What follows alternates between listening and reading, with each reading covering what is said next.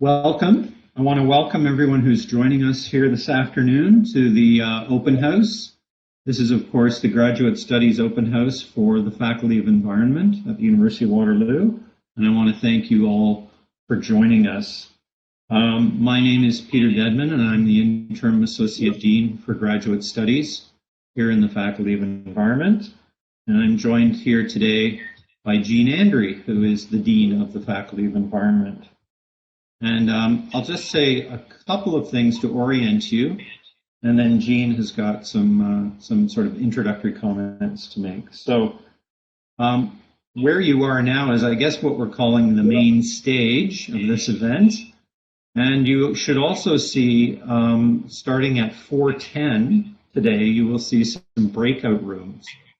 Now, these breakout rooms have been set up for individual programs or in the faculty, in the graduate program, in the Faculty of Environment. And so there are a series of breakout rooms for those individual programs, which you will see and which you can go to. You are starting at 4:10, you will be free to join any of the rooms that are of interest to you and to come and go between those rooms and our main stage. I will be here throughout the hour this afternoon, answering questions, which you can type into the chat if you'd like, and providing additional information. And so before we get started with that, though, I'd like to invite our Dean, Jean Andre, to say a few words.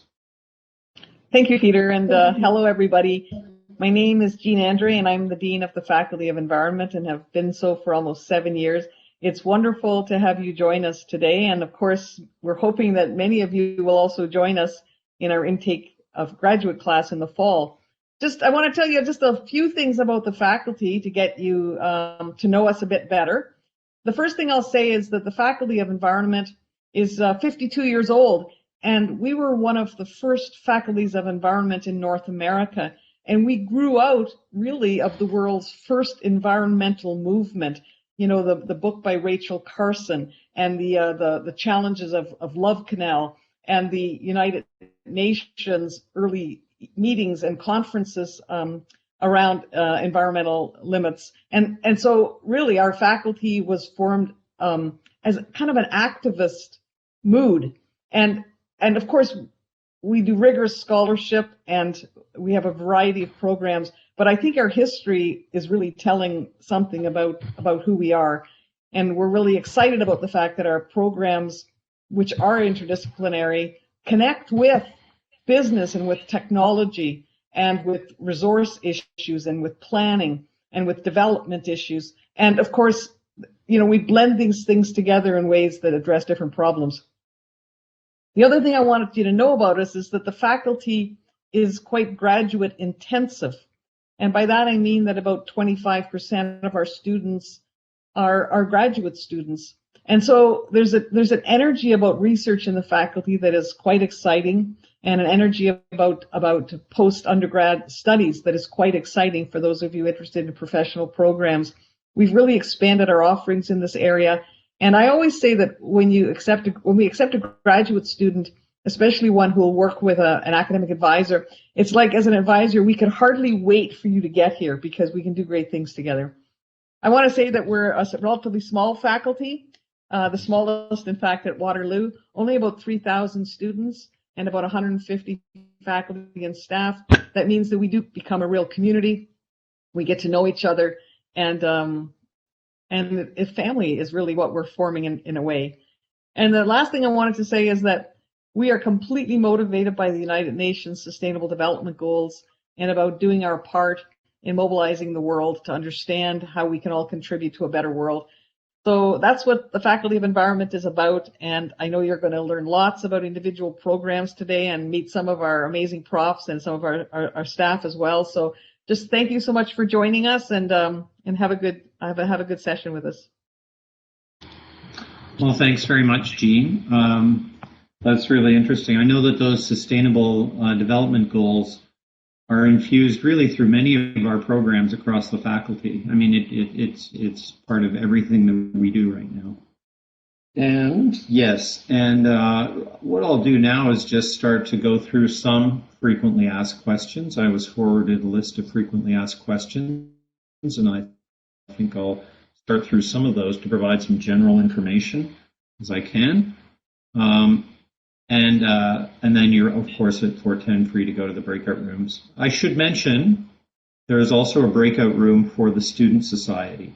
So if you'd like to get the students' perspective on the graduate studies world in the Faculty of Environment, you're free to do so. And there will be it's an EGSA or Environment Grad Students Association breakout room as well, and there will be some students there. They can tell you a little bit more about just general life of the student at the University of Waterloo and in our faculty. Okay, so we do get a variety of questions, a variety of sort of frequently asked questions, including questions that start right at the beginning about how do I find a supervisor? Now, that may be one of the first things that you're thinking about when you start considering the University of Waterloo and the Faculty of Environment. It's important to give some thought to that, particularly if you're in a research-based program. You're going to be working very closely with a faculty supervisor, and of course you want to make sure there's a good fit there between your interests and the interests of that potential supervisor. There are a variety of different ways to learn more about those people. You may have encountered some of them already in the academic reading that you've been doing or through other sources, so you may know about some of them already. You can also visit the web pages for the individual units within our faculty, and each of those pages will have a list of the faculty in those units. And I also want to point you to the graduate page in the Faculty of Environment web pages.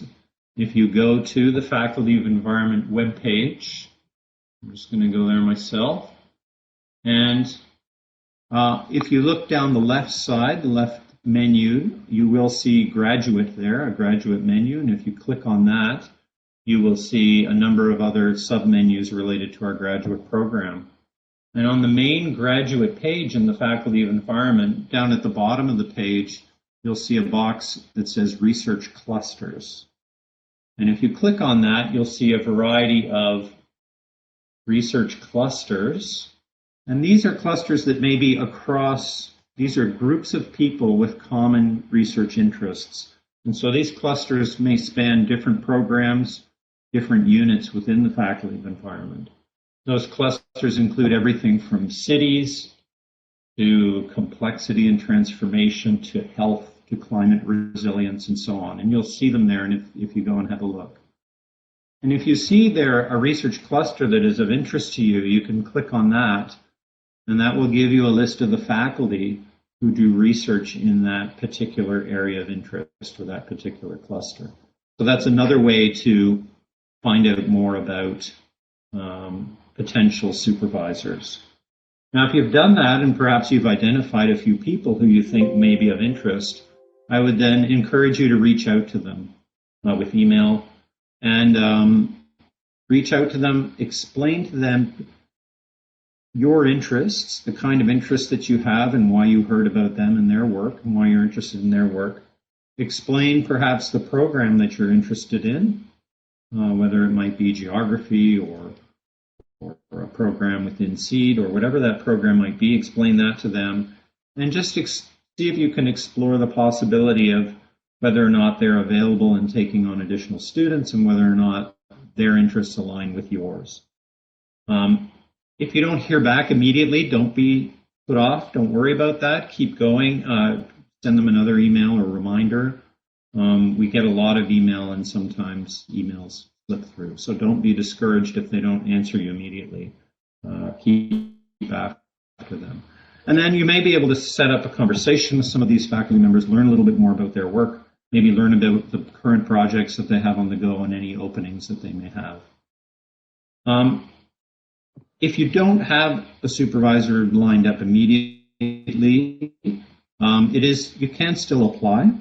And then in the supplementary information form, describe in detail your interests and perhaps some of the potential supervisors that you may be interested in working with. And the administrative people within the individual units will then circulate your application to those potential supervisors. I'll move on to another of the frequently asked questions.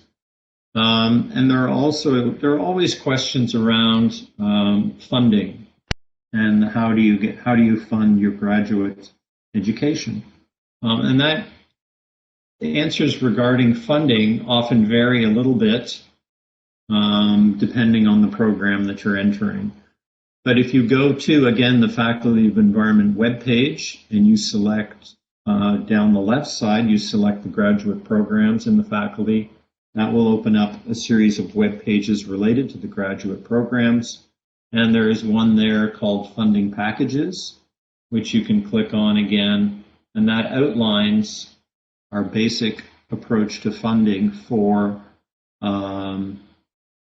master's and PhD research programs, as well as funding, some of the funding options that may exist for professional master's programs. Now, of course, those vary from program to program, and I want to draw particular attention today to the Dean's Doctoral Initiative. And this is an initiative for doctoral students. And again, if you go to the Funding Packages webpage, you'll see that described there. You can click on the program for either domestic or international PhD students, and you'll see information there on the Dean's Doctoral Initiative. This is a program that provides a guarantee level of funding for 4 years of doctoral studies here in the Faculty of Environment.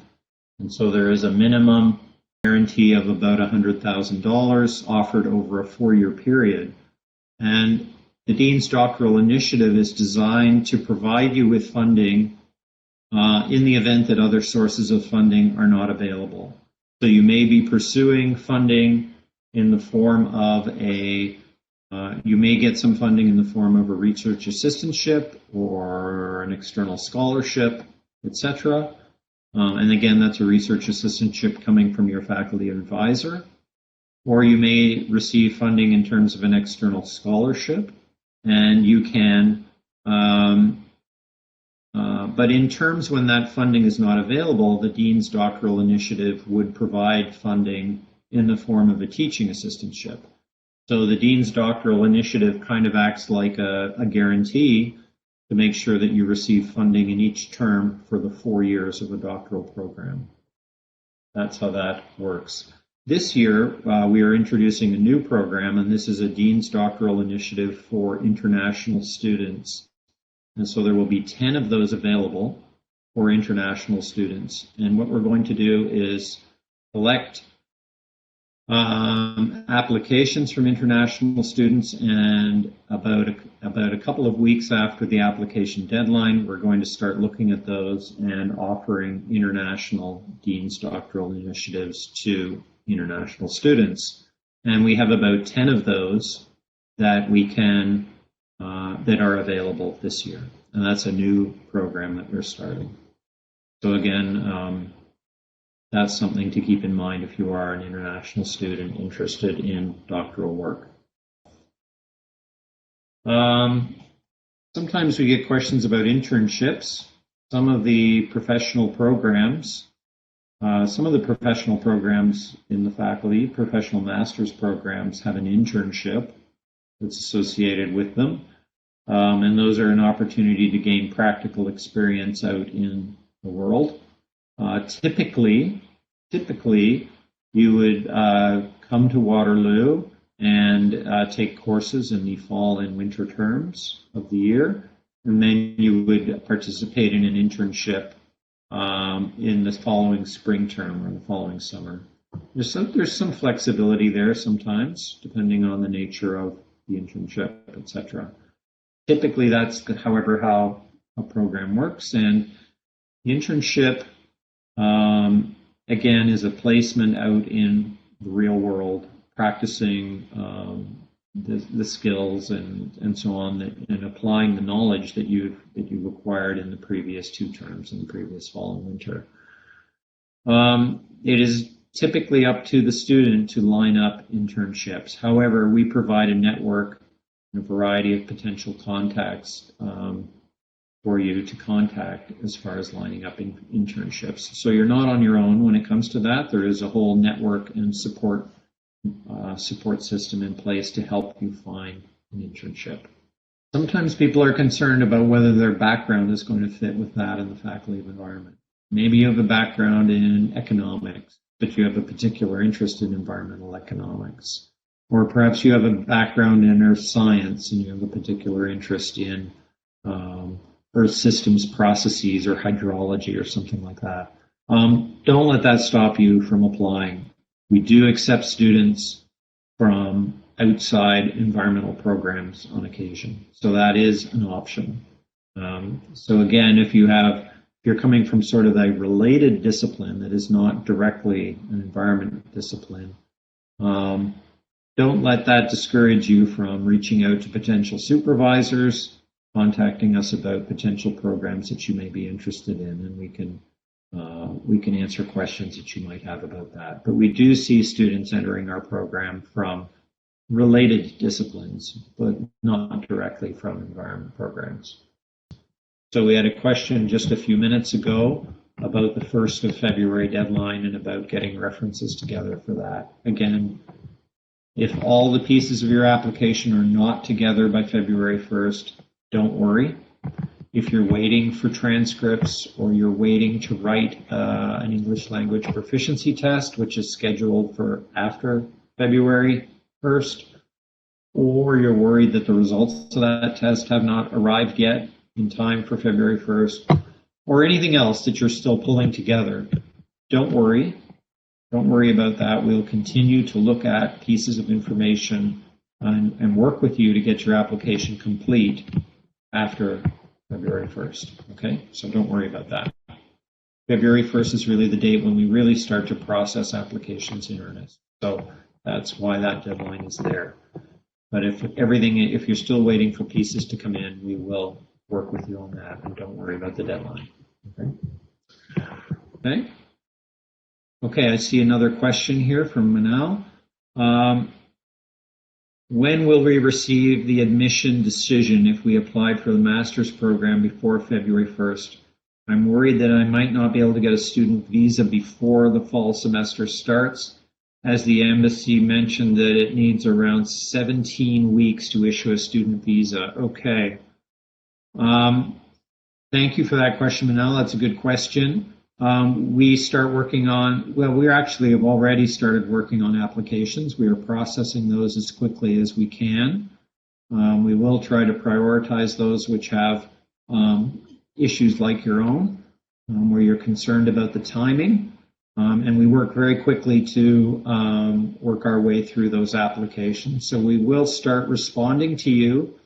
We will start responding to our applicants immediately after February 1st, or even now we're starting that process. So you should be hearing from the administrative person in your in the program, affiliated with the program that you've applied to.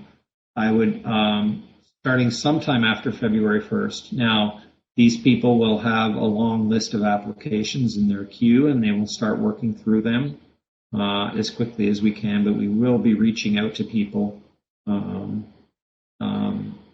looking to try and give them responses, looking for missing pieces of information in their application, and processing their applications.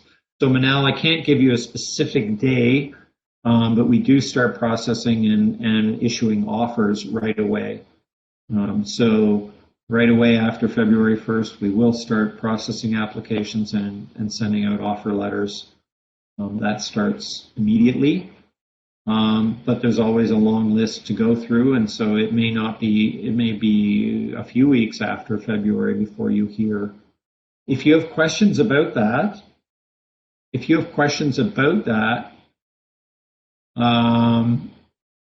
Manal, if you have questions about that, please get in touch with the administrative person for, please get in touch with the administrative person for that particular program and let them know of your concerns around the timeline, okay? Victoria's got a question.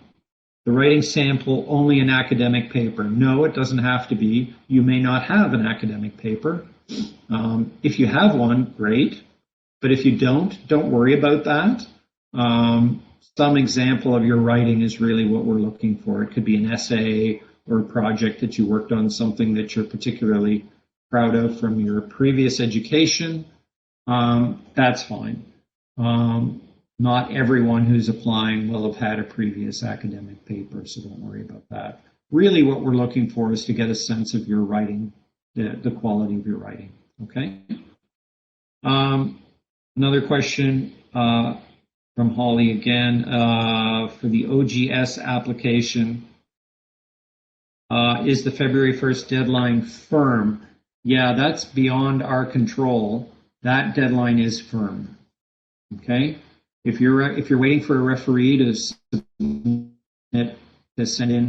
a reference letter for you, check with the admin person in the program or make sure that the referee has done that, so get after them, okay? OGS is beyond our control. That's an external thing, and that is a hard deadline. So please, if you're waiting for if you've reached out to some referees, you're waiting for them to get back to you, get after them, okay? I've got one to write myself. I'm going to be writing an OGS tonight, actually. So, okay, we've got about 5 minutes left. There's still time to type a question in the chat. If you have questions about our program, I'll try to answer them as best I can. I want to remind you that we have administrative people in each of our programs that you can reach out to. Their contact information is there. Their contact information is there on the web page for the appropriate program. Okay, another question here from Patterson. Okay. On the writing sample, I submitted my previous master's thesis abstract, introduction and literature review. That's okay. I already have a professional master's in environmental health and safety management. Okay, excellent. That should be fine. Again, if there are any concerns or questions about that, the administrative person will be reaching out to you. But I would say that an introduction and literature review should be sufficient for us to have a look at your writing, the quality of your writing, and that's really what we're interested in. Again, questions about the writing sample have been coming in, and really we're looking for a sample of your writing that you're happy with, that you're proud of, obviously, and that gives us a sense of the quality of your writing. So it could be anything. It could be an essay or a project that you've done. If it's an academic,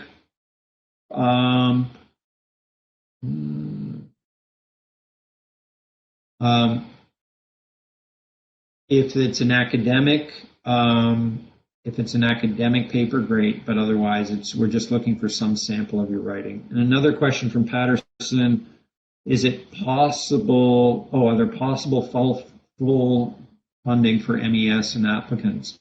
So I'm assuming, Patterson, you're talking about a research master's in planning in the MES. Okay. Funding packages vary slightly depending on the availability of funding from the advisor. Typically at the master's level, we are able to provide a couple of TAs, which provides some level of funding. And then we look to see if the supervisor has additional funding, usually in the form of RAs or research assistantships, which they can provide. So funding will vary a little bit. Is there any, Patterson, I'm not sure what you mean by open full funding. There are opportunities, but the funding does vary, I'm afraid. Some master's students do have full funding. They receive funding in every term for the 2 years that they are with us, either a combination of TAs or RAs. So we do strive to do that, but it's not always completely full funding. Okay. I hope I've answered your question, Patterson.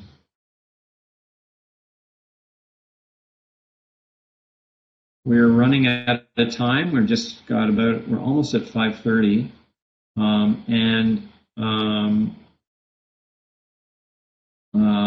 there are if there are any final questions. Well, actually, I think we're at 5:30, and I think that concludes today's session. I imagine that the alumni session is closing. Okay. Thank you, Patterson. Good luck. And again, please feel free to reach out to the administrative person in planning if you have any additional questions. Time is up today, so I'm going to wrap things up. I want to thank you all for coming today. Okay, thank you for coming. We're very excited that you've joined us today. I hope to see you all in the fall. If you have any additional questions about our programs or about the application process or other administrative questions, please feel free to reach out to us. Reach out to the administrative person for the program that you're applying to, and you can find that contact information on our website.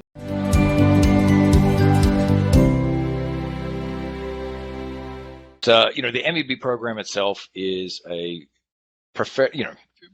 I know, Rishi, you've had a chance to look over the webinar, but for those of you who haven't had a chance to do so, is that the MEB program is really a course-based master's program. So when we say a course-based master's program, is that there are 10 courses that you need to complete in order to fulfill the program obligations. So rather than a master's-based approach where you would do courses in your first year and then do a year-long research project, in the MEB program we do 10 courses on a variety of topics based really on an MBA type of format, and it investigates the integration of sustainability into business. So that's why we take the MBA general structure, in the sense that we look at the dimensions and elements of business in terms of strategy, marketing, finance, operations, and these are the kind of the pillars that underpin the MEB program itself. But there's the chimings going off. It's becoming increasingly distracting.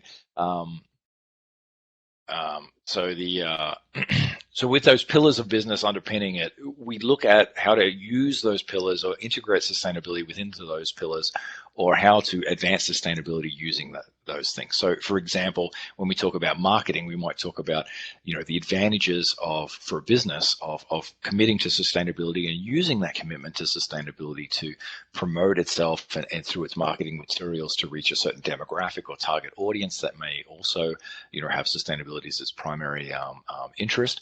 But also marketing for sustainability, in the sense that we can promote sustainable behaviors by tapping into the tools and techniques of traditional marketing and using those tools and techniques to promote sustainable behavior and encourage sustainability from the general community participants or the general public as a whole.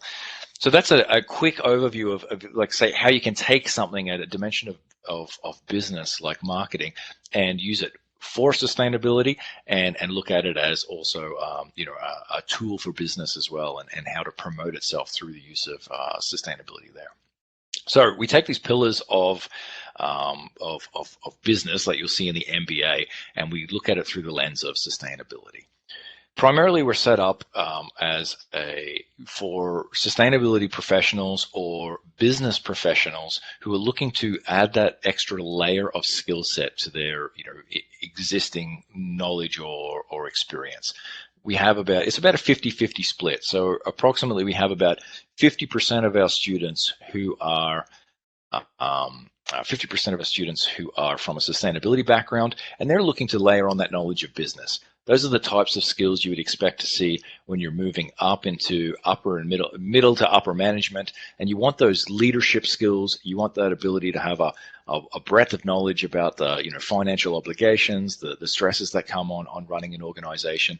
So they're layering on those business skills in order to advance their careers, which may be in the sustainability organizations or have a sustainability lens to their job performance.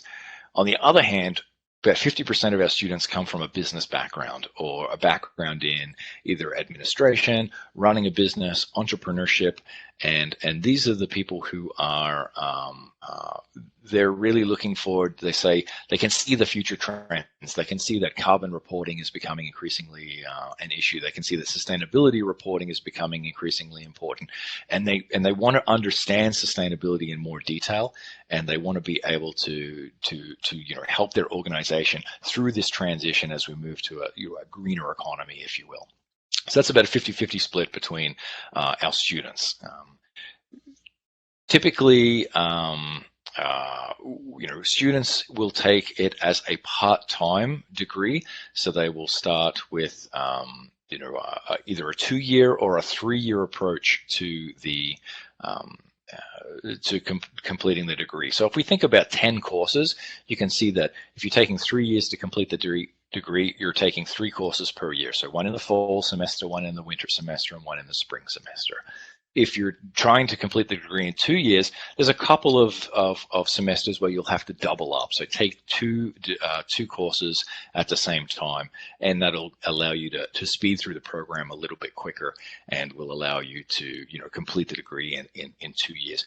You can do a hybrid approach too, so you can double up in 1 or 2 semesters and finish the program in 2.5 years, 30 months or something. But those are options for each individual student. There is a third option, and that's an option that was introduced about 4 years ago now, and that was for the 1 year full-time approach to finishing the degree. And that's really designed for people who have taken a year off their job. So perhaps you've taken leave from your job, or perhaps you're transitioning out of a particular role and you're moving into a new one. So there's advantages and disadvantages of that. The program is really set up so you continue working during the program and you're doing it part-time, and that's sort of the approach that we really recommend students use. That way you can obviously continue to have an income throughout the program, but it also allows you to tailor and customize the assessment and the case studies and the learnings that you get from each of the courses, and compare and contrast and bring it back to the organization that you're working with. So, the comment I got from Rishi there is that, you're fresh to sustainability in a business and you're moving to the sustainability side of the business. Okay, so you're one of those students who are coming from, you've got that business side of things and you're looking for some of the, the sustainability pressures or things that you think are coming down the pipe that may influence the organization you're working for or the sector that you're working in. So I had a chance to connect with you earlier, and I can certainly identify that you're working in the grocery retail sector. So things that we've seen come up and influence that sector that we've been working on in the course that I teach in the NBUS 690, which is the capstone course, is like things around food loss and waste. How are groceries and chains and restaurants and things dealing with that? And if the provincial government does pursue its extended producer responsibility, waste management guidelines, that's identifying moving towards, and one of the key focus points of that is expected to be organic or green waste, and how will that impact these types of businesses?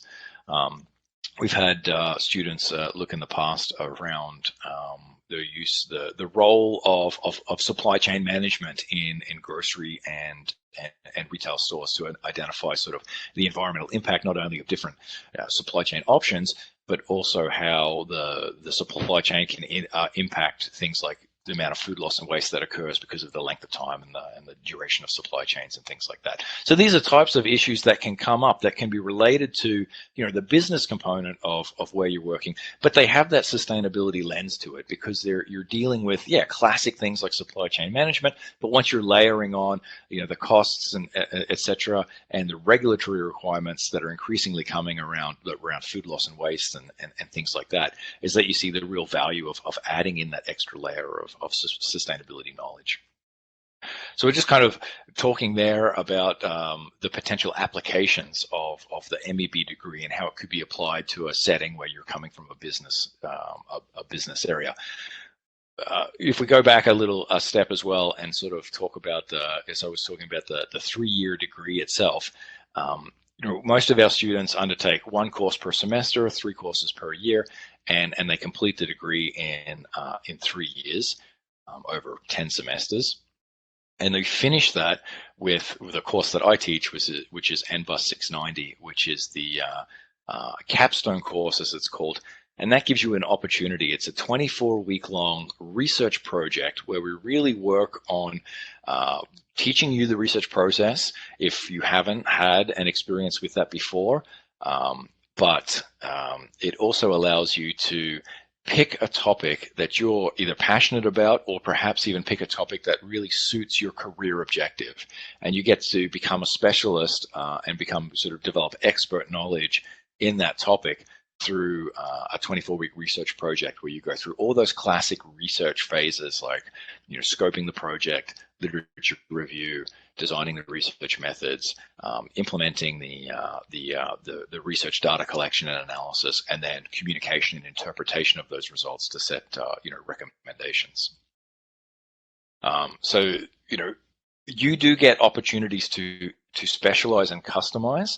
And you also get opportunities to do that throughout each of the courses as well. So for example, if you take a course on stakeholder engagement, you know, when you're doing the assignment related to that, you have the option to, which organization do I want to use as a case study in order to look at the stakeholders, to look at the different values that they bring, and to look at, you know, the measures needed in order to, you know, satisfy our stakeholder obligations or needs and values for them. So you can pick the organization that you work for as that case study, and you can do that all throughout the degree process, because you can choose to, you know, you get to choose the organization that you want to focus your assignments on.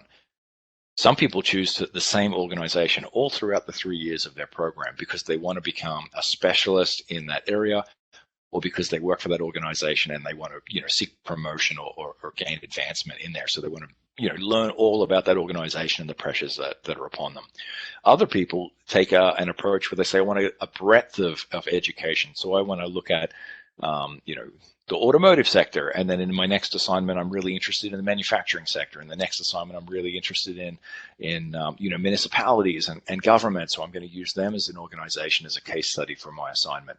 So different options exist, and they're decisions that you will make as a student as to whether you want a depth of education with a particular organization or sector, or a breadth of education where I want to expose myself to the sustainability challenge across multiple sectors and multiple organizations.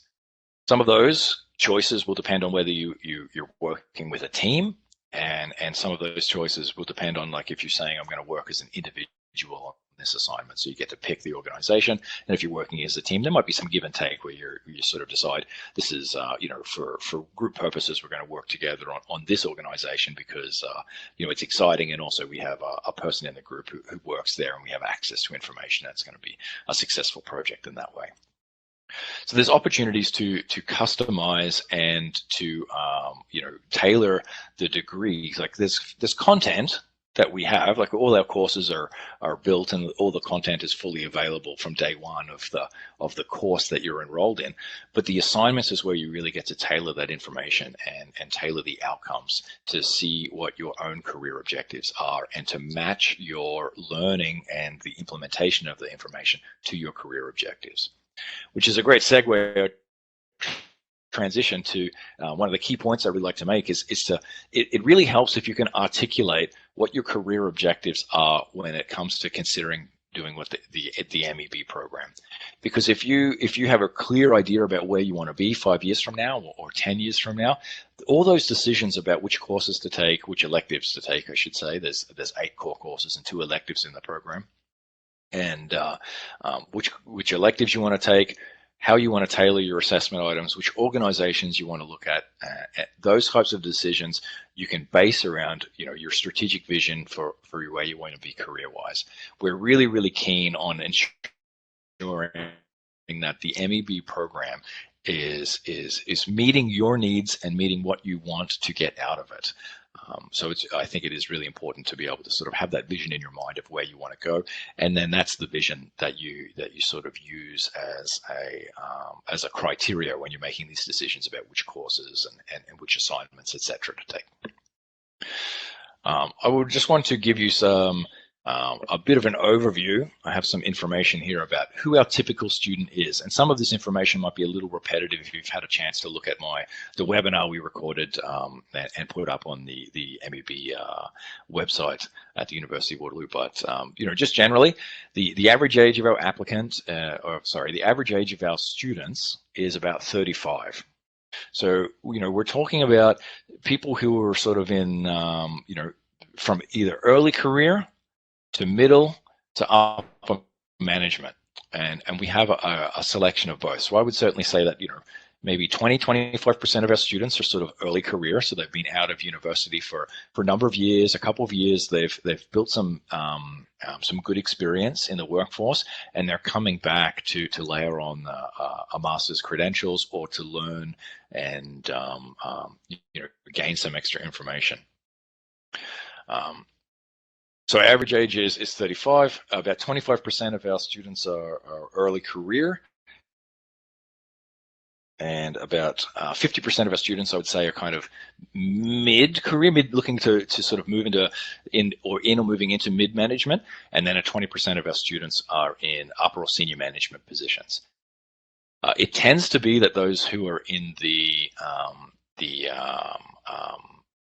upper management positions typically come from smaller organizations, so small businesses, or they run their own business, or they're entrepreneurs.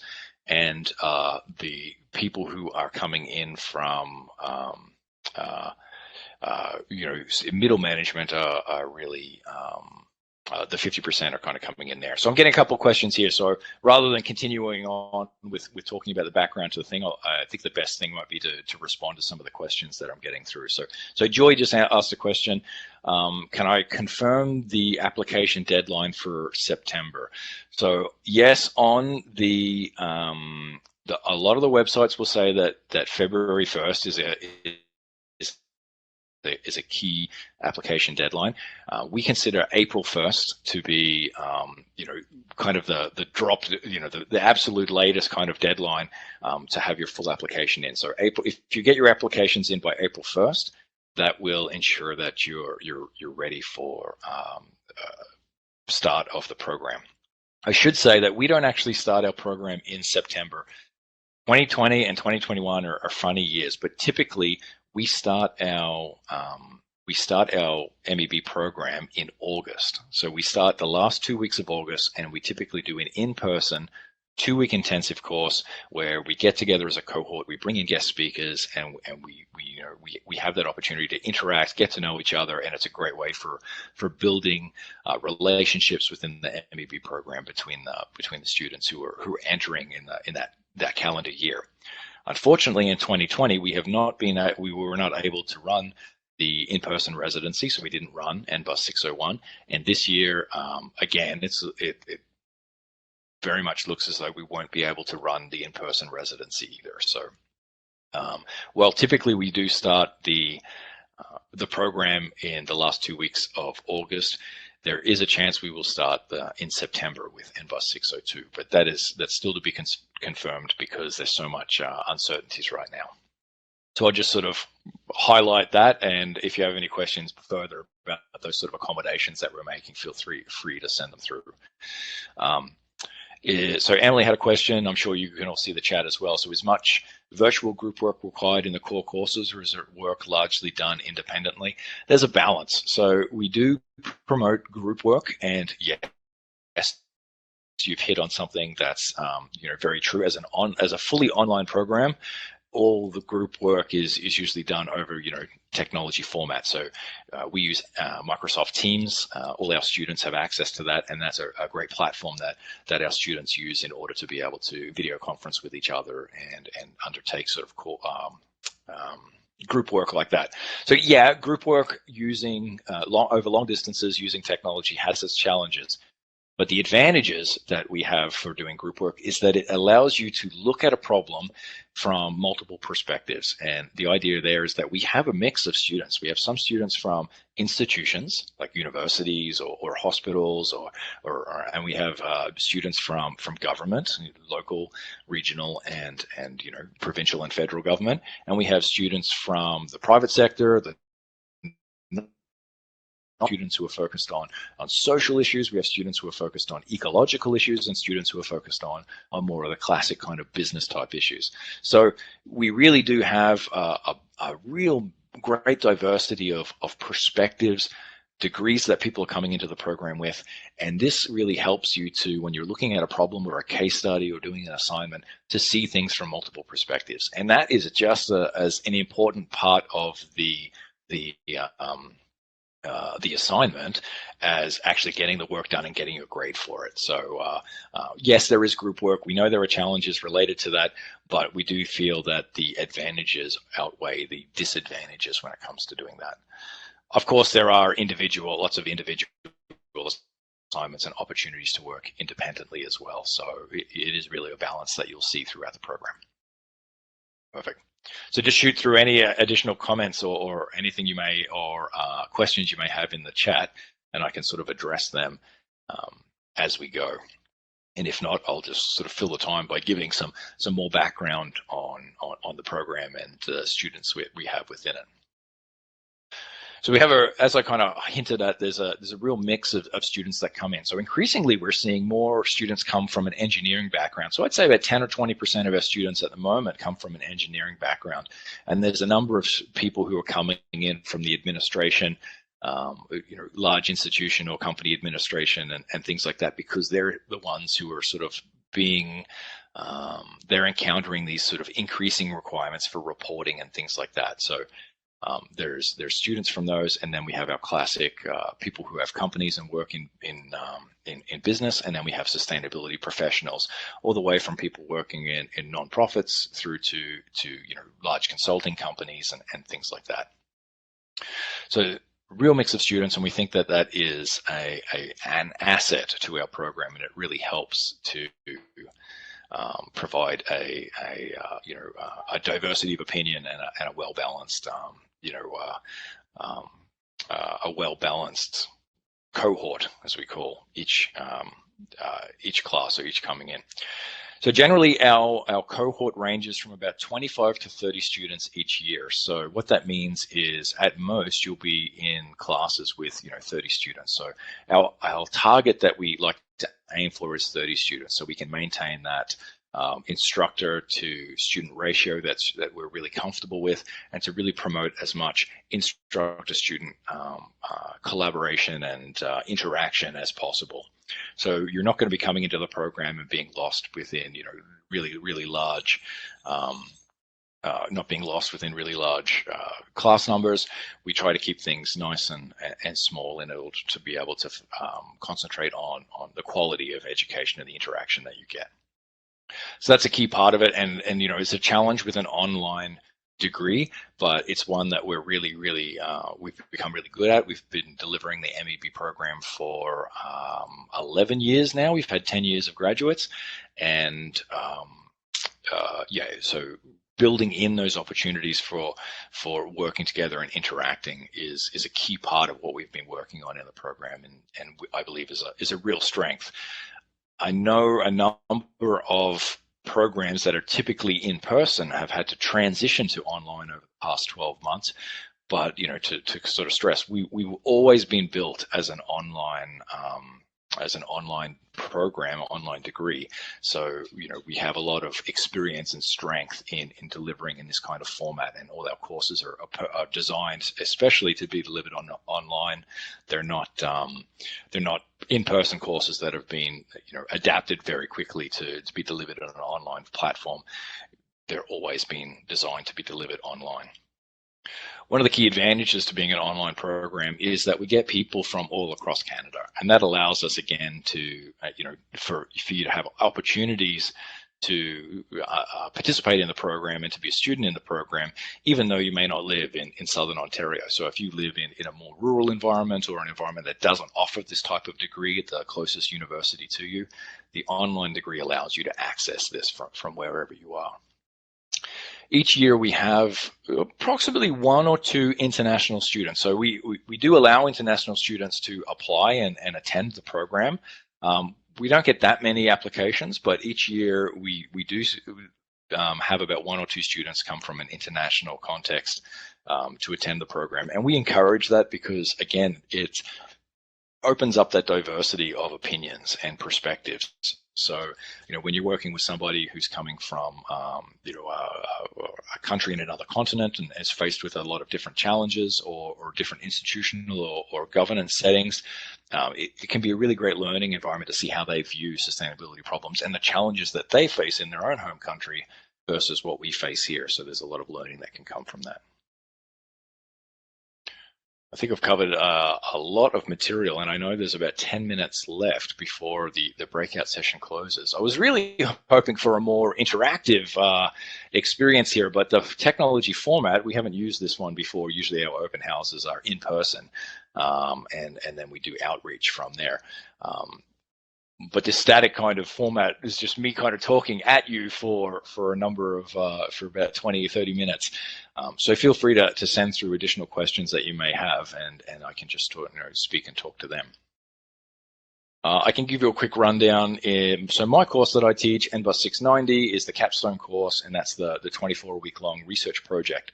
So the difference between a master's where you're doing a research-based master's, and I covered this very briefly at the beginning, is that you typically do a year of courses and then a year of research.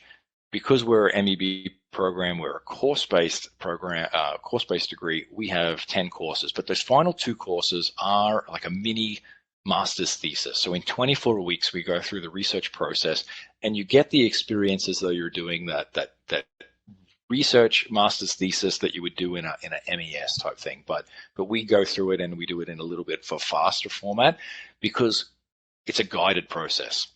Typically, when you do a master's thesis in a research program, you develop your topic and you kind of go out on your own, and it's about making mistakes and learning from them, and really learning from that sort of experience. And you have an advisor and a committee that will guide you in the process, but it's quite a solitary endeavor. In the capstone course that I teach, we take that research process and we really break it down, and we have a whole course built around deliverables at equal intervals that build you towards delivering this final research paper that you're writing, and a presentation and things like that. So it takes the research process and it boils it down to 10 key deliverables, and it guides you through project scoping, literature review, designing the research methods, undertaking primary research, analyzing the data, finding the results, and communicating them in a format that will lead to real actionable change within the organization or the problem context that you're looking at working in. So that's sort of you do get to have that research experience. It's just that it's a more guided process, and it can be a lot more palatable or accessible for those of us who haven't done research before. Maybe you haven't done an honors thesis in your undergraduate degree, or you haven't done research is a key part of your job. So don't be worried about that when you look at that in the program description. It's a very guided process, and I would say again, 50% of our students have had experience with research, and 50% of our students have not had previous experience in doing this kind of large research project, and it's my job to sort of guide everybody through and make them comfortable with the process and deliver great outcomes. A key part of our MEB philosophy is to make change in practice. So we're not, it's not a theoretical degree where we're interested in giving you the concepts of sustainability and then saying go out and you have the knowledge now go out into the workplace.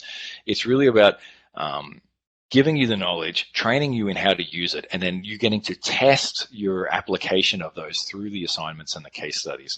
And hopefully, if you're working with your own organization, or if you're working with the company that you currently work with, or you partner up and you're working, you identify, particularly in my course, a client who wants research done, it allows you to customize the learnings that you're getting from that in order to be able to make a difference and implement sustainability on the ground. So that's always our objective, is to lead to actual change on the ground, improve practice. And that's a key philosophy that we have. And we think that the MEB program is a great way to build your confidence and build your experience in advancing sustainability. And you really do, our graduates really do express that by the time they're finished and they're in their workplace and they're implementing the stuff that they've learned, that they do feel like they have developed a good level of expertise and they feel confident in applying their skills. So that's the kind of the big takeaway that I'll kind of leave my little mini presentation on, is that we're very much focused on advancing sustainability. We're housed within the Faculty of Environment. A lot of business focused degrees like MBAs usually are in, they're not within the Faculty of Environment. All of our instructors have a background in sustainability and implementing sustainability. And it's a key philosophy that we all adhere to, and that's entrenched within the courses that we deliver. So, it's different from an MBA, because we're not just teaching you the how to make money or how to run a successful business. What we're teaching you is how to integrate sustainability into your business, or how to leverage the growing trend towards sustainability to carve out a niche for your business, and how to improve the environmental performance of your business. And likewise, if you're in the sustainability field, it's like, how do we use the tools of business? Because business has some great tools when they're thinking about return on investment or cost benefit analysis or marketing principles. These are things that we can use to evaluate alternatives when we're looking about sustainability, or like for a case study example of, let's say we're committing to green energy and we have to make a decision as to whether we're going to include wind turbines, solar energy, biodigesters for biogas production. So we have to make these kind of decisions around what we're going to use or what we're going to include in our electricity grid. It's the business tools that we want to be able to draw on, because they've got the centuries of experience in making these kinds of decisions, but we want to be able to layer them onto a sustainability problem. So use the tools of business to advance sustainability. So that's where the nexus of the environment and business really come together. Okay, I'm just checking here to see if there's any additional questions that I've had. So I think you can easily find me on the website, so Dan Murray, but if not, my email address is dan.murray, dan_murray @uwaterloo.ca. So you can always shoot me an email, and I know, I have had a dialogue with at least one of you about questions about the program. I pride myself on not pressuring anybody to enter the program. I'm really interested in if you have a career objective of helping you find the right fit for you. So if it's not the MEB program, then it could be like, hey, at least we've got to the point where you know which program options to sort of filter out, and you might consider other programs, even at other institutions. I'm somebody who's really interested in sustainability and advancing sustainability, and if that's and if this program is the right fit for you, then fantastic. I look forward to sort of working with you. But if you were talking to me and you see that it's not a great fit, that's fine too. But hopefully, we can help you find that right fit for wherever it may be, because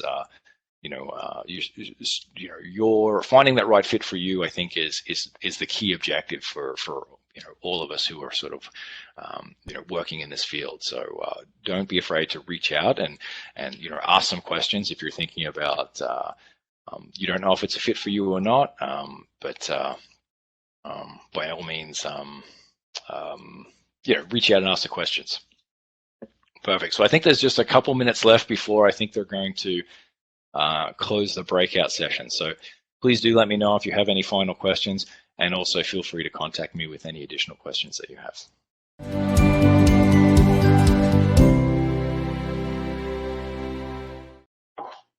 And I'm going to introduce you to the Masters of Economic Development and Innovation program. Started back in the 1970s, and it's gone through some changes. So originally, the program was focused more in the 80s and early 90s on local economic development. And then in 2016, the program was revamped to emphasize economic development and innovation, and also really to bring in not just local economic development, but to pull in broader development and ideas of sort of urban development as well. Our model is really an experiential learning model. So we have, especially in economic development 601 and 602, which you would take in your first year, really built around bringing in leading experts in the field, and then a number of field trips where we actually go out and see economic development on the ground. Incredible lineup of speakers, and a lot of those relationships have been built by Paul Parker, who's been connected to the program for many years. And one of the things which you'll realize if you join the program as well is that many of our speakers were in fact former graduates who have gone on and really done amazing things in the economic development field.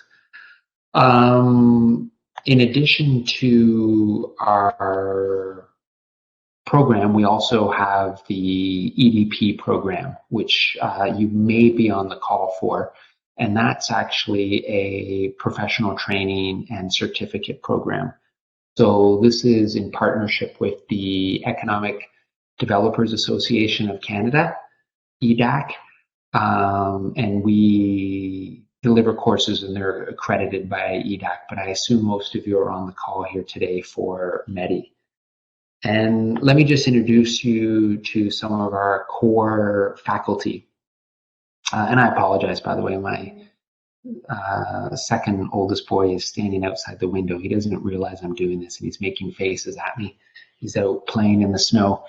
But let me tell you about our great faculty. So Heather Hall, who is the current director, but she's on sabbatical, so I'm the acting director. Paul Parker, expert in sustainable local economic development, energy systems, and has been connected to this program for many years, and just an incredible asset to the program and to our team. And then, of course, Brock Dickinson, and again, another great asset to our team. He brings over 25 years experience in the field, working with a number of different organizations, but also having started one of the largest economic development consulting companies, which he's since left and sold. So wonderful asset to our program, brings hands-on experience, and just has the incredible ability to provide examples and weave in stories, which I think make the learning so exciting. Just waving at my kids who are tormenting me out the window.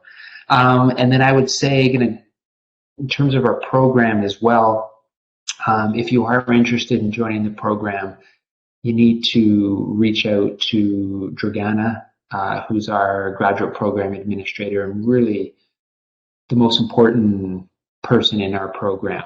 I would say hands down most knowledgeable. So if you are looking to enroll in the program, definitely worth emailing her. One downside is she's going on mat leave, likely in about a month. So my suggestion would be get your questions to her quickly, and she can help you navigate the entry requirements and all those types of issues. If you are interested in the EDP, so the professional program, our contact is Amy Arbuckle. And if you go onto the MEDI website, you can connect, and there's emails for Dragana and there's emails for Amy there as well. I'm going to take a pause and see if anyone has any questions. So let me just look in the chat here. I have my,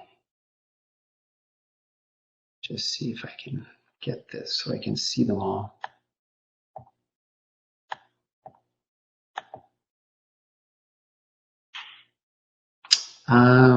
If you have any specific questions, write them in the chat, and I'll make sure I keep one eye on the chat.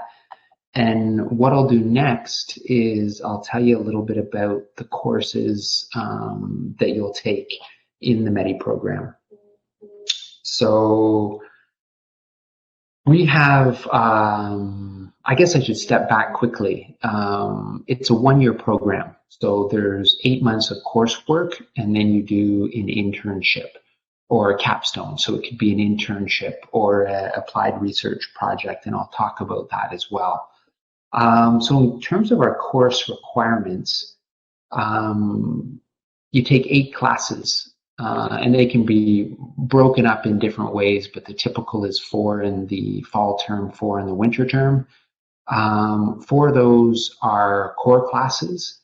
2 are thematic classes that you'll pick from, and then you have 2 open electives. So again, I would say the core courses are really built around the idea of the local economy as a living laboratory, so that you're going to see economic development in action, and you're going to be learning from professionals in the field. And that is balanced with some traditional academic lectures. But the real focus is on practice-based learning. So the key core courses that you're going to take, Economic Development 601, which I co-teach. It's Theories and Frameworks, and then Economic Development 602, which I also co-teach, is Policy and Practice.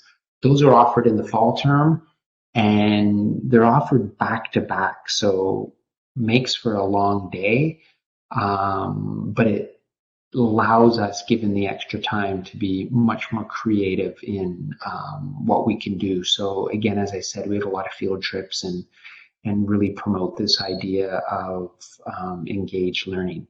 So 601, 602 are typically taken in the fall, and then in the winter term, you would take Economic Development 604, 603, and 604. 603 is Analytical Tools and Techniques, and 604 is Management and Policy Tools for Economic Development and Sustainability Professionals. In terms of thematic courses, you have a choice, but typically Economic Development 605, Innovation, Entrepreneurship, and Sustainable Business Development. And then we have a course on Economic Development in Cities. Open electives, lots of choices, so I won't really go into too much detail, but I would say in the SEED program, our program, you can take courses in the Development and Practice program, you can take them from the Sustainability Management program or Environment and Business. But again, you are welcome to take classes in the Faculty of Environment more generally or elsewhere at UW. So great opportunity to pick 2 electives that really match your career objectives and your learning goals. So you have the coursework in the fall and in the winter, and then typically in the summer term, you have your capstone project. Capstone project is a chance for you to gain practical professional experience in the field of economic development. And 3 different ways you can complete your capstone. So most common way is an internship, and internships is where you would work with an employer And this could be in the private sector, so it could be with a consulting firm, it could be with a municipal or regional economic development office, it could be with other different levels of government, it could be with a nonprofit group. And we've had a number of different internships, but we have relationship with some established municipalities and some established consulting firms. So MDP Insight, for example. We have had a number of projects with City of Waterloo, Kitchener, Town of Lincoln, London Economic Development Corporation, for example. And currently setting up a more formal relationship this year with Bruce County, and we'll have some internships over the next couple of years with Bruce County. Not-for-profit organizations, in the past we've had groups with the Working Center, Artscape, Quest, Eco Trust, Lead Lab, number of different not-for-profits. And then we do have some students who do their internships overseas. So we had someone with the United Nations Economic Commission for Europe in Geneva last year, someone in First Microbank in Mozambique, Alencia Cooperativa in Brazil. So again, number of different opportunities for your internship. The other way you can complete your capstone is to do an applied research project. So applied research project is essentially working with an organization, but you're really tackling a specific project, so it has a bit more of an academic flavor. And just to give you an example of some of the applied research projects that we had students work on last year. We had an applied research project looking at rural Canada and COVID-19, so specifically the impacts, responses, and recovery. And this was part of the Canadian Rural Revitalization Foundation. Another example of an applied research project was called the Other 9 to 5. So it was looking at the nighttime creative economy in the city of Toronto. There was one last year on succession planning in Haldimand County. So again, internship, you're specifically working for an organization and you're helping them carry out their mandate. Whereas an applied research project, you'd be doing this for an organization, but it's much more project-based, and you'd have an academic supervisor who would be supporting you in some capacity. And then finally, the final way you can complete your capstone, and this is really reserved for those who are potentially thinking of doing a PhD. So it's a major research paper, more like a master's thesis. Last year we had one student do one. I was fortunate to be the supervisor. It was excellent. And it was called Turning Silver into Gold, How Nova Scotia Can Turn Its Aging Demographic into an Asset. I'm going to take another pause just in case anyone has any questions. Again, the format I'm using here, I don't have a strong say. Can't see anyone, so I'm not quite sure. And there's no hands up. Let me see. We have a question. How micro of a scale are we talking about when we say economic development at micro scale? So micro scale, I would say the focus of our program really would be more at the city level, regional level, rural level. So we're not looking at macro level economic development from a global perspective. We do have our economic development and practice program, so that may be where you want to go if you have a stronger interest in international development and in macroeconomic development policy. Focus, I would say, is largely city, community, town, and you'll really see that reflected in 601 with the workshops that we have and the guest speakers and field trips. So I'll give another chance just to take any questions. So thank you, Ahmad, for the question. I'll tell you a little bit about our alumni. So just to give you an example, they did a survey in the program. This was before I got here, but really looking at where the alumni gone, and they did a study for the 2009 to 2015 period. In that time, there were 76 graduates from the program. 33 are now employed with local or regional government, 5 provincial government, 3 federal government. We had 8 who were working for higher education institutions, 10 working for nonprofit organizations, 15 in the private sector, and 2 who had gone on to do further graduate studies and were continuing their university. So that's an example of where our graduates go. There's a strong network of economic developers through the Economic Development Organization. And it really is a great community, and I think it opens itself up for allowing you to access many different opportunities. And I would say, as someone who is relatively new to the academy, to the university. So, for example, I arrived at Waterloo 2 years ago, but prior to doing that, I worked as a professional for 20 years, largely running my own consulting company. And I would lecture at Dalhousie University, and I had some connections at other universities, but really primarily as a consultant. So one of the nice things about economic development is you can have such a varied career. You can work for a number of years with your local or regional development agency, plenty of opportunity in the consulting realm. And one of the things you'll learn really from Brock especially, but there's no end to what you can do, and you can circle back. So Brock,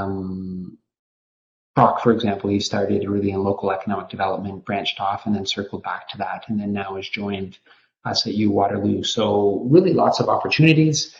I'm not really sure what else to say. Let me think.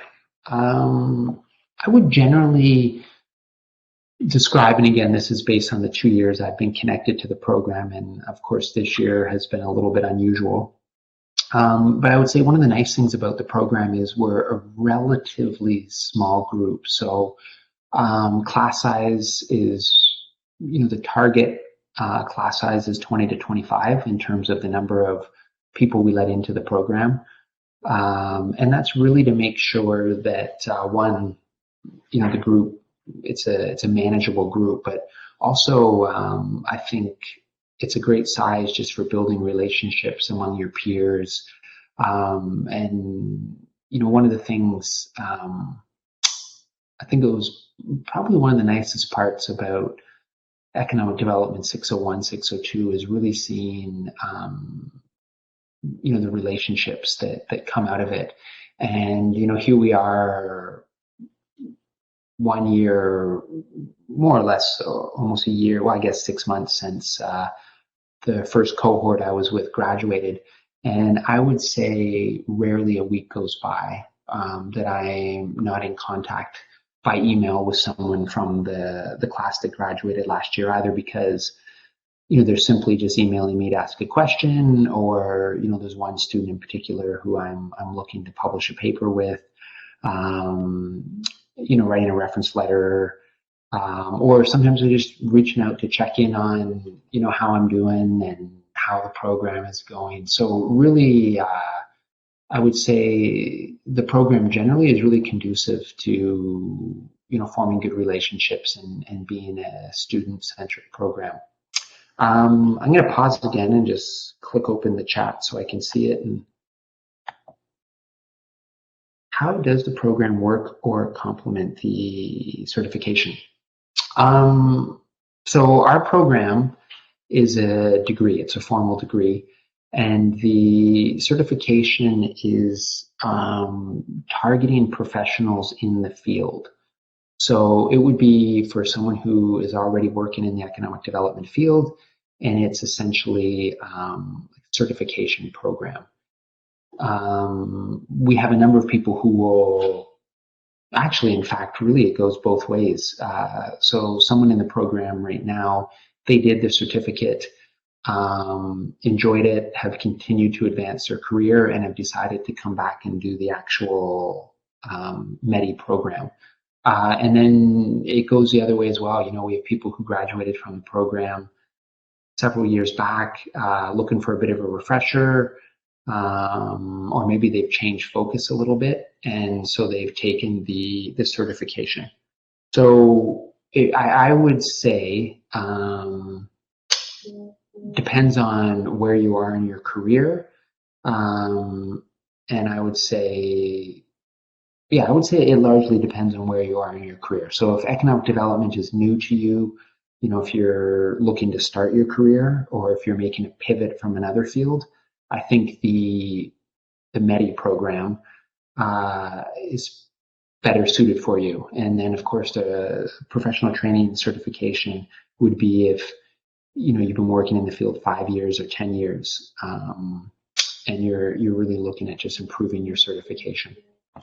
So I'm going to click open the chat here again, just check on the questions. Thanks, Nia, for that question. That should be really nice to be able to see everyone.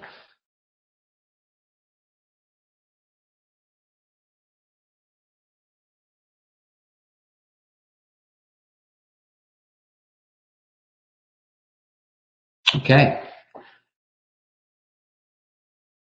Well, I think what I'm going to do is I'm going to give another 5 minutes for questions.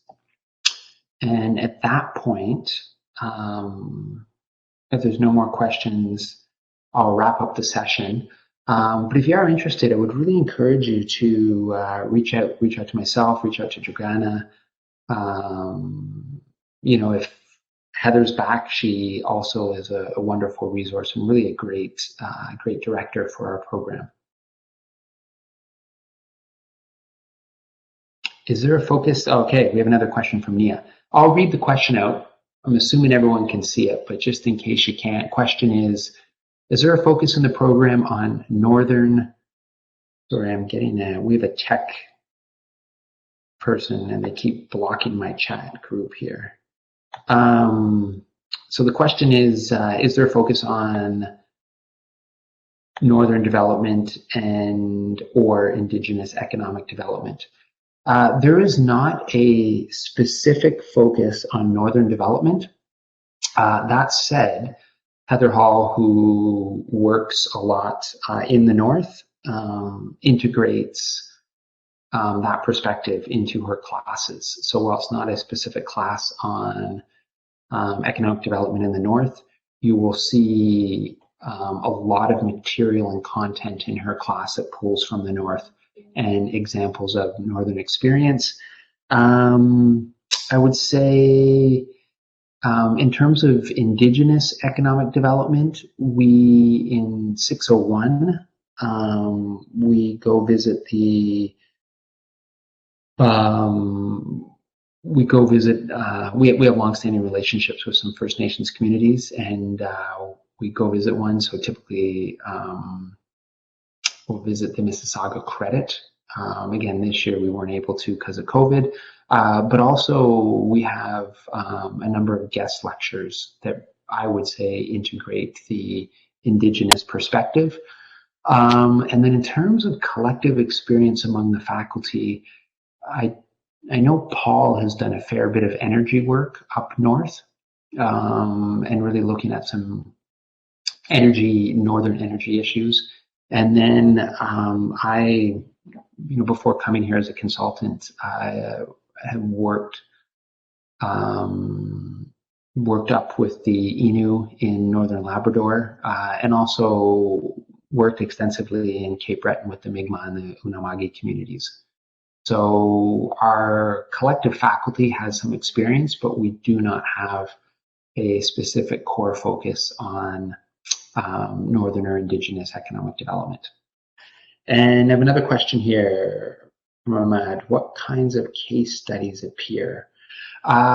Focus of our program is not international development. So we have our sister program, which is economic development and practice, and that has much more of a global focus and focus on global dimensions.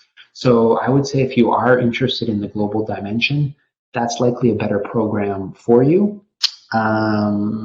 We are, by and large, Canadian centric, and I would even say more specifically, you know, just because we're in the KW region, 601 draws heavily on sort of the Southern Ontario KW area in terms of living laboratory type projects, and it has a sort of an urban innovation entrepreneurship orientation, where again, if you're looking for more of what I would call global economic development, then likely the MDP program is a better program. And I'm happy you could reach out either to Prateep Nayak or John Abramson, who are sort of looking after those programs, and again, great assets to talk to and wonderful people who can fill you in on the program. So any other questions? If after we end the session, you're sitting on the couch or you're going for a walk and an idea or question pops into your mind, please reach out. And if it's not specific to the MEDI program, maybe you have a question about SEED more generally or one of the sister programs, I can connect you to the appropriate person to answer those questions. So again, feel free to email any questions, and if you want to have a longer chat, if you're considering the program and you have more nuanced questions, please reach out. Would also say great to email Dragana and ask her about entry requirements and anything like that. In fact, I'll put her email as well in the chat group just because. Can I double check that I have it right here?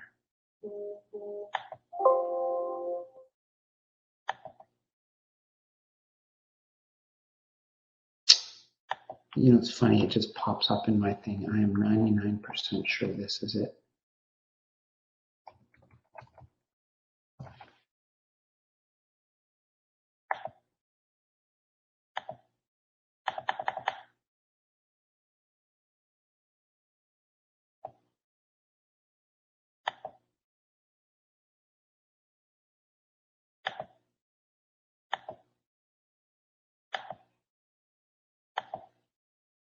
Okay, this is it.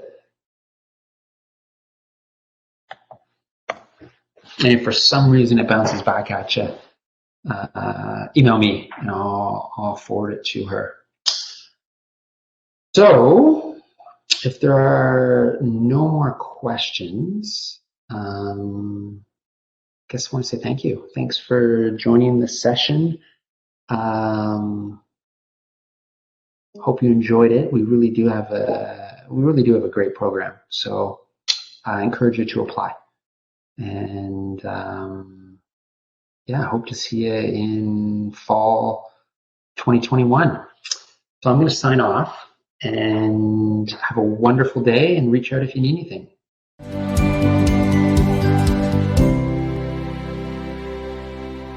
Everyone, my name is Joe Chen, and we're very happy to see you guys here on this virtual platform.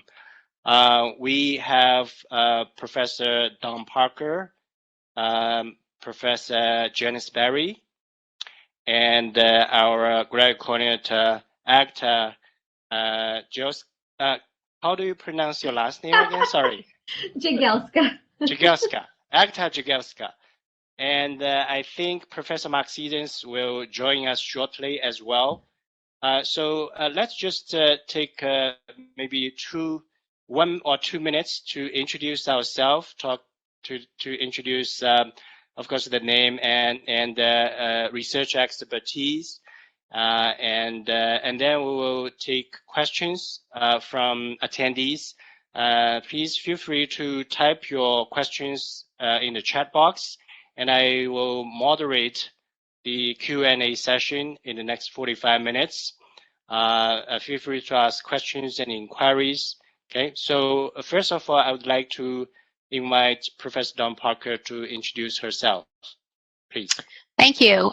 So I am Dawn Cassandra Parker, and I have been with the School of Planning for 11 years. My main areas of research are land use change modeling and urban systems, especially studying land markets.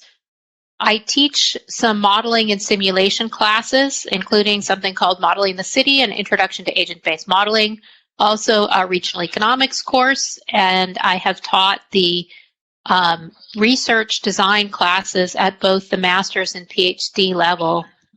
This term I'm teaching climate change planning. So great to see you all here in an imaginary way.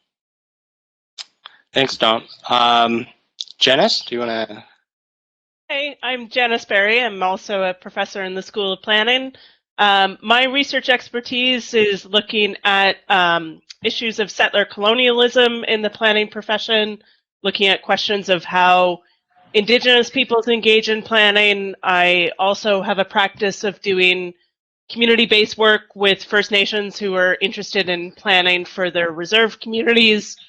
Here at the School of Planning, I teach an elective course on Indigenous people in planning. I also teach a course on public participation, as methods of participation is one of my other research areas. And in case there's any prospective PhD students on the call, I also teach the advanced planning theory class to PhD students. Thanks, Janice. Agata, do you want to introduce yourself? Hi, my name is Agata, and I am the graduate administrator.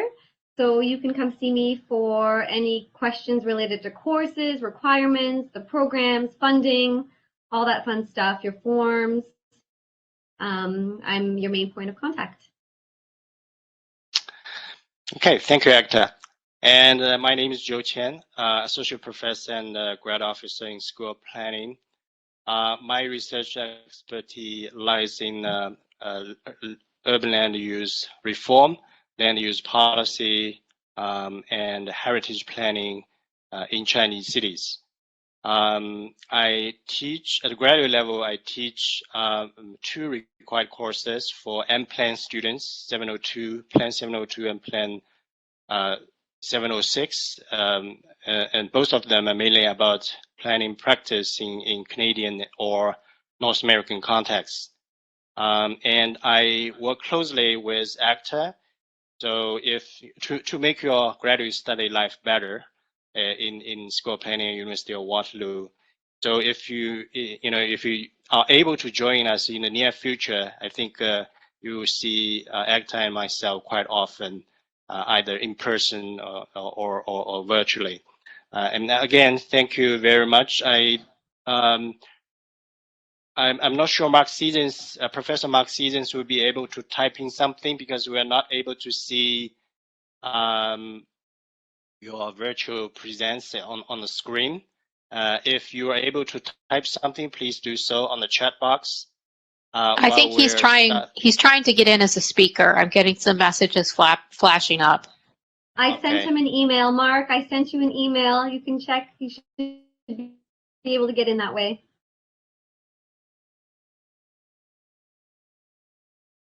Yay! Oh, great! You made it. Thanks, Agata, for sending it. Sorry, colleagues. I was watching and quite enjoyed the conversation. Yeah. Okay, so Mark, we just did some self-introduction. You probably heard us already. I think I think we invite you to introduce yourself, certainly your name, and research expertise and the courses that you typically teach at graduate level. Well, thank you very much, Joe, and good to see colleagues from the school today, and welcome everybody to this event.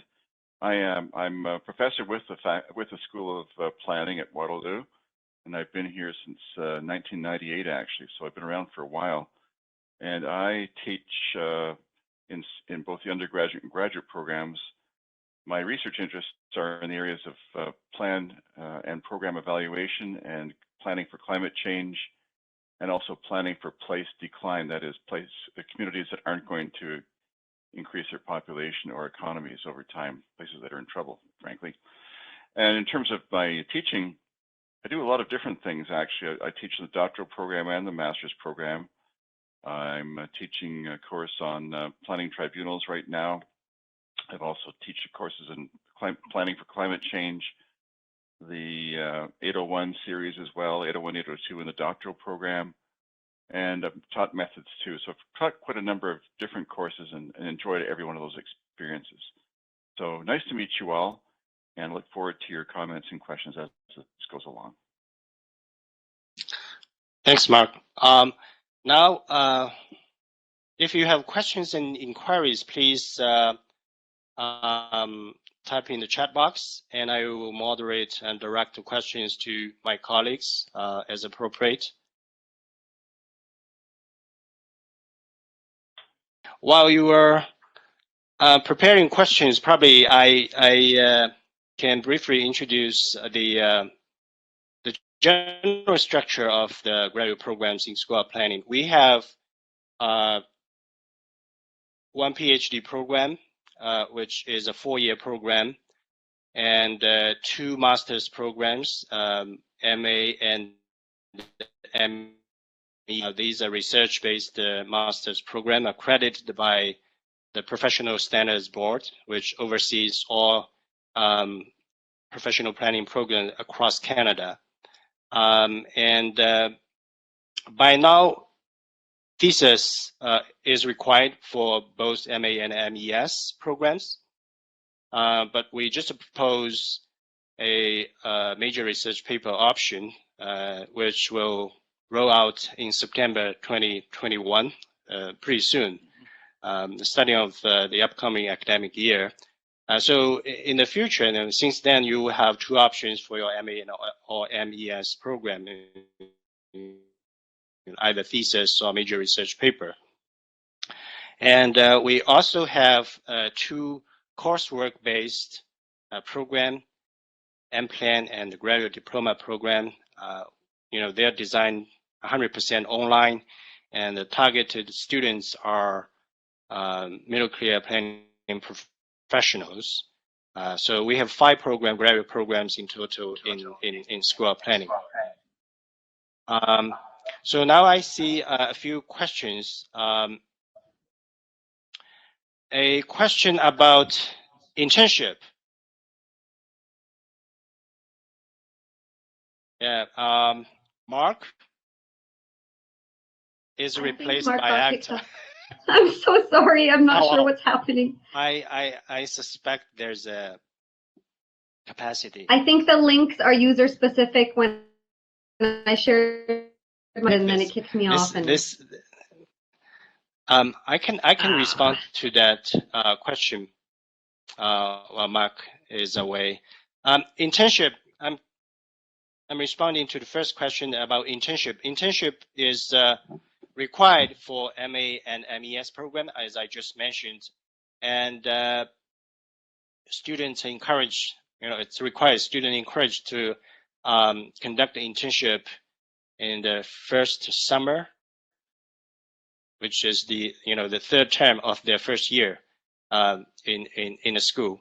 And for the internship, they do real planning job with different kinds of organization, planning department, NGOs,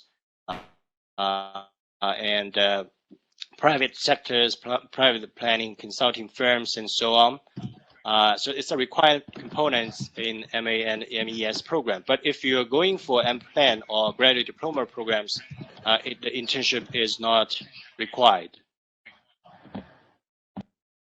Yes, Don, please. It's also worth noting that for the thesis research intensive students, there is a path to count a research assistantship or part of your thesis activities if they're fit the model as your internship credit.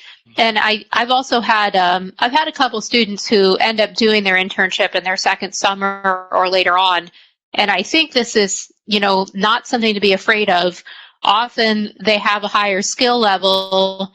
One of my students did so well in her second year internship that she was hired back. Yeah, Janice, please. Janice, you are muted. Janice, you are muted. Somehow I got double muted, Yeah. both on my headset and on the screen.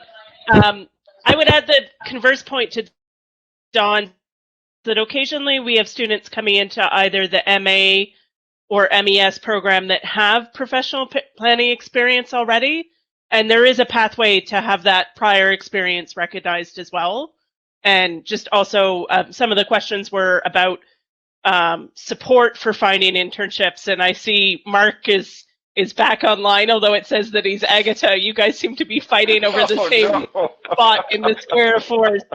But Mark's role is to help build the links to the profession around internships and to provide supports to students who are looking for internships.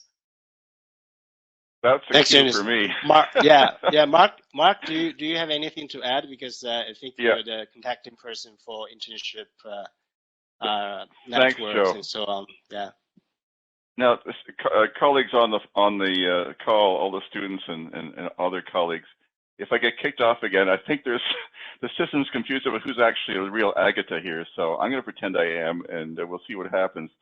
But anyway, I work with Agatha and Shelley Knitsky in our school to organize the internship program, and this is a program we don't find jobs for you, but we do reach out to over 100 prospective employers to let them know that we have people who are looking for internships, work experiences in the summer, and we're doing. In fact, we're sending out a letter next week, a blast email next week along those lines. We also post job openings that we hear on a dedicated website for the program, for the internship program that you can access. And we also train our student colleagues in how to write an effective resume, but also how to interview for job competitions, things like that. So we offer those kinds of services, but the responsibility is for student colleagues to find their jobs, compete for the jobs, or find them themselves and then carry on. And as Don said, there are different ways to handle this with regard to timing. We should also note that in the past summer, we were quite relaxed about this because, of course, COVID got in the way of many employers' plans. Many of our student colleagues actually had positions lined up, but they were canceled in the spring. And so the school has made accommodation for those people who have been in that experience. And we're very flexible about it and very reasonable about it. It may happen again, Joe, I think this summer. We'll have to see how it plays out over the next few months, but I wouldn't be surprised if that's the case. And if that's the case, the school has always been very fair and reasonable.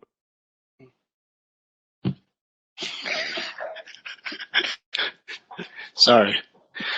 There is a question about,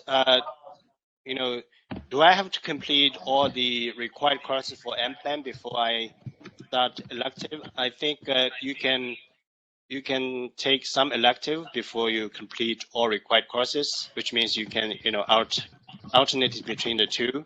Okay, that was a question from Darren. So I hope that I answered your question. There is a question about PhD, so I would invite my colleague to respond to there are actually two questions. So maybe Janice or could you read the questions? We're not seeing the chat. Really, we're quite technologically literate most times. So but just read the questions. Sure. Question 1: should I contact a potential? Sorry, there's one more question. So should I contact the potential supervisor before I've applied? So that's the first question. The second question, what funding opportunities do you offer for international PhD students? So these are the two questions. Okay, and go ahead, Janice, and then I'll fill in more if needed. Yeah, I replied to the question about supervisors online. Strangely, Don, I can see the chat. I'm on an iPad.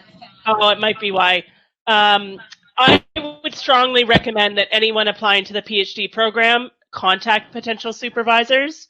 It's a lot bigger responsibility for a supervisor to take on a PhD student.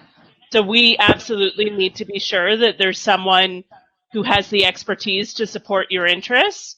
And, you know, every year there are very talented prospective PhD students who don't get admitted simply because we don't have an appropriate supervisor who could best support their interests. This is not the case for the master's programs, the MA or MES, or indeed the M plan. With that, when we certainly recommend that students, if there is someone who you're gravitating towards as a potential supervisor for your master's, to name it in the application. But part of Joe and Agata's job when they're doing the initial review of applications is to identify potential supervisors to review your file. So with the master's program, it's a good idea, but not a requirement. But at the PhD level, I would definitely have some conversations with potential supervisors. And I'll add a bit to that. Oh, go ahead, Janice. Sure, done. No, I was going to go to funding, so add to the supervisor first. In fact, what I would do with a prospective student is have some contact with the student and normally have a Skype call even perhaps before they applied. And then I would encourage them, if there was a fit and I might have funding, to list me on their application. Getting to the funding piece, Janice, I'll let you and Joe fill in and then add anything if I need to. But on the Masters International, it's also very important to have a supervisor and funding lined up before you apply. Again, unfortunately, Canada's a small country, and so a very large proportion of the qualified and interested students interested in our programs are international. Thanks, Don. For the funding opportunity for international students, I think there are a couple of opportunities that you can explore. First off, that's the check with your potential supervisor to see if the supervisor can offer you some funding or to cover actually the whole period of 4 years your PhD study. Some supervisors have large amount of research funding that can cover 1 or 2 PhD students for 4 years, but others don't necessarily have that amount of money. So for these potential students, you can explore external funding. You can check the university website to explore other external funding that is available to international students. Now, very new this year, Faculty of Environment introduced for the very first time International Dean's Doctoral Initiative, which will cover your 4-year expense as a PhD, international PhD students. But I should also mention that the competition is fierce because we allocate the funding through merit base. So if you feel like you have strong academic background, your professional experience, you're free to let us know, let the potential supervisor know, or let grad officer know, and we'll be able to forward your name to the assessment. And if you're interested in that, please make sure you complete your application by deadline, which is the 1st of February. That's very important for the scholarship consideration for international doctoral students. Yeah, Don, please. If I could add one more thing, I think most people get this advice, but if you are to reach out to an advisor, make sure that there really is a substantive fit and that you've taken a very close look at the advisor's prior research and publications. It's easier and easier to do these days, and we've just had a nice website update. Sometimes we get these auto-generated bulk generic calls, and if we get so many of those when there's actually a student with a really good qualification, we might gloss over them. So find the people with whom you would be the best fit and be very specific. When you ask them about supervision, send a research statement, send your CV, an informal transcript. Make it easy for them to evaluate whether you would be a good fit. Mm-hmm. Thanks, Dawn. Janice, I saw you raise the hand. Did you have any? No, I think we should move on. I know, okay. Following the chat, I think we got a bunch of questions about the M-Plan program. Yes. Do you want to respond to that? M-Plan? Sure. Yeah, I've taught some courses in the M-Plan program. So again, this is the online program for working professionals. There were some questions about the structure of the program, whether it's completely self-guided or is there weekly tasks. And there is a week-by-week schedule for all of the online courses of telling you what you're responsible for each week in terms of readings for each course. A lot of the courses use online discussion boards. And so it'll be explained what the expectations are there in terms of participating in online discussion. Some of them will use presentations where you're recording your presentation and uploading it so that your classmates can watch it on their own time. So it varies a little bit course to course, the exact structure, but it's not completely self-guided, and every one of the online courses does have an assigned instructor who is moderating discussions and kind of keeping the group together and facilitating conversation and making sure people are aware of deadlines. There was another question about workload per week. Joe, you might know the exact answer to this, but I think we say roughly 10 hours of work a week for the plan. Is that right? I think. Oh, eventually all of us are here. Great. I'm here. I think. Yeah. So the workload, I think it's quite reasonable. And reasonable workload because for M-Plan we know that almost all students, or at least most students, are full-time professionals. So we took that into consideration when we designed the course structure and the workload. And also the program design is such that student takes one course per term while they work full-time. Okay, so if you feel like you have more time, extra to your full-time job, you can certainly take 2 courses. But we suggest that you take 1 course because the program is designed for full-time planning professionals, and the workload is reasonable. And it also depends on what course do you take. Some course, because these courses are designed by different instructors, so there might be some difference in terms of workload for different courses in M-Plan program. There is a question about, we missed the question about, is it possible to upgrade to PhD? I think I don't fully understand what you mean because you already have a Master of Science degree. I think, as long as you have a master's degree, research-based master's degree, I think you're eligible to apply for our PhD planning program. So that's, Janice, maybe Janice, please. I mean, I sort of understood the question. In a lot of the sciences, particularly natural sciences, there's like a qualifying year where you do a master's in a kind of truncated way and move straight into the PhD. That's not the way we work. Our master's degree and our PhD are quite separate. Actually, we do have an option if you start the master's within a certain amount of time to apply to transfer to PhD. Oh, okay. Unless that's been, but you wouldn't plan to do that it's something that you would consider after a few terms in the program, not entering the program with that plan of a shortened master's. It's an exceptional option, basically. Yeah.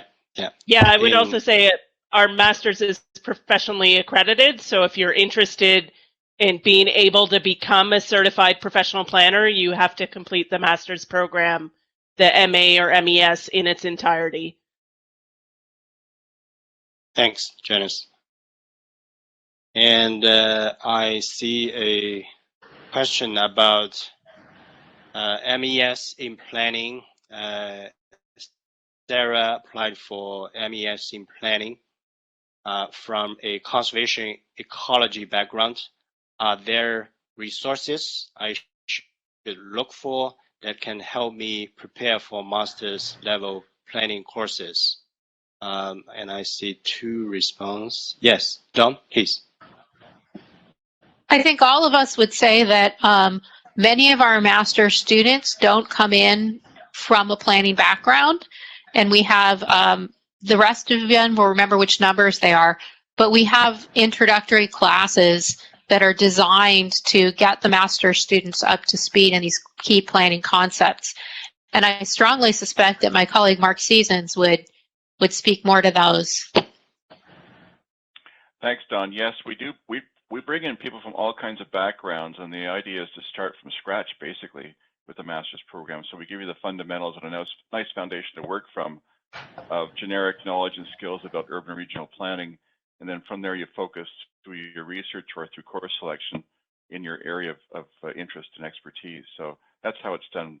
We have, as I said, we have people from all kinds of backgrounds, and we have a rather large tent that's quite welcoming for people with diverse interests and backgrounds. Mm-hmm. Thanks, Mark. And we have a question seeking for advice for writing personal statement, I think. Yes, personal statement in a PhD application. What are the suggestions and what details are important to include in personal statement? You know, what kind of details about planning specifically are important to include for the personal statement in PhD application? Yes, Janice, please. Yeah, I would say it does depend on the program that you're applying to. So at the PhD level, I think we would be looking for more evidence of someone's competency with research, perhaps not a fully formed research proposal, but you know, someone who can think through a research problem. This would be different for me, at least at the master's level. So people who are applying to any of the master's programs, when I read statements, because we're a professional school, I'm really interested in people who show some sort of passion for planning and have clear rationales for why planning and what is it that interests them about the profession and about Waterloo specifically. So I look for quite different things at the master's and PhD level. I don't necessarily expect a master's student to have a fully formed research idea, but I definitely want to hear more about why they're passionate about planning and why they're interested in Waterloo specifically. At the PhD level, I do look for more competency with thinking through a research problem. Mm-hmm. Yeah, yes, Mark. Thank you, Joe. And I would agree with Janice on that. For the PhD program, it's not enough to say you really like urban regional planning, you want to explore it through theory and research and so forth. You have to really demonstrate you've identified a research opportunity or a gap in our knowledge base that you want to address. And sometimes it even helps if you pepper in your statement some examples of literature that you've read that shows you've done some thinking about it and done some research that leads you to the application. And also, why Waterloo, or compare with other institutions? We would like to know what it is about us that interests you in particular. So try to avoid boilerplate or generic application statements, because you need to really show you've done some homework about the institution and you've thought fairly deeply about why you want to do a PhD. Thanks, Mark. There's another question about application is from Selena, who asked about the, is there any specific requirement for writing samples or limits for writing samples in the MES application? Anyone want to take this question? About writing sample in MES application, any specific requirements or limits? Yes, Janice, thank you. Yeah, I mean, I would say definitely don't put a 50-page paper as a writing sample. It's unlikely. Most people who are reviewing your applications are reading a lot of applications in any given admission cycle. Some of this is a context-specific thing. If you come from a discipline where you haven't done, or where your discipline people assume that you don't do a lot of writing, it might be appropriate to give a writing sample to show that you have a large amount of skill with writing, as that is a big part of our program. But, I would say most of the applications that I review don't even include a writing sample. It is optional. I would focus more on your statement, having a well-written statement, rather than adding additional materials, because the people who are reviewing your materials will definitely review your statement. They honestly might not get to some of the optional materials like sample papers and things like that that you've written for other courses. Thanks, Janice. I think there's a question, I think that this question is, I think it's appropriate for you. The students asked about how long does it normally take for applications to be reviewed after the submission deadline, and when should we expect to hear back? I would like the answer to be within a few weeks, but because we have so many and it takes time for them to be reviewed, I would honestly say a couple months sometimes. It could take. It's really hard to say. We don't have an exact deadline internally, so we just try to get through them as quickly as we can, but sometimes it does take that long. Thanks, Agatha. And I can assure applicants that I think all faculty members are dedicated, especially during admission season. We dedicate our time to review application timely and try our best to respond to your inquiries and try our best to put our input, our review feedback in the system as soon as we can. So I will assure you that we are doing our best to give timely response and of course results for your application. Joe, I guess we can say it's a rolling process, isn't it? I mean, they come in through the winter, and then we look at them as they come in, and this carries on through the rest of the winter term, really. Yes, it's rolling for the winter term. I think for M-Plan and graduate diploma, it's rolling for the entire year because we take M-Plan and graduate diploma students 3 times at the beginning of each term. So we have 3 terms. So it's a rolling base yearly. And I would say. But students, that's why it's particularly important to be in touch with an advisor before you apply, because I might think, okay, well, I'm expecting these 3 strong PhD applicants. When I get their files, I would already commit to them if I weren't expecting anyone else. But if we've communicated and you're encouraged to apply, then I know to wait until I see your application to make final decisions. Yeah. Thanks, Don. Agatha, if we get applications in January, would it take about until March to get an answer from the university, or how long does it roughly take? I mean, that's probably what people would like to know as well. For the online programs, it usually is a lot quicker, so it wouldn't take that long. I would say only probably a few weeks, maybe a couple weeks. It's just mainly for the MA, the MES, and the PhD programs that it does sometimes take a couple of months, unfortunately, with the hundreds of applicants. And, the files sometimes go back and forth between supervisors. There's discussions in the back end. So I would say for the online programs, it's a lot faster. Thanks, Agatha. There is a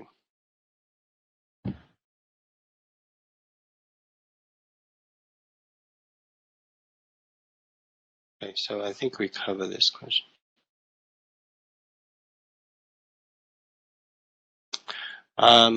There is question, a technical question. I think it's for Agatha. So question for Agatha from Sarah. Agatha, can you see the chat box? The very last one. Yeah. I think it's pretty technical. About green check marks under documents. So what does that mean? Unfortunately, I can't see what the students see, so I can't even answer this. This may be a question for admissions. I know that once the application is complete, I can see that on my end through a different system. So if the student wants to reach out to me personally, I can check that. And they should also receive some kind of a confirmation email. But unfortunately, I don't see what they see, so I can't answer that specific question. Yeah, another quick question for Agatha. It's about transcripts. Regarding transcripts, my undergraduate university is providing official transcripts as PDF. Is that acceptable? I think yes. Right? Yes, they are. They are usually password protected, so they do get sent directly to admissions, and we are accepting that. There are also other exceptions right now due to COVID, so I understand that a lot of students can't get their official transcripts right now, so they are accepting the unofficial ones for the time being. Mm-hmm.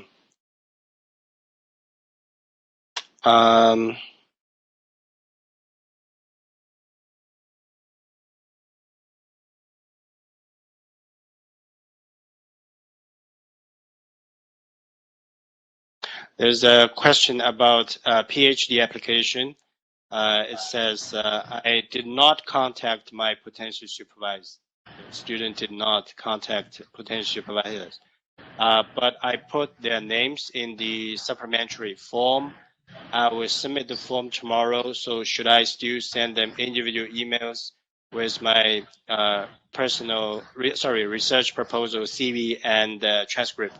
I think I would say it's good that you put a potential supervisor's name in your application, but still, as some of the colleagues suggest, that we encourage you, even you pass the deadline, you can still get in touch with potential supervisors, even after you submit your applications. But the names on your application is a good idea, because we can follow the names and forward the application for these potential supervisors to review your application. But as I mentioned, we still encourage you to get in touch with your potential supervisors so that they can know you better in those individualized email communication, or maybe interviews, as Don mentioned, so they can have a better understanding of you and your background and your academic preparation. Thanks. Yeah, Janice? Yeah, I would just say, I always every year review applications from PhD students that didn't contact me in advance. I definitely look at them, but as Dawn had mentioned earlier, taking on a PhD student, it's both a commitment of time, but there may also be funding implications. So some of us are limited in how many students that we can take in a given year. And it might be that we have already, we never make offers of admission until the complete file is in, but we might have been in conversations with another student for months who we've been recruiting and have plans to involve in our research. So like our lab might already be full. And in some ways it maybe would have been better if the prospective student had known that in advance. But that said, no decisions of admission are made until we see the complete file. So, regardless of the conversations that you might have been having with a prospective supervisor, I think all of us will never explicitly say, yes, you're in, yes, I'll take you in my lab until we've seen the complete file. So, it's not lost if you haven't had conversations with prospective supervisors, but just be aware that they may have some constraints on how many students they can take this year. Thanks, Janice. I think this question is for ACTA. It's a question from Darren.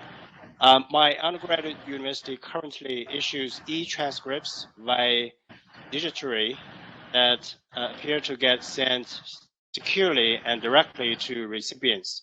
Should I have them sent to the grad admission office of Waterloo and then upload my unofficial transcript via Waterloo's Quest portal? Actor. Yes, so that was the transcript that I was referring to before. Those are the protected ones. So yes, you can send those to grad admissions directly, or you can send it through me and I can forward it on, and then you can upload your unofficial ones. Okay, thank you. There's a question just arrived from Taryn Thompson about how many we typically take in for the master's program, Joe. I think it varies because it depends on the number of current students under a faculty member's supervision, and sometimes, as I mentioned, if you're international students, even domestic students, domestic or international PhD students, depends on the available funding, because 4-year funding is a kind of is a big commitment. So it varies, really depends on the condition of each faculty member in a given year. So I would say there's no fixed number provided for us or for students. Anyone want to add onto my answers? Thanks, Mark. Yeah, I mean, I would say observationally. Oh, sorry, Mark. That's okay. Well, I think okay. The short answer is about 25 on average to the master's programs, MA and MES. Wouldn't that be about right? I think that's where we end up, Taryn, somewhere in that range. Janice, we have another pair.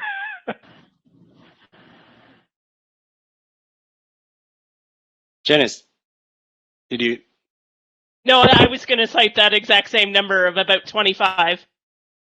Yeah, I would say, when I was giving answers to the question, I was thinking, each faculty member. But for the entire MA or MA MES program, I would say 25 to 30. That's the typical number that we eventually students arrive and physically show up in School of Planning. That's about 25 to 30 students in MA and MES each year. Yeah, that's the number.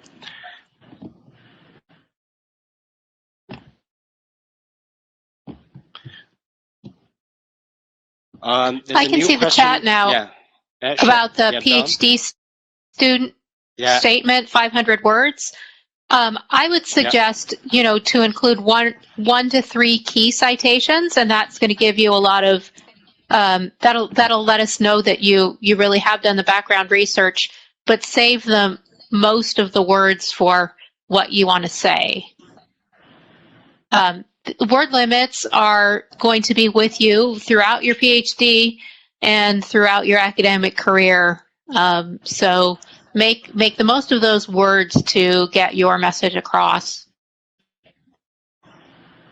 Mm-hmm. All right, I think it's 5 o'clock right now, and the next session will be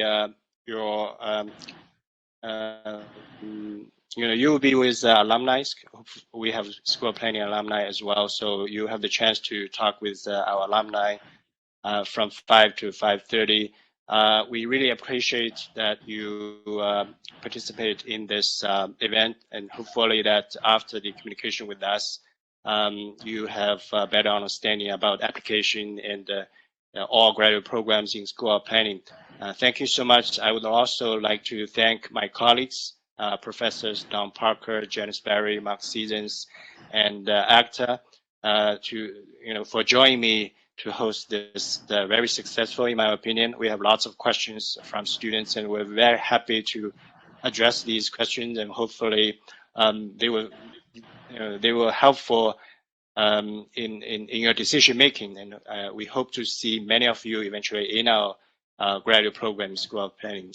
And thank you very much, and have a great evening, everyone. Bye.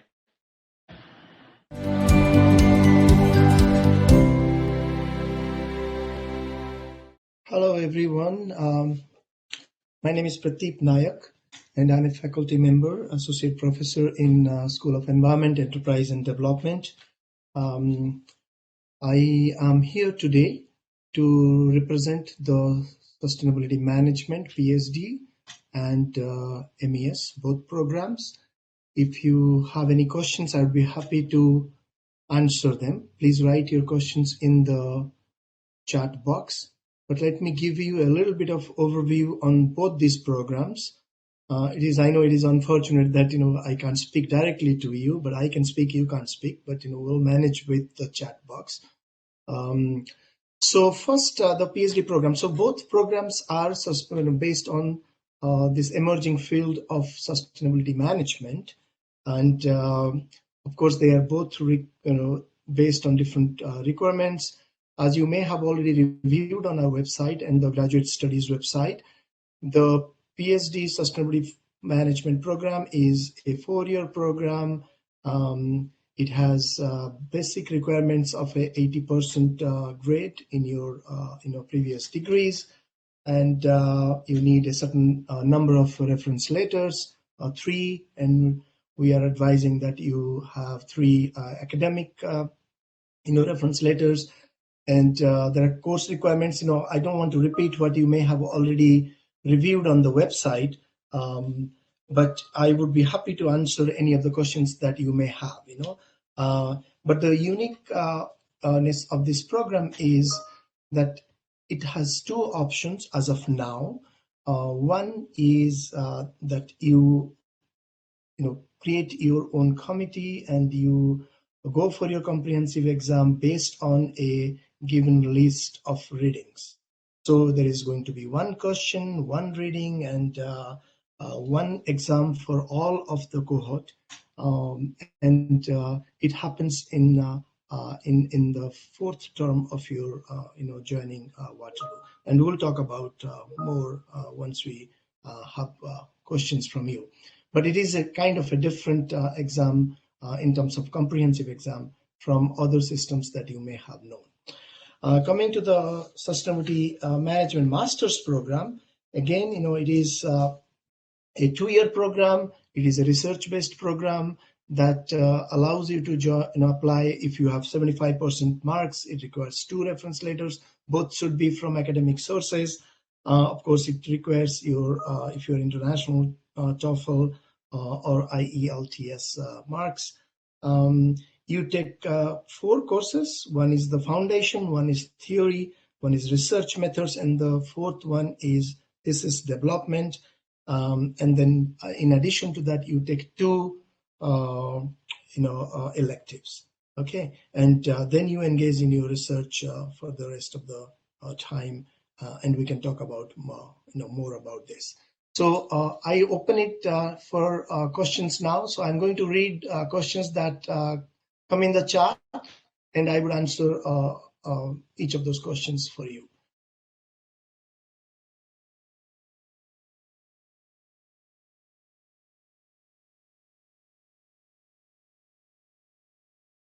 So Patrick Bushworth, your question is, I have some ideas for my graduate research.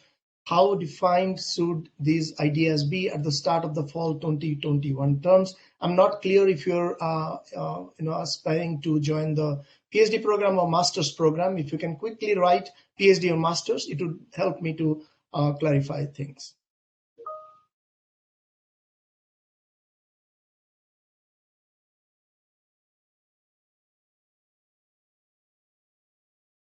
So let me go ahead and answer for both.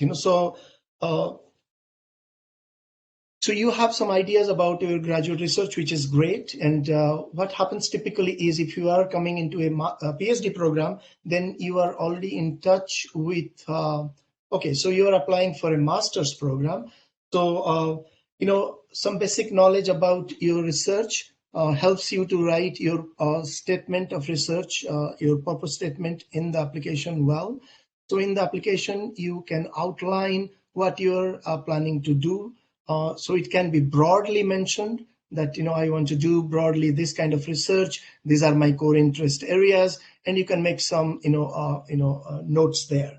It helps for anyone who is a potential supervisor reviewing your file to know with what interest and what kind of research background and aspirations you are coming in, and they would then be able to review it and accept you or pass it on to another supervisor.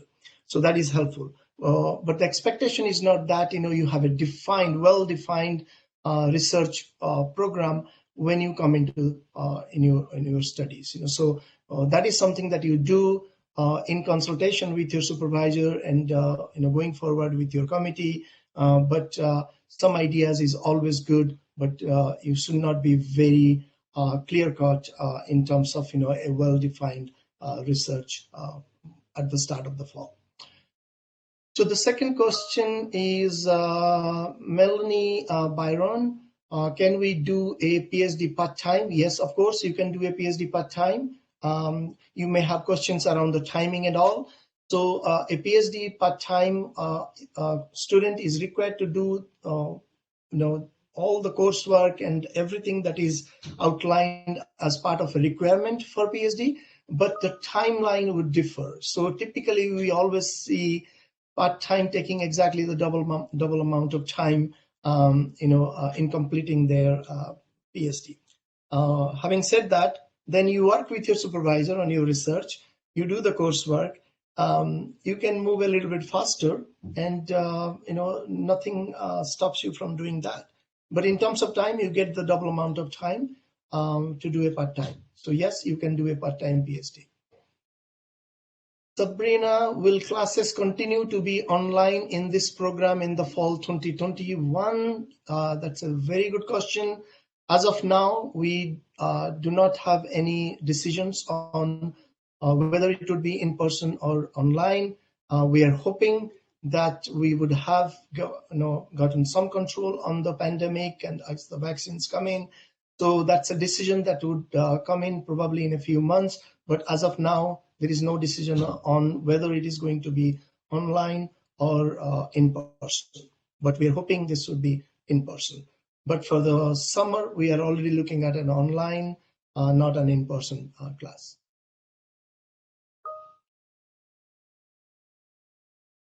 So I have answered all of those questions that I find in the chat. If you have more questions, please ask. Or rather, write it in the.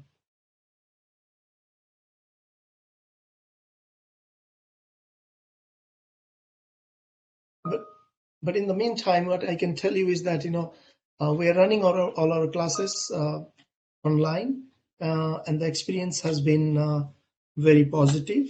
We have students joining from all parts of the world. So we try to consider the timings, and as a backup, what we do is any synchronous class. That means in any classes we do online asynchronous, where students join, we record it as a principle, as a rule, and then we make it available to those who are not able to join us. So it is working well. Of course, online is not similar to in person, but in terms of course delivery, in terms of making all learnings possible through online means is something that is working positively. But we are eager to get back to in person as soon as possible. Okay, so now I have new questions. Okay, I lost. Okay, is it possible to take an elective in the summer? Yes, it is possible.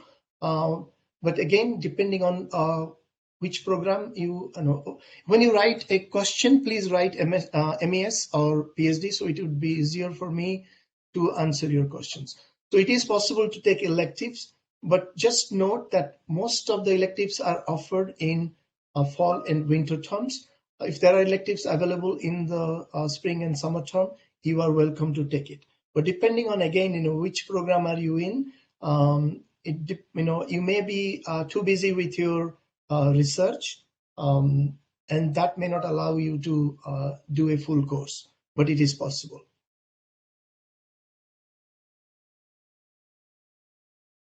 When we will be hearing of the faculty decision, do you mean about faculty decision on your application? So we review and start issuing admission offers as we receive your applications. We have an initial deadline of February 1. What that means is there are a number of scholarships, number of fellowships that are available to different students, especially international students, that are decided based on applications we have received by the 1st of February. So I would encourage you to apply before February 1st to be eligible to receive a number of financial support under different programs.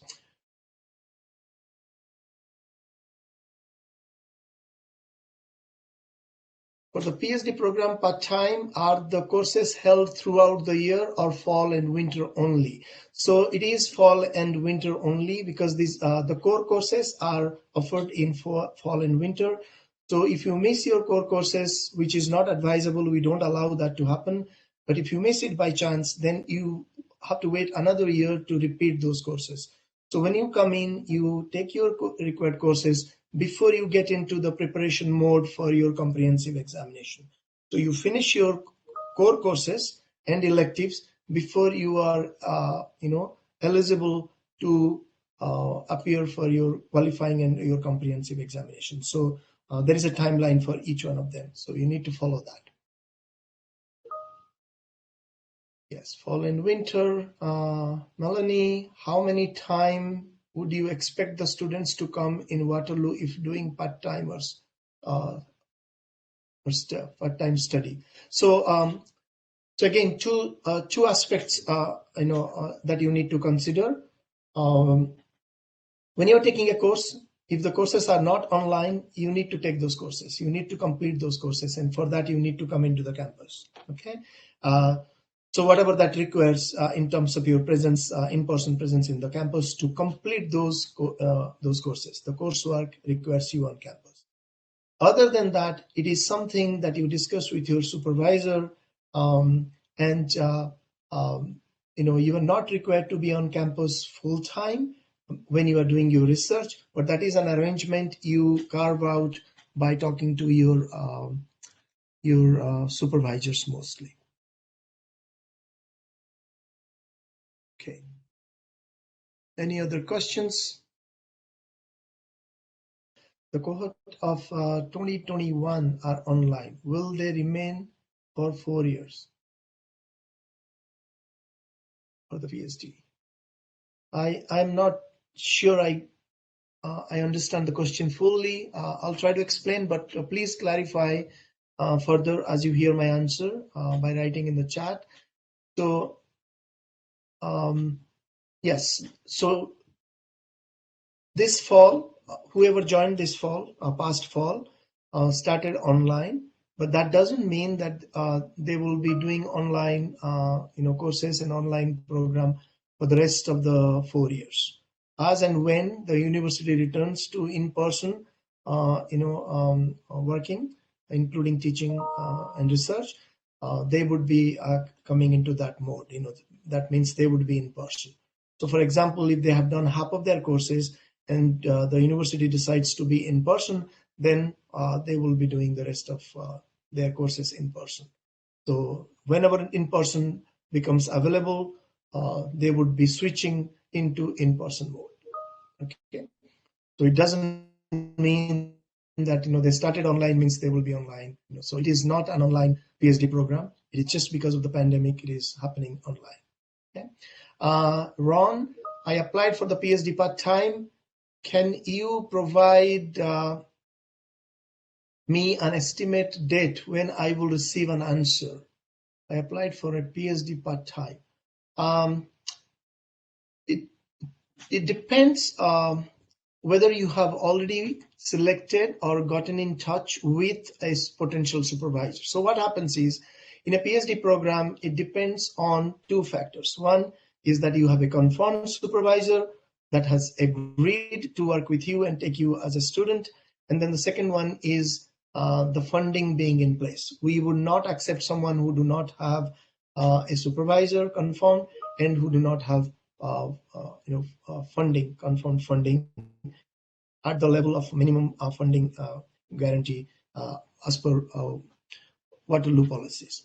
So I would like to know if you have been in touch with someone, a faculty member that has agreed to be your supervisor. If that has happened, then what happens is, as soon as we receive your application, it goes out for review to the person, and then as soon as they agree, we issue the admission offer. Okay, so it depends on whether you have found out or not.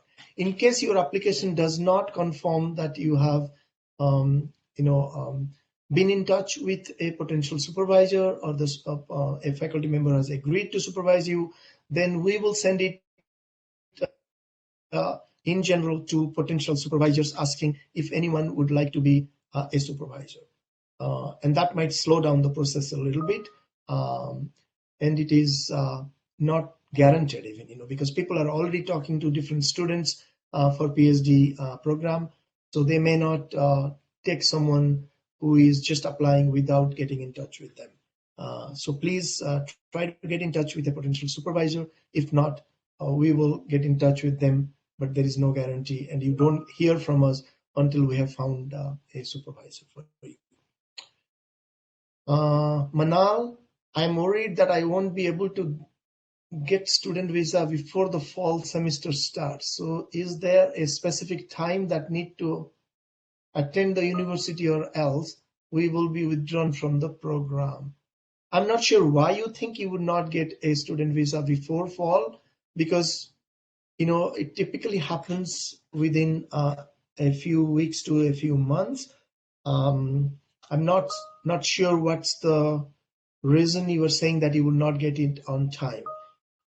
So if you are able to write that, clarify that in the chat, it will help me to answer.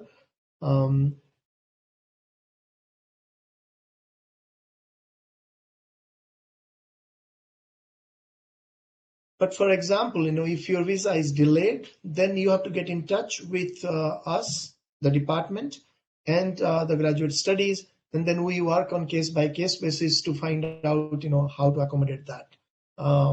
But just note that if you're missing out on several weeks in a course that starts around first week of September, then it is hard to catch up.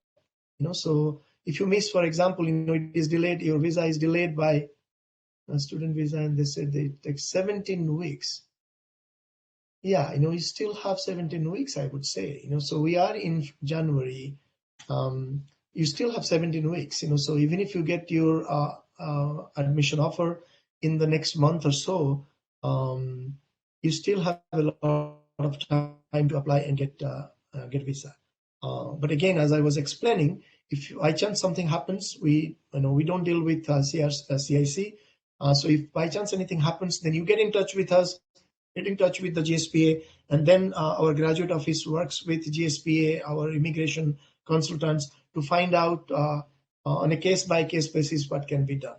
Again, as I was explaining, if you miss out several weeks in a course that has already started in fall, then it becomes tricky to accommodate you. Then we have to get in touch with the instructor and then get their consent, and there are a lot of things that would happen. But I would say don't think too much in advance now. If you are offered an admission letter, you apply for your visa, and then depending on how the visa process goes, you get in touch with you to find a way to help you. Okay, and there is always help at the department level. There is always help at the graduate studies level to work with the students, and then work with the student to find a possible solution to the problems at hand. Okay, so I would not worry too much at this point in time. Okay, Okay, next is Patrick. In my application for the master's program, I do not have any academic recommendations because I completed undergraduate 13 years ago. Yes, I understand that problem. I do have professional recommendations though. Does this put my application at risk of being rejected? No, it doesn't lead to automatic rejection because we review each and every file. So it is recommended that you have 2 academic references, but I understand that you have been not in touch with your academic sources for about 13 years. So I would say if you can't find an academic, at least one of the 2 as academic reference, apply with 2 professional and let us review. And depending on what kind of recommendations we get from your two professional referees, 2 things might happen. Again, I assure you that it is not going to be rejected outright. So we might get in touch and ask for a third academic reference later, or put a condition on the application and with additional time in which you can produce a letter, or we can just approve it as a special case. So we review our application, we find that there's valid reason why you are not able to produce 2 academic references, and it might be accepted. So these are all possibilities, but there is no I can guarantee again that it's not going to be outright rejected. Okay. Thanks. Again, Manal, I checked the embassy for student visa and they said that they need 17 weeks to issue. Okay, 17 weeks is how many months? 17 weeks is 4 months, at least 4.5 months, roughly. So we are in January and February, March, April, May, June, July. You have 6 months, 7 months before you are able to come here.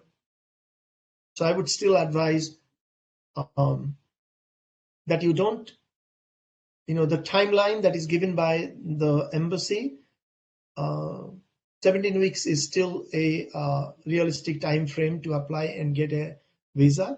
Again, if anything happens, then you get in touch. We then would be able to look at the facts and look at the problem at hand or the issues at hand, and then talk to the appropriate departments within the university and find out a solution for you. Okay. I would again recommend that don't worry at this point in time. Go through the processes at the university, go through the processes at the Canadian embassy in your place of country, place of application, and we'll see what happens. Okay, so keep in touch and ask questions, and let us know if you have any issues. At that point in time, we'll be able to help. Okay.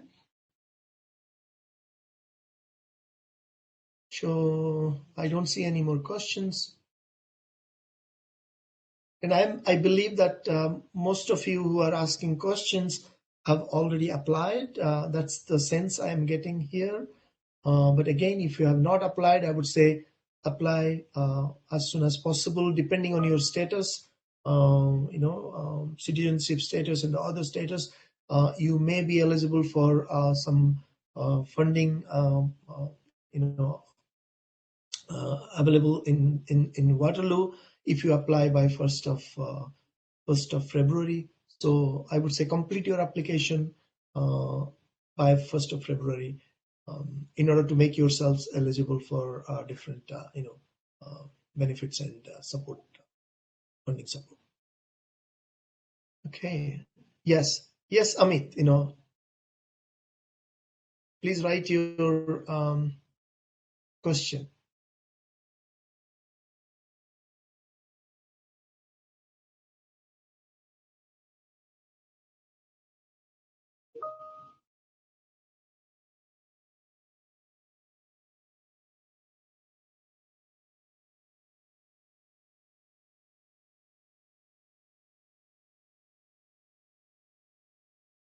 Amit, I can see that you said hello, but if you can ask your question, I would be able to answer. Yes, I got it now. So I am Amit Lahiri, working in an international ranked university near Delhi. In the School of Environment and Sustainability, working in the Western Ghats, okay, on biodiversity conservation and livelihood generation. Interested in a PhD for fall 2022, okay. MES degree, okay. So in terms of your qualification, it sounds very nice, so you would be eligible to apply to our sustainability management PhD program. It's all good, you have a research background that helps. Biodiversity conservation, livelihoods, a lot of our faculty members do that, including myself. So from that point of view, it's all good. So what is the course of action that you need to do? So you're aiming for not 2021, but 2022. So what you do is, I believe you would be coming in as an international students. The funding system in Canada for international students and domestic students are very different. So I would advise that you start looking at our website and find out potential supervisors and get in touch with them with your research interests. And you have a lot of time because you are aiming for 2022 fall. And try to talk to them, try to find a potential supervisor, and that would be your first step to apply. Okay, and of course then you are applying next year this time around. So you are not applying this year, you are applying next time around this this time next year. So yeah, that's what I can say. So and then you can look at some of the funding that is available to international students. So and they are different, as I said, for international students and domestic students. The basic funding is outlined on our website. So again, we don't give admission to someone who do not have full funding support. Okay, and self-funded is something that is also not acceptable at this time.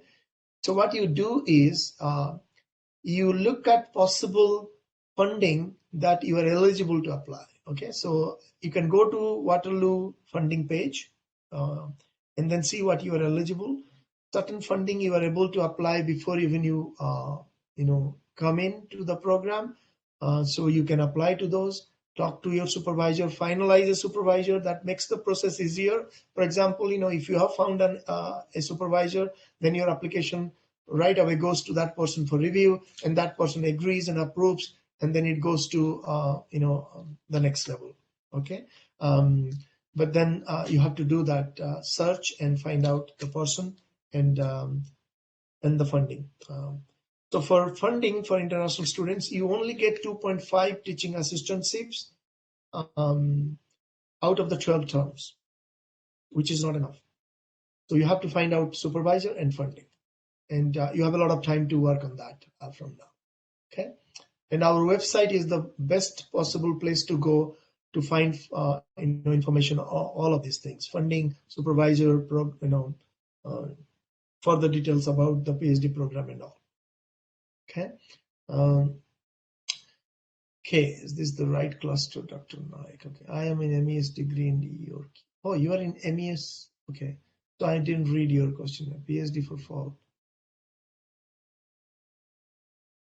Interested in a PhD for fall 2022. I have a MES degree from York U. Okay, yeah, that helps. So again, so your qualifications and research interests match with what is required in the PhD program. So apply. Okay. I don't know what cluster you are referring to, but the next question is, when it comes to, by Patrick, when it comes to funding, I am an international student, but my spouse is a Canadian citizen, which means I am exempt from the higher international tuition fees. How can I communicate this information to the necessary people at SEED? I think, if that is the policy, I am aware of this, but I'm not very sure about this, and so I'm not saying that this is not something that exists.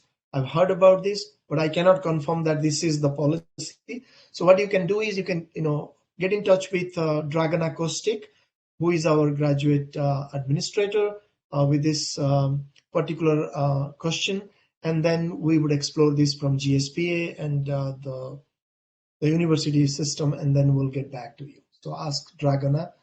You can copy me or you can write me also. We'll forward and we'll find an answer as soon as possible.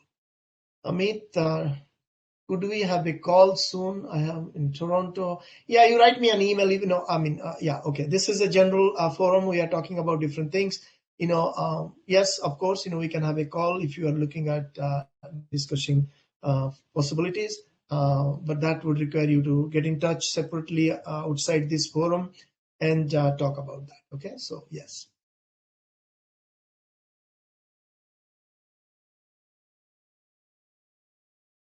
Yeah, my email, I'm just going to write it, pnayak@waterloo.ca.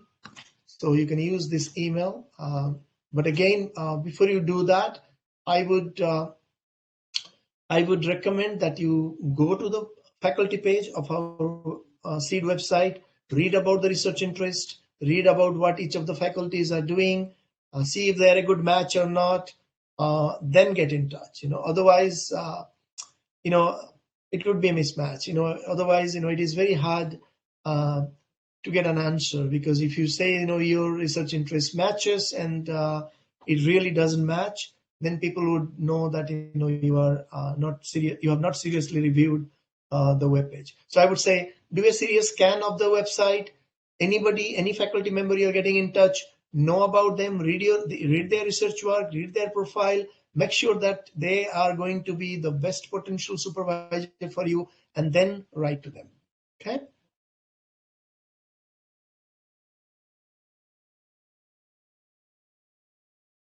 Yes, those are the questions. I don't have any more questions. We still have 10 minutes, 11, 12 minutes left. If you have further questions, we can definitely answer. But, thanks for all the great questions that you have asked so far.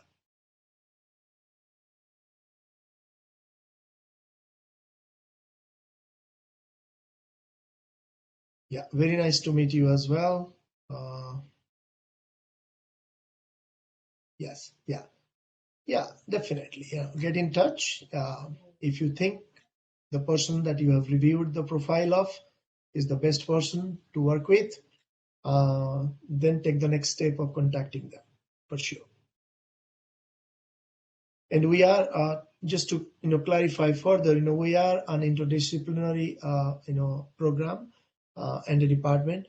So faculty members that are working in SEED do a variety of research, so which can range from industrial ecology to social justice to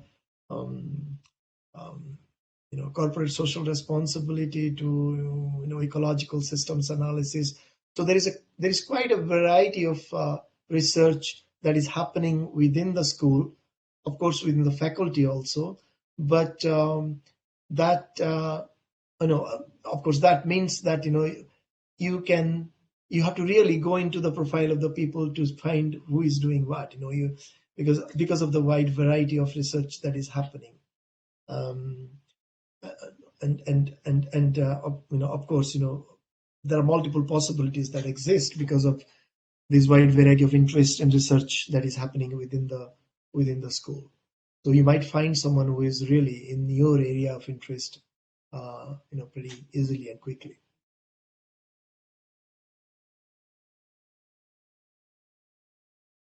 Okay. Yeah.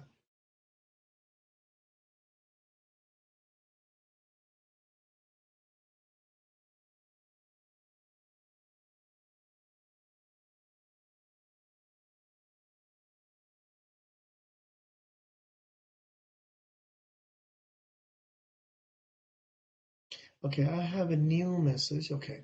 Hello. How many applicants apply to the PhD program? Lots, more than 100 at least. and they are applicants from both Canada and international. So we review quite a lot of applications, and the success rate is I would say less than 20%. Okay, yeah, less than 20%, I would say, given the past few years. So that was a question from Julio, how many applicants apply? So I replied to that. Manal has a question. Do you advise us to start applying for funds before a decision is made? If you are applying for funds in general, you should apply for that, because that would help you to apply elsewhere. For, if that is what you are referring to.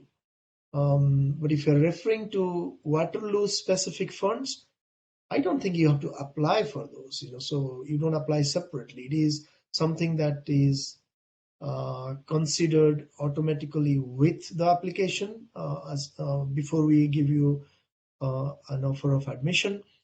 Then when you come in, starting in fall, there are many funding announcements that takes place, and as and when the announcements take place, you are applying or not applying depending on your eligibility. Okay, so at this time when you're putting in your application, you are not applying for to any funding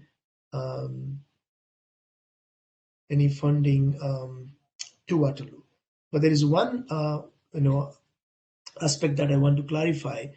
Domestic students and international students, both for PhD, we have a Dean's Doctoral Initiative, which gives you the basic minimum funding as set out by the university for 4 years, which is up to 100,000, and most of it comes in terms of teaching assistantships.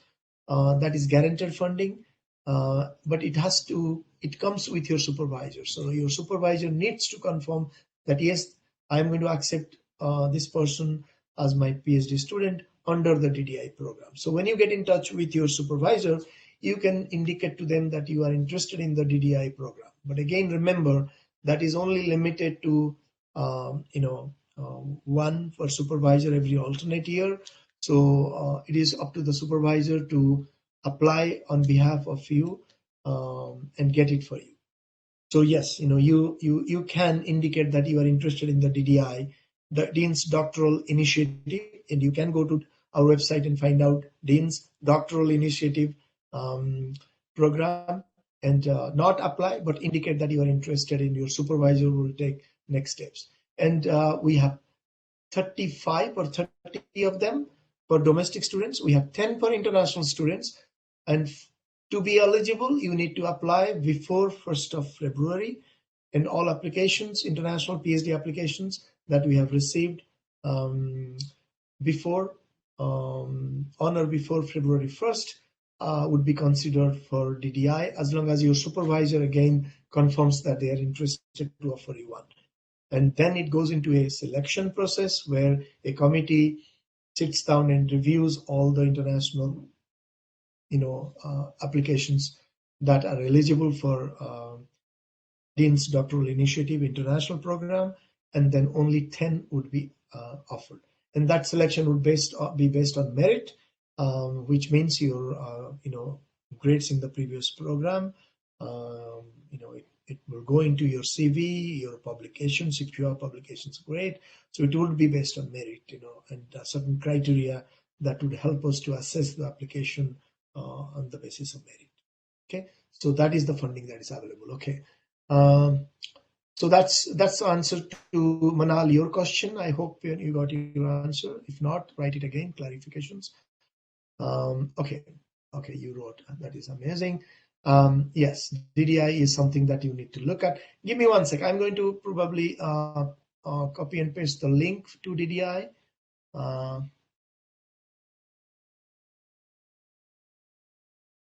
If I find it.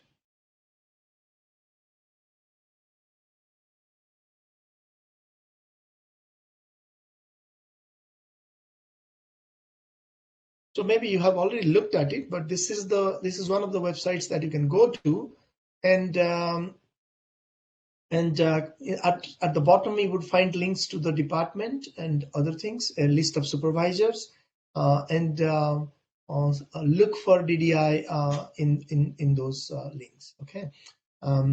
Ron has a question. You had mentioned approximately 100 applicants apply for the PhD. How many of them are part-time students? Not a lot, so it's, I would say 2 or 3, part-time students per year. Again, in a PhD program, it's very tricky. A lot depends on finding on a supervisor. If a supervisor is not agreeing to supervise, then you don't get admission. So, it is something that is between the applicant and the potential supervisor. But we don't get a lot of applications. If I look at our previous couple of years admits in terms of part-time students, I would say, on an average, maybe 2 per year, that's the max, but not a lot. But that is an option that is available for people, So that doesn't mean that if we are not going to offer more than 2 part-time. So there is no fixed number, or quota for that. Okay. So that was my last question from Ron. We still have a couple of minutes.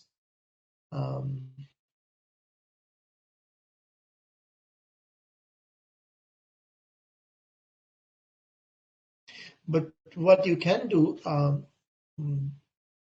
if you have further questions or clarifications with regard to application process, courses, funding, supervisor, or any aspect of the PhD or SUSM master's program, please feel free to write to Dragana Kostic.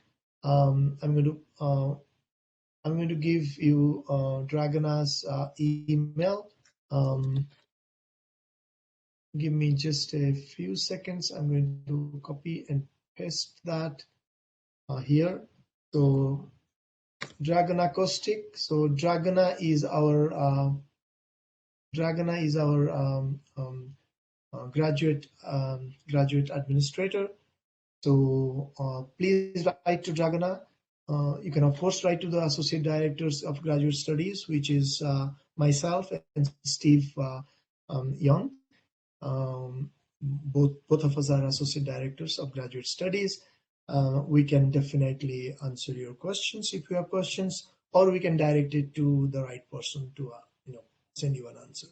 But do ask further questions or clarifications if you have, once this call is over. So this is not the end of the world, I would say. If you may have further questions, send us an email. That's fine.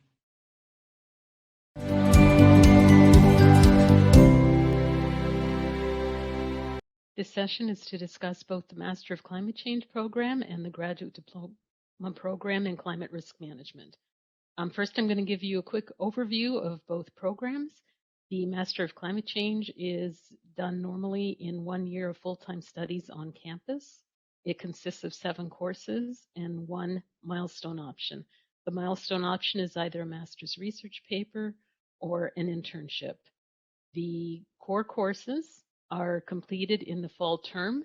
The core courses are Climate Change, Physical Science Basis, Climate Change, Vulnerability and Adaptation, Climate Change Mitigation.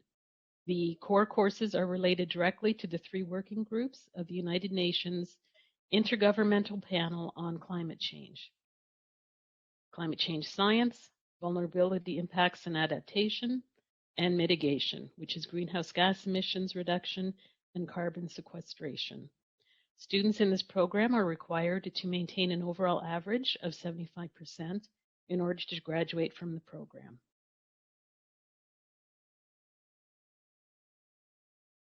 The Graduate Diploma in Climate Risk Management is offered entirely online. Students are required to take 4 courses from a list of designated courses. Students who do not have a background in climate change will be asked to take GEMCC 600 Fundamentals of Climate Change, and that will provide for the foundational climate change knowledge that is required to be successful in the program. Students in the climate risk management, the graduate diploma in climate risk management, are required to maintain an overall average of 70% in the program.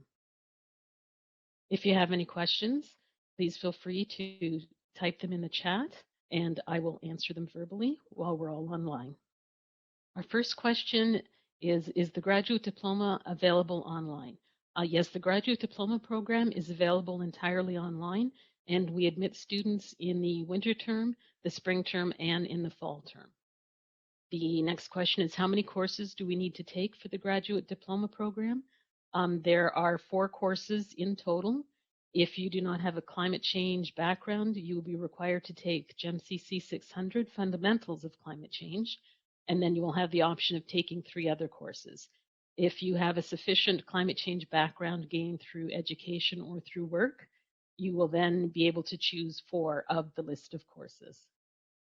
The next question is, do I have to find a supervisor before applying to the Master of Climate Change, considering that I would like to do the internship option? A supervisor isn't required before applying to the program. It's not required regardless of whether you're doing the master's research paper option or the internship option. The reason being is the master's research paper isn't done until, or the internship is not done until the 3rd term. And so you actually have time. Some students actually change their mind about whether they want to do a research paper or an internship, but you have the first 2 months to prepare. So if you were doing a master's research paper, you would not need to look for a supervisor until the winter term, possibly until you're in the program for a term or so. And definitely if you're doing an internship, you do not require a supervisor. So no, this is done after you're in the program, depending on which milestone you choose. The next question is, I graduated in 2008 with a BA in Cultural Studies. I'm currently working towards completing the Climate Change Policy and Practice Certificate from the University of Toronto School of Continuing Studies. Will my current grades at the UTSC be considered for my application? It will be your undergraduate degree that we look at and assess for meeting the minimum academic requirements. However, we do take into consideration that you have further education, and as I said, it's not used to assess academic requirements, but it can build a stronger case for your application.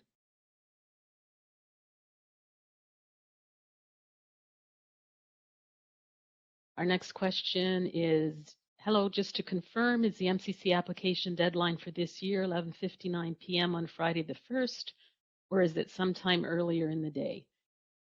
We do have some flexibility for the application deadline. Do try to get your application started with UAC ahead of the deadline, but then after February 1st, you can take a week or so to upload all your documents. The February 1st deadline is more critical for research-based programs. We are a non-thesis course-based program, so the application deadline is more critical for the research-based thesis programs because it's tied to a lot of the external awards that those students are applying for. Hi, Dan, I can see you now. Do you have access to a mic? Can you hear me? Can you hear me as well? Yes. Awesome. Now my sad face can go away. Okay. We have another question. Thanks, Owen. And Hannah. I'm currently a master's. Oops. Okay, they haven't explained what to do if the question is scrolled too far up. I've got it. So I'm currently a master's student at another university, expecting to finish my last term in summer, August. However, not officially confirm my degree until October. Yeah, Hannah, it's just once you've finished all your degree requirements, usually you can get and it'll usually say that on your transcript, even if you haven't gone to convocation and got your piece of paper and celebrated all that fun stuff. It's that you've finished your degree requirements. So that usually And we have the same thing when some MCC students are finishing up in September or in time for September and planning to go on to a PhD or to med school. We've had some, or to a teacher's college. We too have to provide them with the information so that those other new programs know that they've completed their degree requirements and it all works out. It's generally a letter of completion, which you can get from your department or from your graduate studies office. And you eventually do follow it up with submitting your official final transcripts. But as Dan mentioned, it's not an issue. There is a workaround. What are the career prospects after the graduate program? That's an interesting question. So I'll be honest, most of the people coming into the diploma program are often professionals who are in a career and they're upgrading their skills. Many of them, partly one of the reasons why we developed the diploma to be completely online was to facilitate that upskilling. Some would have, and we've had 1 or 2 people transfer into the full Masters of Climate Change degree program. But for many people, it's simply the pragmatics of not being able to spend a full semester or a full year, 8 months away from a job in their community. So that is a little bit different than some other programs in that most people are actually in a career already. Oh, you're Yes, somebody's slide just came up. Now I just have to find the group again. There we go. Well, that's interesting. Okay. So Jay, back to your question. So yeah, hopefully that helps a little bit. The MCC students themselves, many have had really interesting internships. A lot of them go to the feds, but some go to municipalities, some in business. Some did their internships with previous employers and brought climate change to the organization, to the business, which was something they were trying to build out in the case of a consulting and an engineering company, excuse me, and a few others. So there we know where we know a lot more about where our alumni from the MCC degree program are. From the diploma program, it's a bit harder to tell in that most are practicing professionals before they come to us. Okay, so now my slides are rolling. So basically, I did want to say that the Master of Climate Change and the Graduate Diploma are part of the Department of Geography of Environmental Management within the Faculty of Environment. We also have the Interdisciplinary Center on Climate Change, IC3. Dan is the director of the climate change programs, as well as the executive director of IC3. And I am the graduate program administrator for the climate change programs. And I'll leave this up for a bit. This is an overview of the degree requirements for both of the programs. And as Dan has mentioned, the Master of Climate Change is very in-depth, and you do your internship, and it really does help you to move into that kind of a career. The Graduate Diploma in Climate Risk Management helps you build a skill set. Yeah, one of the, just to build on Teresa's point, one of the points that I'd make on the Master of Climate Change and that internship, if you do the full Master of Climate Change, no other student in Canada can say they've taken 7 or 8 climate change dedicated courses. So even if you have a previous employer, as we've had many students, once they've gone through that, and we've heard feedback in Ottawa, sometimes when we get changeovers of DMs and others, and all the frontline climate change agencies or departments are in a room together, often it's some of our students who stay in their roles with those organizations, we've heard, who know the most about the file until new people get up to speed on some of these, because they've been trained in this. 20 years ago there weren't dedicated programs to make sure all of the IPCC3 working groups, and so that's an advantage that you can bring to even a previous employer, be it government, business, or NGO. And then the other piece that I just want to mention, I know that's the case with the Master of Climate Change, and Teresa, you might know. I don't know. So we have a dedicated LinkedIn group that is only accessible to our alumni. And it's actually a really awesome resource in that those alumni send around jobs to each other. They pose questions. If two of them are climate change directors or officers at a municipality, they can ask questions. Well, how did you handle this? How did you go to council with that? So it's a really active group, both in terms of new employment perspectives, but also in terms of communication and solving challenges themselves. So as MCC students, we give you access to that LinkedIn group. Teresa, I don't know. Does Johanna also, are the climate risk management diploma students in that as well? Actually, they aren't, but that is something that we could look into. Yeah, we should ask Yeah. Johanna to do that. So just so the rest of you know, I try to stay hands off that as a director of the MCC and the climate risk management program.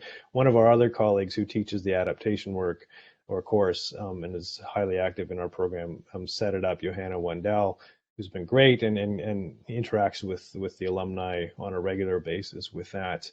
And that's why. So, but we can ask her if she can add that. What are the degree requirements for a PhD? So, Mitchell, we don't have a PhD in the Master of Climate Change program. That's a one-year course-based program. Many of our students in geography are doing climate change related PhDs, but they're within the geography environmental management program per se. If your question is how many or do MCC students go on to do the PhDs, we have several. There's usually one or sometimes even two a year out of our class go on. So Brooklyn, who's one of our MCC graduates from last year, started a PhD with me this September, but we've had others in certainly in SIRS, I think in planning, yes, in planning for sure, and in SEED, I think. So almost all of the PhD degree programs within the Faculty of Environment have had at least one MCC student go from the MCC on to a PhD within those programs. I'm just looking at Hannah's question. Transfer to another university, foresee any negative impact on that? No, we look at, no matter where you're coming from, Hannah, we just look for qualifications. So if you mean in terms of would those courses count towards the MCC program, probably, I'm not, Teresa might be able to answer that. You might be able to count. I believe Hannah used those towards her other degree that she completed. So I don't think we can use any of them towards the MCC. Yeah, so however, it definitely is not going to have any negative impact whatsoever. But your last point there in terms of why you transferred, why you're considering coming back, sure, you can explain that in terms of what how the other program better met your research interests or your professional aspirations, and then similarly coming back, how do you see the MCC now fitting where you plan to go with your career? So there is that room in that statement to do. Thank you, Hannah. You mentioned that you're not seeking transfer credits, and a transfer credit when you're coming into the University of Waterloo, we only accept transfer credits, graduate course transfer credits that have not been used for a previous degree. So if you've already used a credit towards a degree, we can't accept it towards the Master of Climate Change program. Also, sometimes students will ask me if they can move from the climate risk diploma program into the Master of Climate Change program. And it actually is possible, but you have to do it before you complete the climate risk program. If you want to transfer those credits, you can't. They're both standalone programs, so you can't use the credit twice. You have to use it for one program or the other. And we actually have had a number of students who have started out in the climate risk management program, and they very much enjoyed the courses, and they have moved into doing the Master Climate Change program on a part-time basis because most of them are working full-time. The only thing that they needed to consider was the fact that the 3 required courses for the climate risk the Master Climate Change program are offered on campus only and in the fall term. So there is some on-campus studying required. The only other thing too that they needed to consider for the climate risk management, moving from the climate risk management to the Master of Climate Change, is that GEM-CC 600 Fundamentals of Climate Change cannot be used as a transfer credit because it's a summary of GEM-CC 601, 602, and 603, so there's too much overlap to be able to allow it as an elective option. Nope, you're starting again, Teresa. You're on a loop. I'm going to really quickly. I'm going to pause at the for further information slide, just so that your email address is very simple, daniel.scott. There's a lot of Teresa Wilson, so I just left mine as the same as I received it, but it's relatively easy as well, T24 Wilson.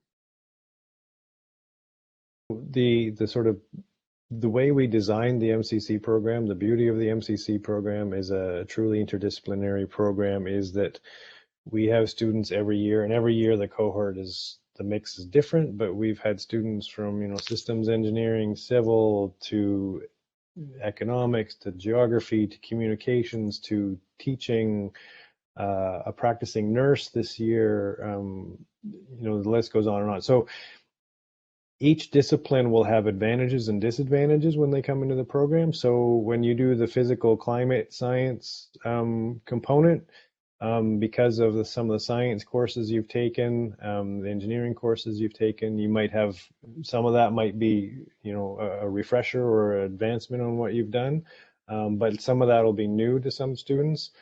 In contrast, somebody who comes from political science maybe have already been quite heavy in the policy of climate change, and they might have a slight advantage there. That's why we have people working together, so they learn each other's languages, academic languages, what's possible in terms of, climate science and modeling. How do you translate that into the language of decision makers and the public? And so we don't, advise any student to necessarily take any prep courses, because that's what we have those 3 core courses for, to introduce you to all 3 parts of the IPCC working groups, and give you that climate science through the impacts and adaptation to the emissions and mitigation side of things. And everybody then at that point can go on to the electives with the same sort of background to start with. So that's what those core courses are for. Good question, Owen. Yeah, for that reason, we've been flexible for folks who have been out of school or in a career for a while. I'm going back to try to find a professor that might remember you from a decade ago versus somebody that you work in a professional, either your supervisor, company president, somebody else you interact with in another company or organization, doesn't make much sense. So we now allow, I think, Teresa, you can correct me, like 2 professional references, or even all 3 if you've been out of school for a period of time. Is that correct? All 3 if you've been out for a period of time. But you actually, if you do have references from your continuing studies program, those would be acceptable references. We do ask that all referee email addresses are institutional or professional rather than like Yahoo or Hotmail, or it just helps for us to confirm that the referee is where and who they say they are. So yes, you could use continuing studies references, or as Dan mentioned, we actually can accept, for students who are out of school for a while, we can accept 3 professional references. Oh, and I'll mention too that the recommendation, if they fill out, if they receive a link to a confidential online form that they fill out, so they aren't formal letters. They aren't formal letters of reference. However, there is a section in the form that they're filling out where they can copy and paste a few paragraphs or even a full letter if they chose to. And I'm going to leave our email addresses up for further reference. If you can email either Dan or I if you have any further questions. Actually, I don't know, Dan, if you know that we are getting a new phone system and new extension numbers. I got my fancy little new headphone set. Yep. So I that is haven't got my why new extension number, but I've I got a haven't headset. either. I think it might be happening Friday, so that's why I've only included email addresses at this point. All right. Now there's a few questions. So Hannah, estimated time frame for applicants to receive a decision on their application. Teresa goes like lightning when she does the applications. So I think, when is it close, the application deadline? Well, we do try to. I never like to commit to a time No, frame but just in it case. closes the end of Yeah. February, I think, and then yeah, we turn them around as quickly as we can, Hannah. I think like the first set of decisions certainly within, when does it close? The end of February? Well, February 1st is sort of the deadline, Oh, but first, okay. you know, but it is till the end of February before really everything finalizes and trickles in. So it is into March, beginning of April, depending on volumes and whatnot. We do try and by early to mid-April, we try to have decisions. It does go through a program approval. It does go through a grad officer approval, an associate dean approval, and then Graduate Studies and Postdoctoral Affairs approves it for final approval. And sometimes the timelines can be dependent upon the availability of the approvers and the volumes that they're looking at. Yeah. But Hannah, if there was a reason that you needed a decision, you know, a decision between this program, another program, or something like that, sooner than you know, you can let us know, and then we can try to do the best we can to meet the timeline that if there's a key date that you have.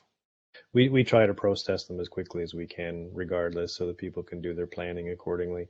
But as Teresa said, sometimes there's backlogs whenever our acceptances hit a batch. When another big program comes in at the same time, there can be a backlog at the grad studies office sometimes. And last question, just so those who are listening, is there a plan to have face-to-face lectures in the fall this year? We hope so. Part of the MCC, what is special about the MCC program, as I've said with our alumni, is the cohort building component, where we have you in the same core courses in the first term. That's how we design the program. It's important to us. We really see the tangible benefits of it. And we as instructors this year have, while we're doing this sort of remote delivery, you know, everybody's doing the best that they can with these things. But we notice that, you know, it's not the same as having people in the classroom. So particularly for those core courses. So we certainly hope so. It obviously is completely dependent on the university, and the university is completely dependent on the province. They will set the guidelines by which that a safe return to campus, both for Teresa and myself and other staff and faculty, and then the classroom components as well. So it'll have to be a wait and see. We're all in the same boat, hoping that enough people can get the vaccines fast enough that our, you know, university, but schools and businesses and other things are back to quasi-normal come September.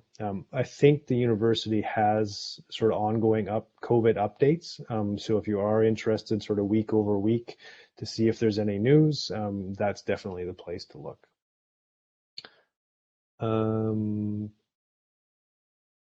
Emmett, sure, we can schedule a call with me. Send me an email and we'll sort something out. Your previous question of that. Working on climate change mitigation.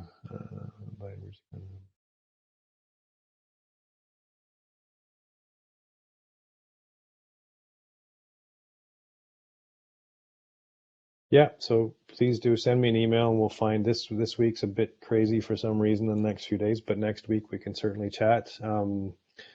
And if you're considering a PhD after the MCC, if I understand that correctly, yeah, happy to tell you some of the experience of students that have come out of our MCC and gone on to a PhD. Sounds like you already have an MES from York, so you've got that as well. So that's up to you to decide whether you want an MCC as well, or apply to one of our PhD programs directly, whether it's in geography or planning or some of the other programs where, again, like I said, lots of students are doing various dimensions of climate change research as part of their PhD or a thesis-based master's. Some in all of our different programs within the Faculty of Environment are doing that. So we're coming up to 5 o'clock, and there is going to be a session with alumni, Faculty of Environment alumni. So just a reminder in case you want to pop into that session. Dan and I are still here to take a few more questions. And see you in September, hopefully, knock on wood. All right. Bye, everyone. All right. See you, Teresa. Bye.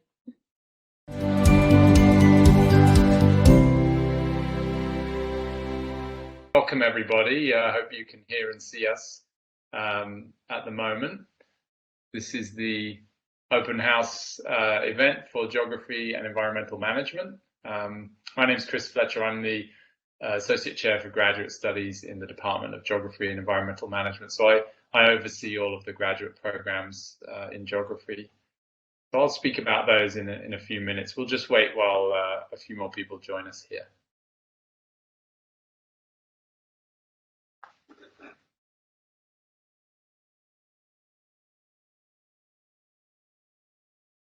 And if you have questions in the meantime, so I'll be explaining a few things about the admissions process for geography and funding and that kind of thing. But if you have questions in the meantime that you would like to get on and ask, then please use the chat function over here on the right-hand side. So either myself or Alan Anthony, who's the departmental coordinator for graduate programs in geography, will be happy to answer your questions in the chat. Or if it's kind of a general interest question, then I'll try and speak to it in my remarks here. Okay, so I'll wait for a couple more minutes and then I'll begin my short presentation just to kind of introduce the programs in geography.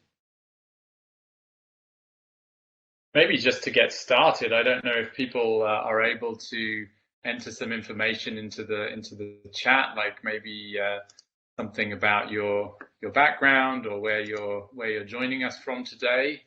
I know that with these virtual events and virtual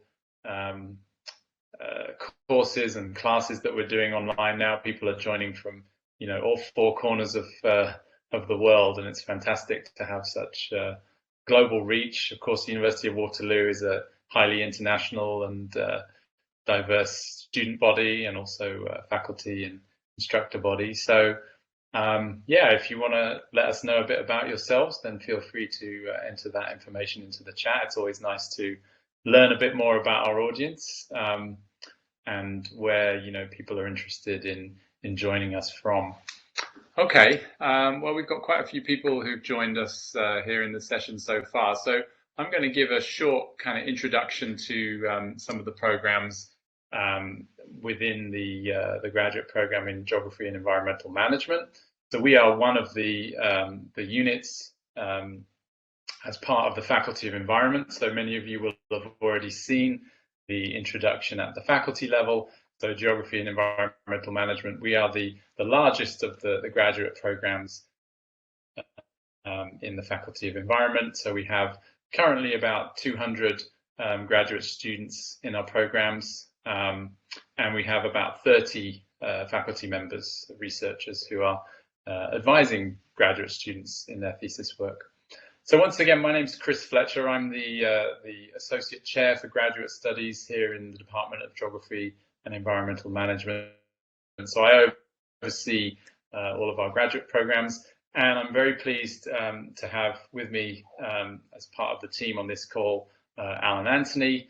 So you can see both of our kind of pictures here from the before pandemic times, and you can see our video screens of what we look like now after a year of being under the pandemic at the top of your screen. So Alan is the graduate coordinator in geography and really knows everything about the admissions process and funding, and he'll be answering questions on the chat for you as well. Thanks to everybody who's entering your information. I can see we've got people joining from South Africa and Pakistan, Kuwait. That's fantastic. So welcome everybody. I won't speak for very long. This is supposed to be really a question and answer session. I realize it's a bit imbalanced because you can see me and hear me, but we can't see or hear you. So I'm looking forward to seeing your questions in the chat, and I'll try and read them out and we can answer them as best as possible. Anyway, if you need to reach out after this session and you want to have some more information or you have some questions, my email is shown here. This is the graduate chair email for the Department of Geography and Environmental Management. So gemgrad@uwaterloo.ca will come directly to me. Alan will also see those messages and can respond to your questions too. So please feel free to reach out if you have any questions or you wish to make contact after the session. Okay, so the kind of most important feature of our programs here in geography, and we have multiple graduate programs that are available to you, is the fact that we have 3 different flavors or varieties of master's program, and we also have a very comprehensive PhD program as well for doctoral candidates. So if you're applying for a master's program, then you will decide first, which of our 3 programs you are most interested in. So we have a Master of Arts, an MA, we have a Master of Environmental Studies, that's an MES, and we have a Master of Science program, the MSc. And you'll notice from this diagram as well that with the MA and MES, there is a further choice that you can make as well, because we offer both a thesis-based master's program, which means 2 years of predominantly research-intensive master's study. There's some coursework at the beginning, but the bulk of that time, 2 years, is spent working with an advisor on a research project and completing a thesis or a dissertation. But there's also a master's research paper or MRP option for the MA and MES programs. And so that is the MRP is a 1-year program. And so the academic year at the University of Waterloo is divided into 3 terms. And so in the first 2 academic terms, you would complete some coursework. And then in the 3rd academic term, you would complete a master's research paper. So these are research degrees, research degree programs, the MRP, but they're condensed into a single year, which for many students would be an attractive option to complete their master's training in 1 year rather than the 2 years that it would take to complete the thesis. In our Master of Science program, MSc, there's only a thesis. We don't have an MRP stream in the MSc program right now. And students often ask, what the difference is between thesis and MRP, and I'm happy to expand on that a bit in the question and answer as well. But just really to be clear that the thesis program is definitely a more intensive research program and is offering training that will be more conducive to going on and doing further research, either in academic setting, like for a PhD, or in industry or governmental career options as well. And so we have, as well as all of our master's programs, we have, as I mentioned, a very well-developed PhD program as well. And so that is based around a 4-year model. So our PhD program, we expect students to be in the program for at least 4 years. Typically, it takes a little bit longer than that, but we hope to get students completed and through the program in around 4 years. So there's some coursework at the beginning. There would be a comprehensive examination, which is basically like a qualifying exam in many other programs, and then there would be a substantial research and thesis component to that program. So we have all of these programs on offer, and really your first choice is to kind of look through the options for these different programs and try and sort of figure out which one will work best for you. Just a few words then about how you would go about applying to these programs. Well, the website for the graduate studies calendar at the University of Waterloo has all of our information about the admissions requirements and the degree requirements for these programs, and we'll be posting links to those websites in the chat as well for the various programs in geography.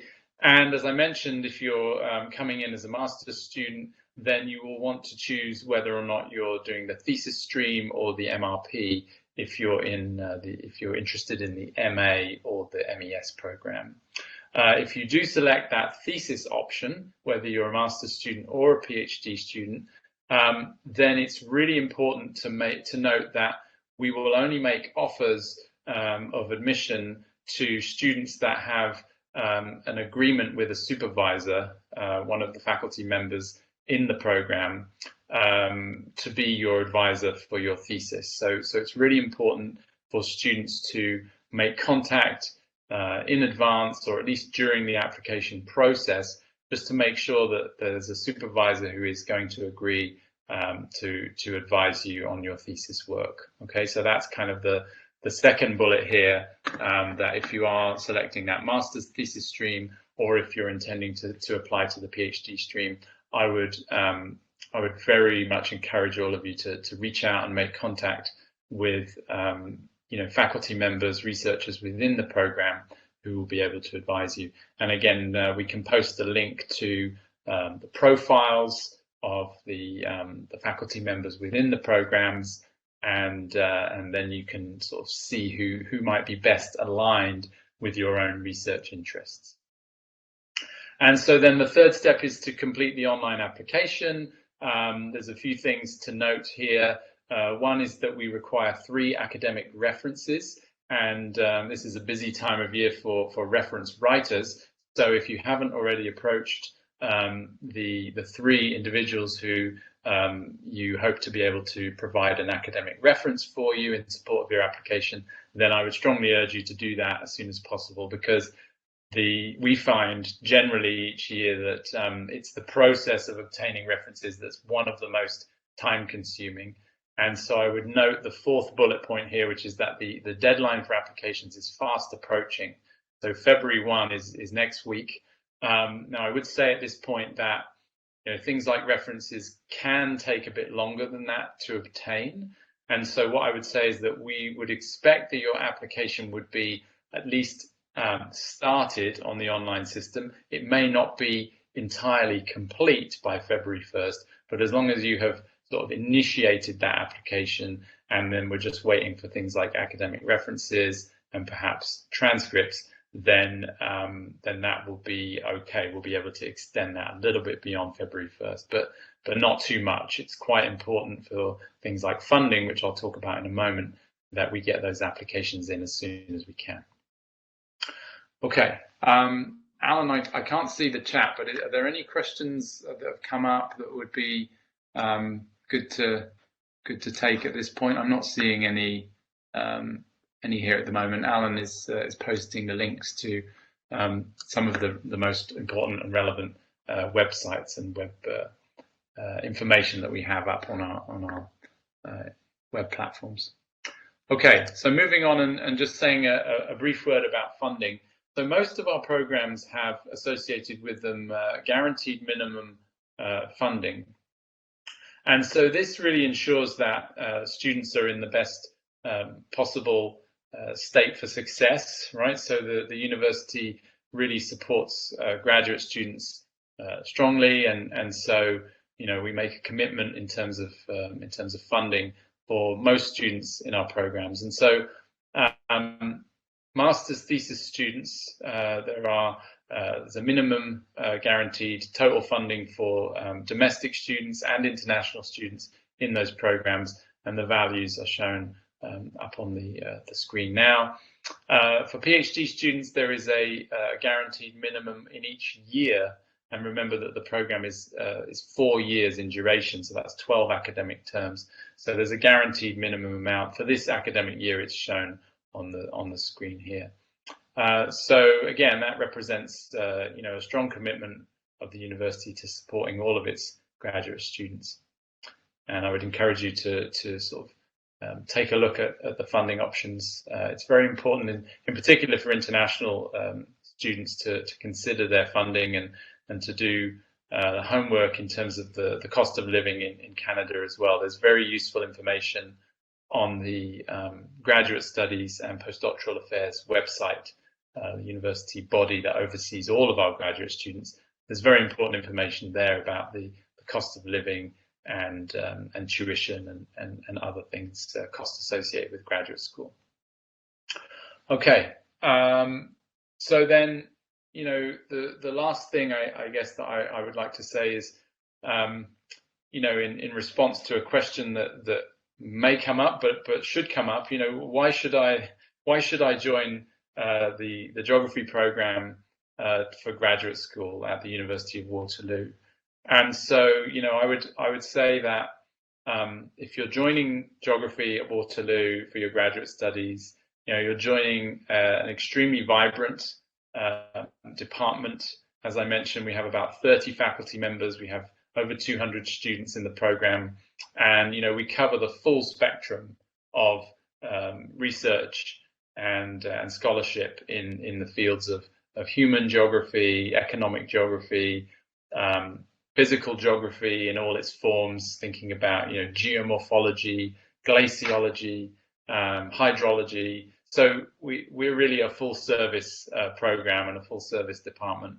And so you would be coming into that ecosystem with those 200 other students, and I think that alone is a huge selling point that we have. We're among the largest graduate programs in geography in Canada, and so that wealth of knowledge and expertise, and also the exposure to a diverse set of colleagues and peers working in different fields that can potentially influence and impact your own work is a huge selling point. The University of Waterloo as well prides itself on sort of the international outlook and the international diversity that we have in our student body, and that brings incredibly diverse perspectives on different global problems.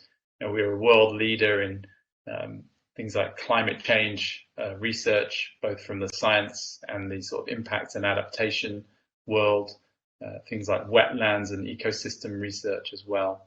So there's so much to sort of draw in students and to get engaged with here. And then there's the student body themselves, of course. I mean, we have a very active Environment Graduate Students Association, even through the pandemic, or perhaps even more so, right? There's been lots of online events and social events, but also support for graduate students who are potentially isolated and located all around the world. So we've really come together as a group, and as the graduate officer who is sort of responsible for overseeing everybody, it's been incredibly inspiring to see that. And so it's really, I would encourage you to think of this as joining a community of students and faculty in the program. So with that, I'll conclude. I think there are some questions coming in, some of which perhaps Alan is answering. But let me just scan through. I don't know, Alan, are there any questions that you think I should attend to first? Let me see. I'm just going to scan through and read here. Mostly administrative questions so far. Okay. Well, that's fine. So yeah, things like transcripts, references. References are an interesting one. I'll speak to references just a bit, because I get questions on academic references quite frequently. If you are applying to a thesis, to a research program, and all of the programs that I've mentioned here today are research programs. So the MRP is a less intensive research program, but it's still a research program nonetheless. And so really, I think the one piece of important advice that I could give in terms of seeking out referees for your graduate application would be to try and look for individuals who can speak to either your past experience of doing research in some shape or form, or your potential for doing research in the future. So that's what makes a good academic reference for a research-based graduate program, is the ability of that referee to speak about your research experience and or potential.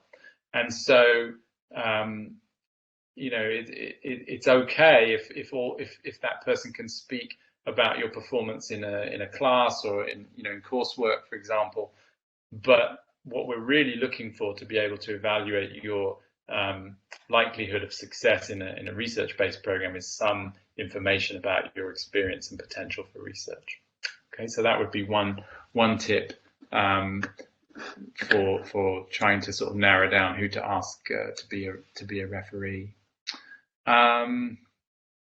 Okay, so we're looking at some questions about funding. Okay, I see an excellent question now about supervisors.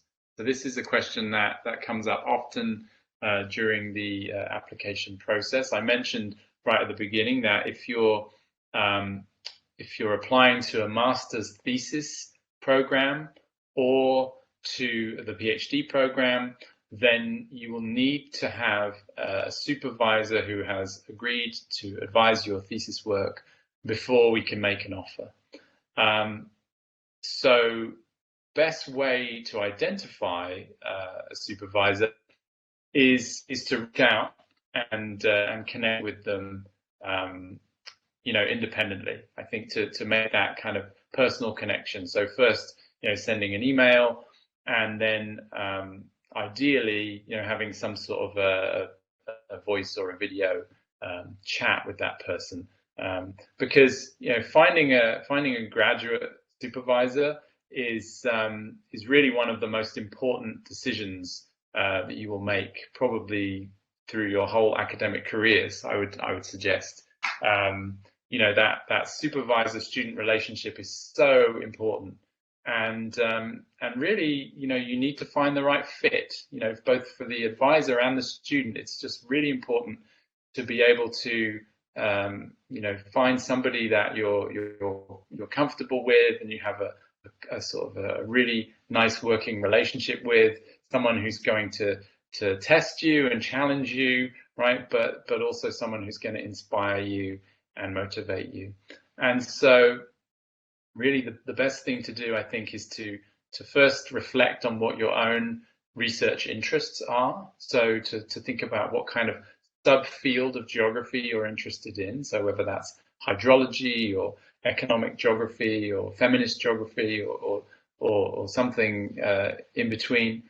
And then to look through our faculty profiles, and we can post the link on the chat to all of our profiles. As I mentioned, there's about 30 faculty members who would be part of our program and available to supervise graduate students.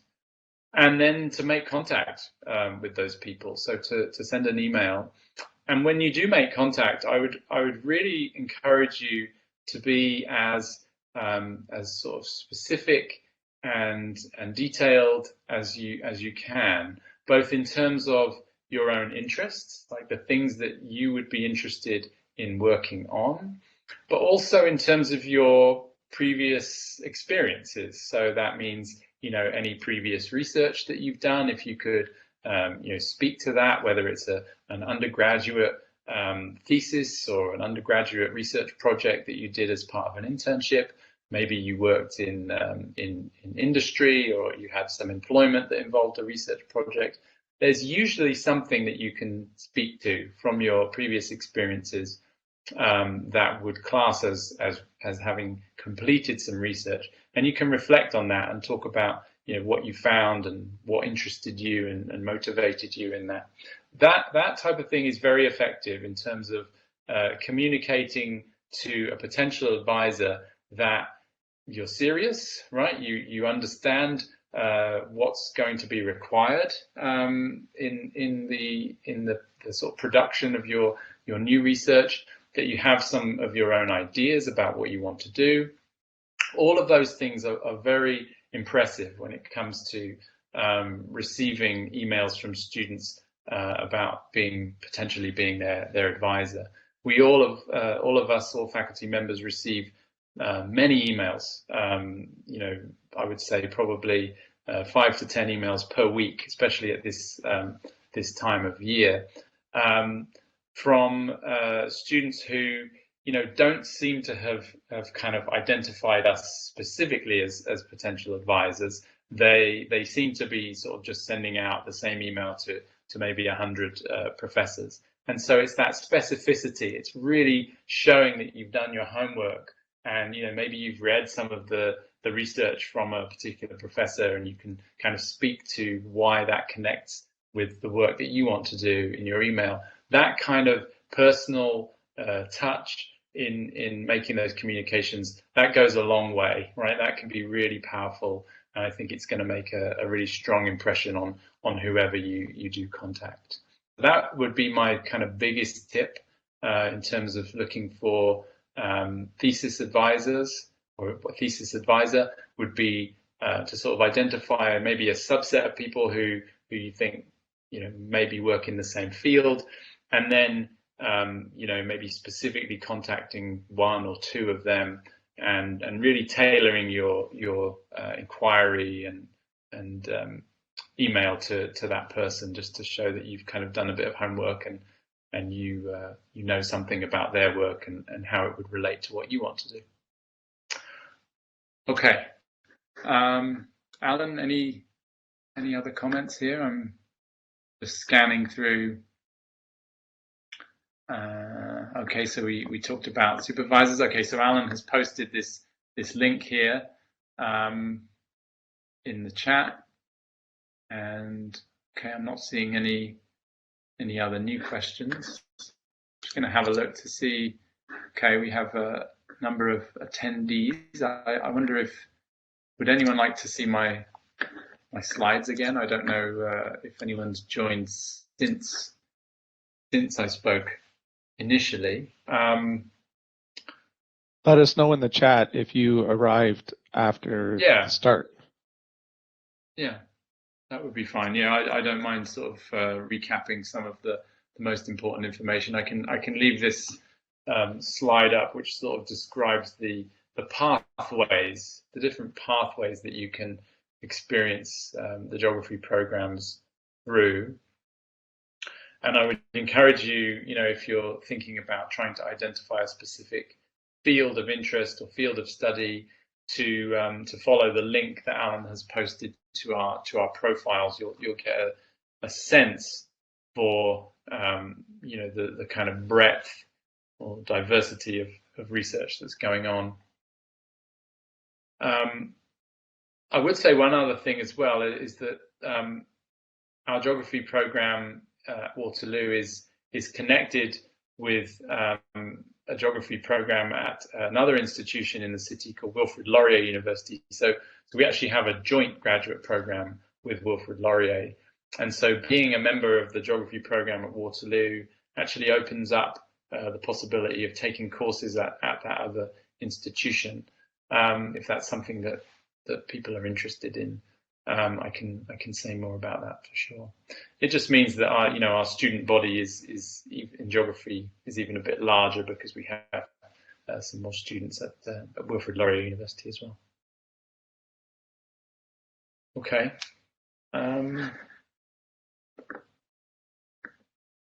Right, I'm not seeing any more questions coming up here. Just scanning through. Okay.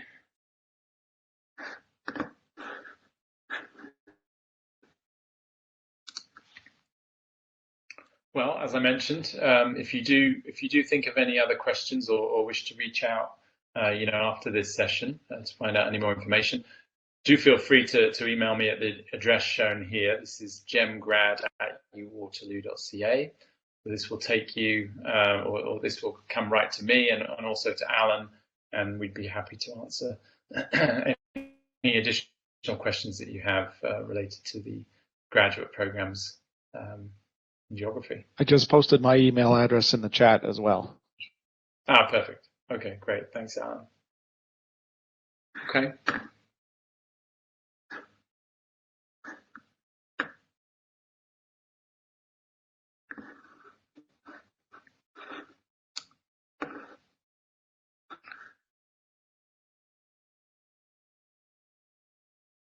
All right, well, Alan and I will be here, I think, until 5 Eastern Time.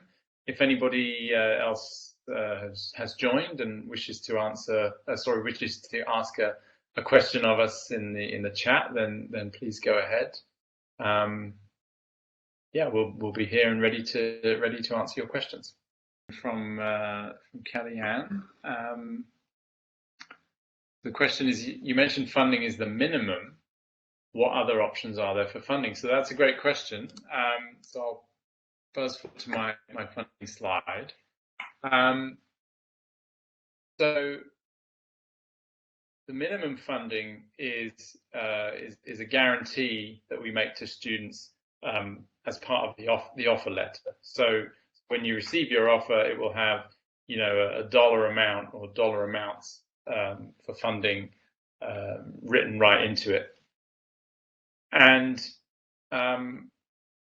so the funding that students receive will be at least that amount. Now, the question I think relates to, well, what are the other sources that could make that funding higher, right, than the minimum? And that's a great question. So funding is provided to graduate students in a couple of different ways. So one of the ways that students receive funding is through something called teaching assistantships. So teaching assistantships are basically employment for graduate students, and the employment is to assist with the instruction and delivery of our undergraduate courses in the geography program. So typically an undergraduate course, say in the second year 200 level course, might have 150 students, undergraduate students in it, and the instructor of that course would have support in delivering that course from graduate teaching assistants. And so part of the funding for graduate students comes from working during the term as graduate teaching assistants. And so that is considered a part-time position. So there's a time limit on the amount that TAs would work. So it's the maximum of 10 hours per week. So you're still a full-time student, graduate student, while you're doing a teaching assistant or a TA position. And so part of the funding would come in the form of teaching assistantships. Now, another way that that graduate students receive funding is for conducting research. So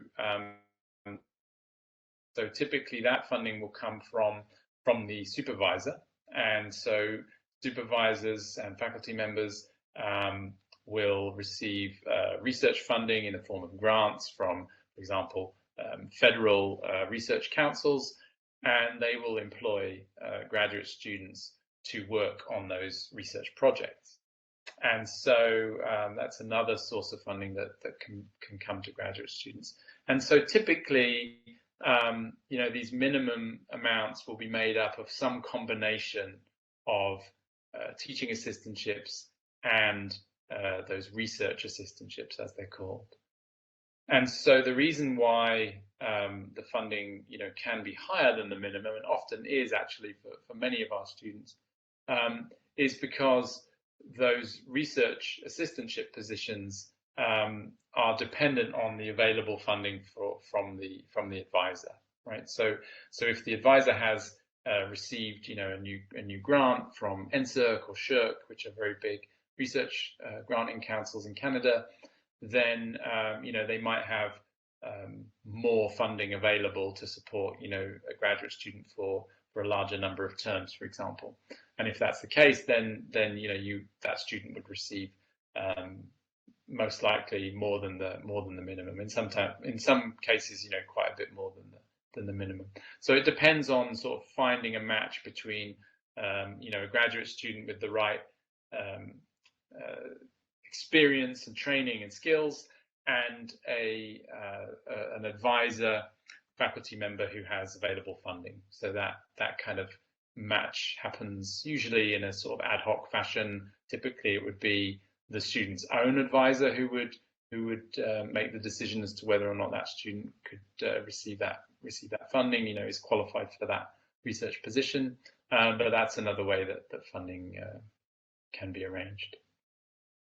And of course, a third source is through scholarships, right? So scholarships and awards, and we would encourage all of our students to consider their eligibility for applying for external funding awards from things like NSERC. So NSERC has a whole suite of graduate fellowships and scholarships, and so does SSHRC, which is the Social Science Research Council.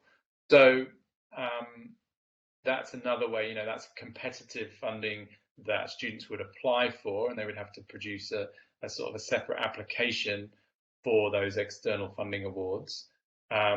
Most of them are only available to domestic students. So things like NSERC and SSHRC graduate fellowships are only available to Canadian citizens and permanent residents.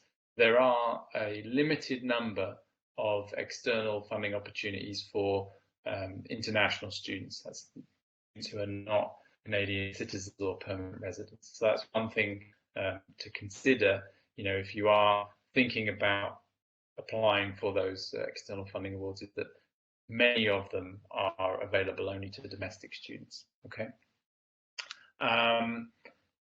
And I see that there's so there's already, so Alan has posted some more information about that. So there's I can't recall exactly what the dollar amount is these days for an NSERC master's student, but it would be above that minimum for sure for a year. And similarly, for the NSERC doctoral award for PhD students, that award alone, I think, is very close to or above the minimum.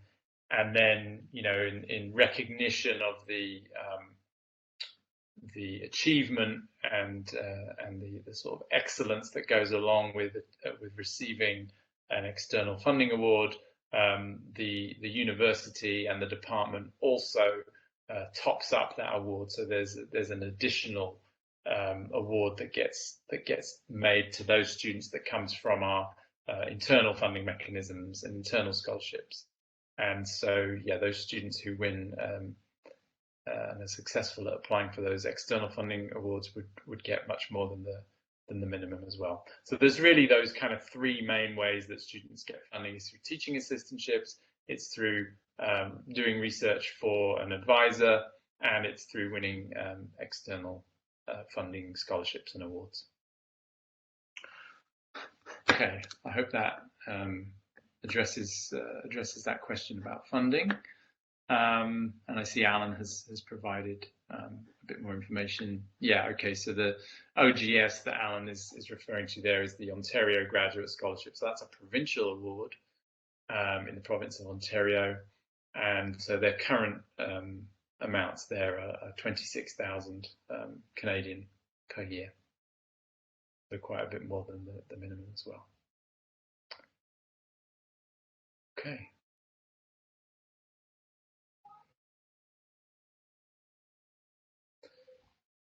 All right, so I think we have about 5 more minutes here. I don't know if anyone else has any other questions that they would like to raise at this point. It's a shame I can't hear you and see you. I wish I could, sort of interact with our audience a bit more. but it's very nice and very welcome that you've been here and posting such great questions and in the chat, and I hope that we've been able to provide you with a bit more information. Okay, we've got another question here about opportunities for doctoral students to gain teaching experience. Yeah, that's a great question. And yes, that is something that is encouraged, is strongly encouraged, that our doctoral students coming through, you know, at some point in the kind of second half of their 4-year program would gain, you know, experience as the instructor of one of our undergraduate courses, and that is something that we are very keen for all of our students, PhD students, to get that experience. So typically the way that things would go is that, you know, a doctoral student coming into the program would have you know, at least one teaching assistant position in the first couple of years of their enrollment, to get, you know, some kind of in-class and experience working with undergraduate students, assisting an instructor, and then you know, subject to our kind of our needs in terms of, you know, individual terms and what courses are being offered and what instructors are available, then those opportunities would come up, and we would look to fill those positions with PhD students, say for a single term, to take on a course. Yes, either fully, so to answer the question here, to instruct the course, either fully, meaning they're the sort of sole instructor, or we have done kind of a team teaching approach in recent years, where we've had you know, 2 PhD students who've sort of contributed you know, 50% of the instruction in a particular course for a particular term, and that was a model I think that was quite successful, because, you know, it was new to both of the instructors, and they could interact and help each other and to succeed in delivering that course. So I think that the students in that particular course found that quite a good model, and we'll look to replicate that. So yes, absolutely, teaching experience. I mean, I would say as well, just before we conclude, that you know, we definitely view the teaching assistant positions in our program as being first and foremost, you know, a source of funding. It's employment for our graduate students, but really it's also training, right? Because having that experience of interacting with students, being involved in you know, the delivery of content in some cases, grading assignments, providing feedback to students, all those kinds of things are really vital skills for as part of your academic training. So graduate school is about, you know, doing the research if you're in a research program like these, but it's also, you know, about getting those other skills which are going to be crucially important for moving on in terms of your academic careers as well. And so teaching is such a large part of what academics are doing, and so getting that experience during your graduate school is really important. So the teaching assistant position we view as, you know, part employment and part experience and training, but then in addition, for PhD students, we would have those opportunities to deliver courses.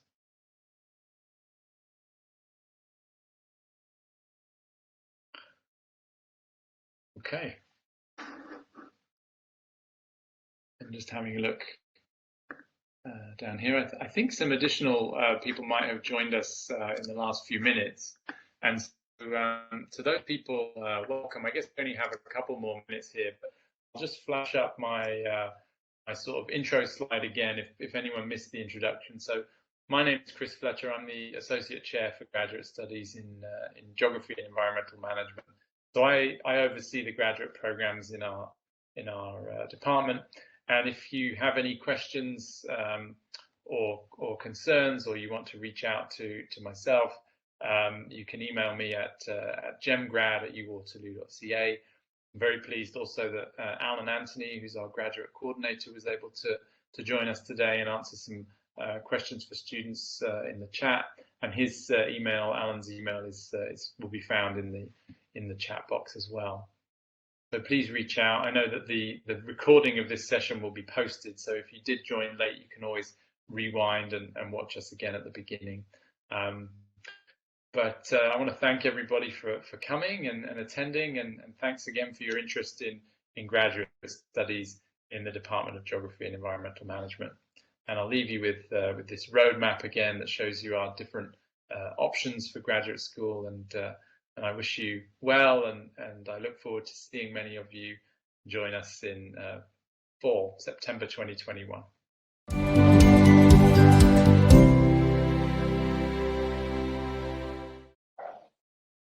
Fantastic.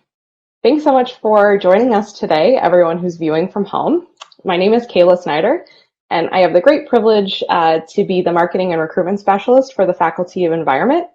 And I'm joined today by 4 of our alumni representing graduate programs from across the faculty. So how today's panel will work is that I will be chatting with our graduates and alumni, and I will pose each of them one question, and then it'll be your turn.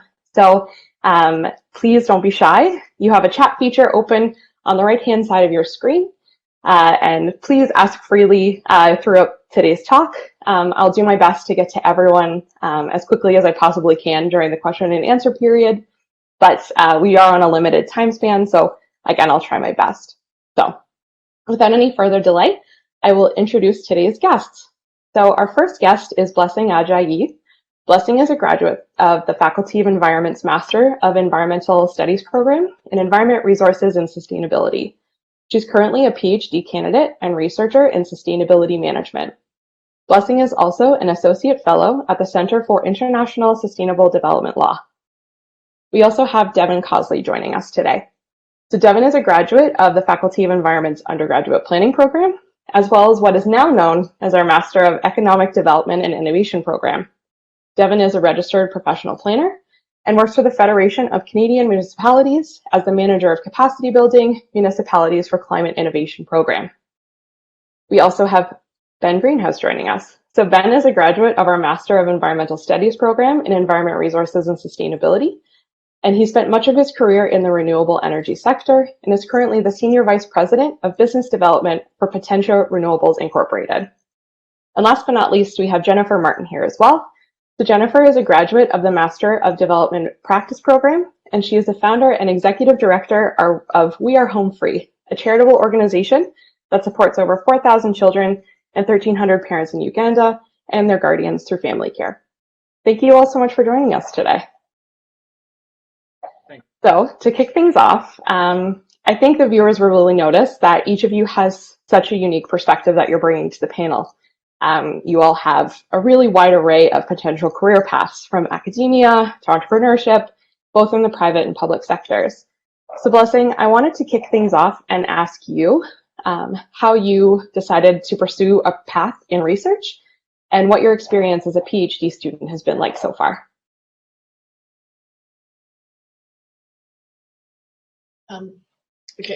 So thank you for having me here today. So to answer your question, I have always been a naturally curious person. I would always have 1,000 questions about everything, always wanting to know more. As early as my first year in undergrad, I knew that I eventually wanted to get a PhD. I just didn't know it was going to be in sustainability management. Pursuing research just came as an easy choice for me because of my natural tendency to seek out knowledge. I mean, not to say that's the only reason why you should do a PhD, but it was something that came really easy to me. I moved to Canada from Nigeria a couple of years ago. And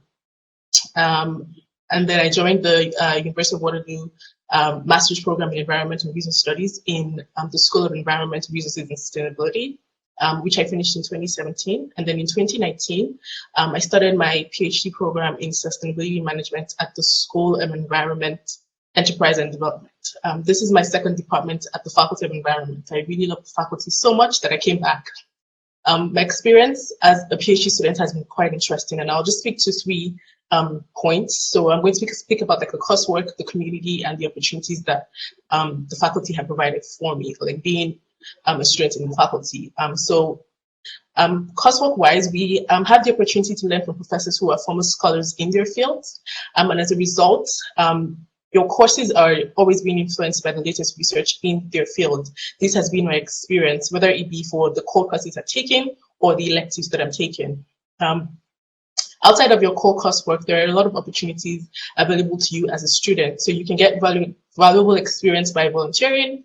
I volunteered with the Sustainability Office during my master's, which was really awesome. I learned a lot. You can also get funding for your ideas to improve graduate student life through like the Faculty Endowment Fund or the Graduate Student Endowment Fund. You might also get pulled into working on an interesting side project with your supervisor or another faculty member, because the possibilities are varied and really readily available to you as a graduate student. And then community-wise, PhD cohorts tend to be smaller than master's cohorts, and if your classmates are really intentional about it, you can build a vibrant community, as graduate studies can tend to towards being a lonely journey, especially for programs which you do find a lot of them in faculty where you don't actually belong to a laboratory. But one good thing that I think the Faculty of Environment has done really well is that it has grouped professors as well as their graduate students into research clusters. And so the students in these clusters can share office spaces, and this helps to build community. So speaking on those 3 points, I think my experience as a PhD student has been really good. It's been great. I don't regret it for any bit. And I mean, even though 1.5 semesters into my program, the pandemic happened. So that has thrown, a spanner into the works for a bit, but it's been great. I would, advise anyone to come to take a degree in the faculty. Thank you. Thank you so much, Blessing. I agree. The pandemic, as I'm sure we'll touch on later, has really thrown everything for a loop. But Devin, I actually wanted to pick up on a thread that Blessing had talked about. So really about that involvement and that experience and how that shapes you. So I was wondering if you could chat with us about what the most beneficial thing you learned or experience you had as an environment graduate student was, and how you use this knowledge or experience in your current role. Sure. Thanks, Kayla, and thanks for having me, and thanks for everybody for coming out today. Yeah, I first got this question. I had to sort of reflect back a little bit, since it's been about 15 years since my most recent graduation. Similarly, I came back to Waterloo for a second round, so it definitely was a good school and place to come back to again. When I think about the best, skills and what I took away from the Waterloo experience, I think it was more on the soft skills and the specific knowledge around the ability to kind of engage, facilitate groups, make presentations, communicate in different ways. So everything you're doing in your class is related to group work, whether it's on a project, collaborating for a presentation, or myself, I got involved in some of the university endowment funds in how they were offering funds each year out to different program student initiatives. So being part of those kind of committees and selection processes, decisions and reviewing collaboration processes. So a lot of that helped going forward in more of the relationship building work that I do now, which often involves everything from facilitating workshops, developing kind of programmatic partnerships or negotiations with different organizations, whether they be other NGOs, government bodies, or private sector. So a lot more on that, how to collaborate, how to understand different perspectives and diverse perspectives that might be around the table, and their role and interests in a collaboration. The knowledge itself will evolve over time. There's new practice, there's new theory, there's changes in legislation, changes in law.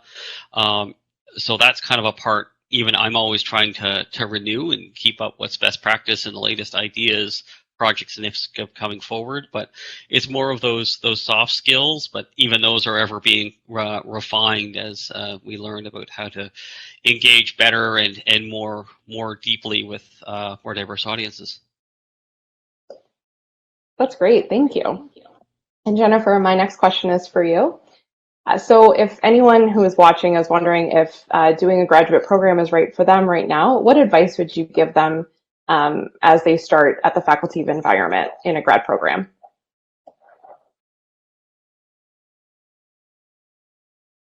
Oh, I think you're muted still. Can you hear me now? Yes, Thank you. I would say that basically it's been about 7 years since I've graduated from the program, from the Master Development program that I took with SEED, with the Faculty of Environment. And for me, kind of the big three take-homes were, I know COVID's kind of changed things, but has been to really get to know your peers and the faculty. Certainly the faculty have a lot to give. As the executive director of a charity, I've since reached out to some of my previous professors and they've been able to support me in my work and also connect me to these global platforms and communities to help me as a professional continue to develop my skills after graduation. So certainly I really value the expertise and those relationships. Secondly, I love getting involved in some of the volunteering experiences, what I could manage outside of my executive work with the charity and some of the extracurriculars. I don't know what that looks like now with the COVID pandemic, your socially distant basketball teams and things like that, but it's a great way to spend time. And I think primarily that's it. I think I haven't done further graduate studies because I've been so busy, but I do know other graduate students who speak really highly of the PhD programs with the Faculty of Environment, particularly around having really good support, having great opportunities to connect to more global issues and platforms. So I think there's something, certainly if I go back and pursue a PhD, I would consider University of Waterloo. That's fantastic. Thank you. Okay. Jennifer, can I get you to mute your mic? Perfect. Thank you. And my last question, my last prepared question is for Ben. So Ben, where do you see the sustainability industry going and changing in the future? And how do you think students can best prepare themselves? Yeah, so you've given me the easy one, clearly. So like my fellow presenters, thanks for having me. And I mean, I think as I thought through this, it sort of became tough for me to look back or look forward and see what the sustainability sector is. You know, I think if I look at as a quick side story, unrelated to this, we had a Zoom call with my old classmates from 15 years ago on the weekend. First time we've all got together in 15 years, and it's remarkable to see how everyone is quite diverse. And I was in ERS, I think the same as Blessing, and sustainability was on so many things, right? We had people working on water, people working on energy, people working on issues of equity. And I think that, you know, to me, with the way society's evolved and businesses evolved, I'm not sure there's actually going to be a sustainability sector anymore. I think it's really going to be part of everything. And so I think the advice I give to students is to indulge your curiosity and take advantage of the resources at the school and find something you really like, right? I have an undergrad degree in evolutionary biology. I have a master's degree in environmental studies, and I'm doing renewable energy. You can really go anywhere if you're interested enough, and if you have that curiosity and willingness to learn. And to what Devin spoke about, you know, finding out how to present to people, how to engage with people, how to get answers to questions, and really just how to drive into things that interest you, because the sustainability sector is everywhere, right? I mean, with carbon pricing, with focuses on investment funds, on ESG, it's the de rigueur for pretty much everything these days. So that's a bit of an avoiding the answer, but I think it's actually still an answer that's pretty accurate. So those would be my thoughts. That's great, thank you. One thing I wanted to pose to the group is, as you were mentioning, Ben, the sector is expanding and there's so many different ways that you can approach it. So how did you approach kind of finding your niche in this area? How did you approach finding what you wanted to focus on and really narrowing in what mattered to you?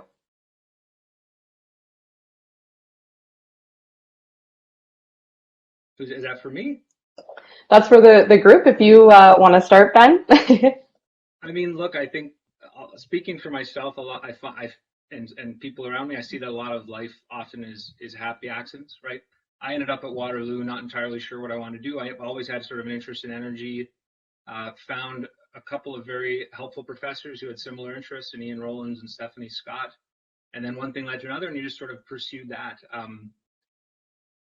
You know, I think if I had to think on how I chose it, is probably from reading things and as I came into the program and before, and sort of forming that interest in the thesis, and then driving from there, right?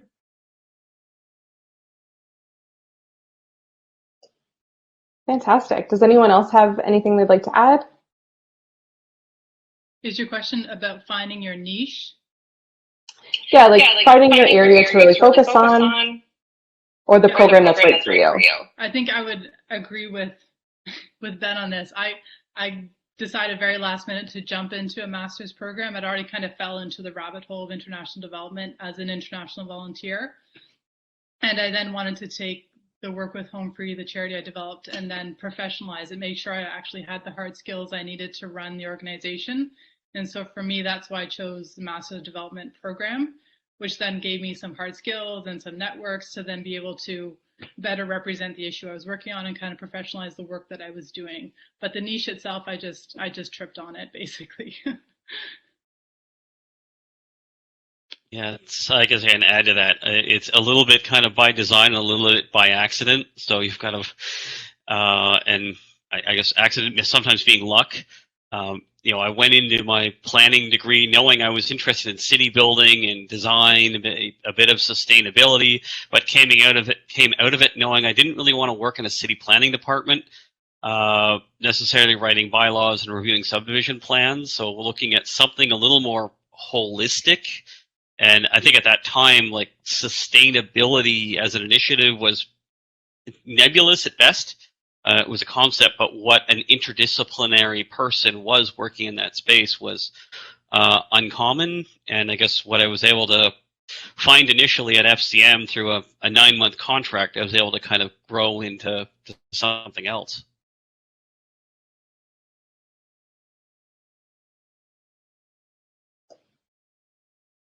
For me, before I came to do my master's, I had done a diploma in international business management, and I had just been exposed to this world of international trade because my research now is about sustainable international trade, and so that was where that area of interest came from, and it was just the push to do research on how to make trade more sustainable. In that sense, that's really where it came from. I guess, yeah, it did kind of happen a little by accident too. I knew I wanted to do the degree, I just didn't know what I was going to focus on. So, yeah. That's great. I love to hear about the happy accidents that we come across in our day-to-day lives. As I wait for any additional questions to come through from our viewers at home, I do have another question about the pandemic that I can pose to the group. So COVID-19, as you know, I don't need to remind everyone, has completely reimagined the way that many of us do the work that we do every day. So I wanted to ask how the pandemic has impacted your industry or fields and how you've adapted your work to this new landscape. And I know I gave this, or Akansha, the graduate recruitment coordinator, gave a preview of this question to you, Jennifer. So if I can, I'll start with you. Okay. Basically, yeah, of course, the COVID-19 pandemic has had a big impact on our work. I have to give you a little context about what we do to kind of understand that, but Home Free is an organization that believes in family care, and we're working on an issue that not a lot of people know about, which is the hardships faced by kids growing up in orphanages around the world.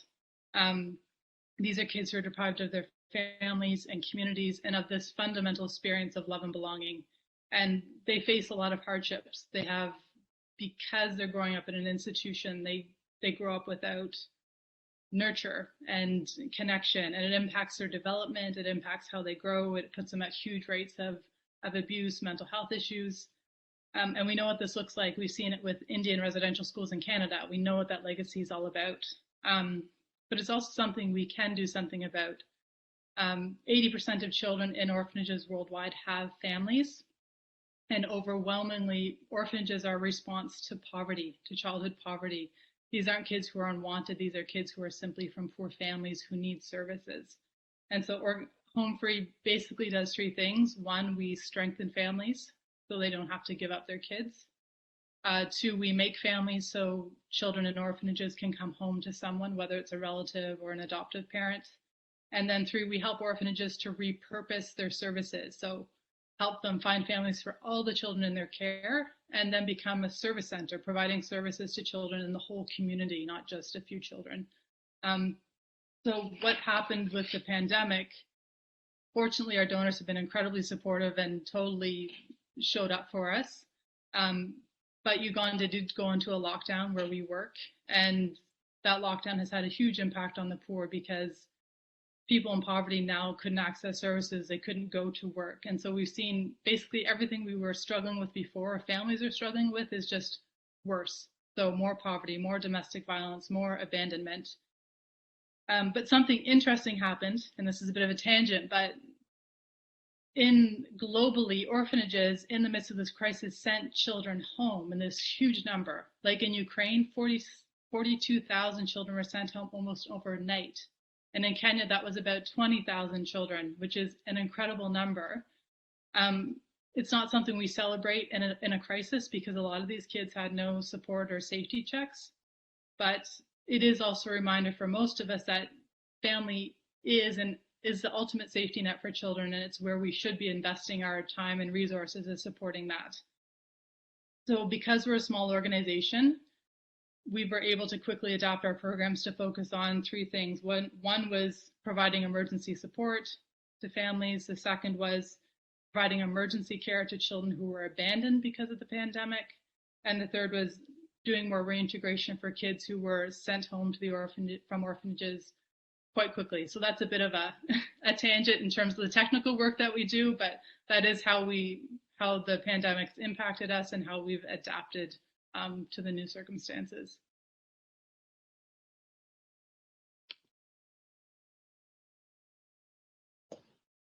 Fantastic. Devin, do you have anything to add? Sure, I can add in here, and I think it's interesting because we've been trying to help communities kind of act on a crisis during a crisis. In that most of the programming and work I do is supporting communities to act and respond around climate change, whether it's their emissions or in their impacts. And even as communities have been facing the financial and human consequences of the COVID-19 pandemic, they're still facing the forest fires or floods or other climate-related impacts on their community, and we're still facing the challenge of the global climate goals we have to meet. So trying to keep up the momentum on one crisis while the other one is onsetting is sort of a double-edged sword. Most communities are still there. They've kept up the climate commitment while they're also in the COVID response. Some municipalities have had to redeploy people to other purposes, and there are layoffs for some in the financial reality. Well, at the same time, we were already on a path to kind of pivot a lot of our supports and services to kind of virtual formats in terms of webinars, workshops, coaching, recognizing that a lot of communities couldn't come to in-person conferences or in-person workshops. They just couldn't afford it. It was too far. If they could send one person when ideally you could reach more. So we've been able to adapt some of our programming to help make it more accessible to communities, especially those that are smaller, rural, and remote. So kind of navigating on multiple fronts in the last 10 months. Blessing, you mentioned that you were a new student starting your PhD when this happened. So can you talk to us a little about how you've pivoted during this point in time?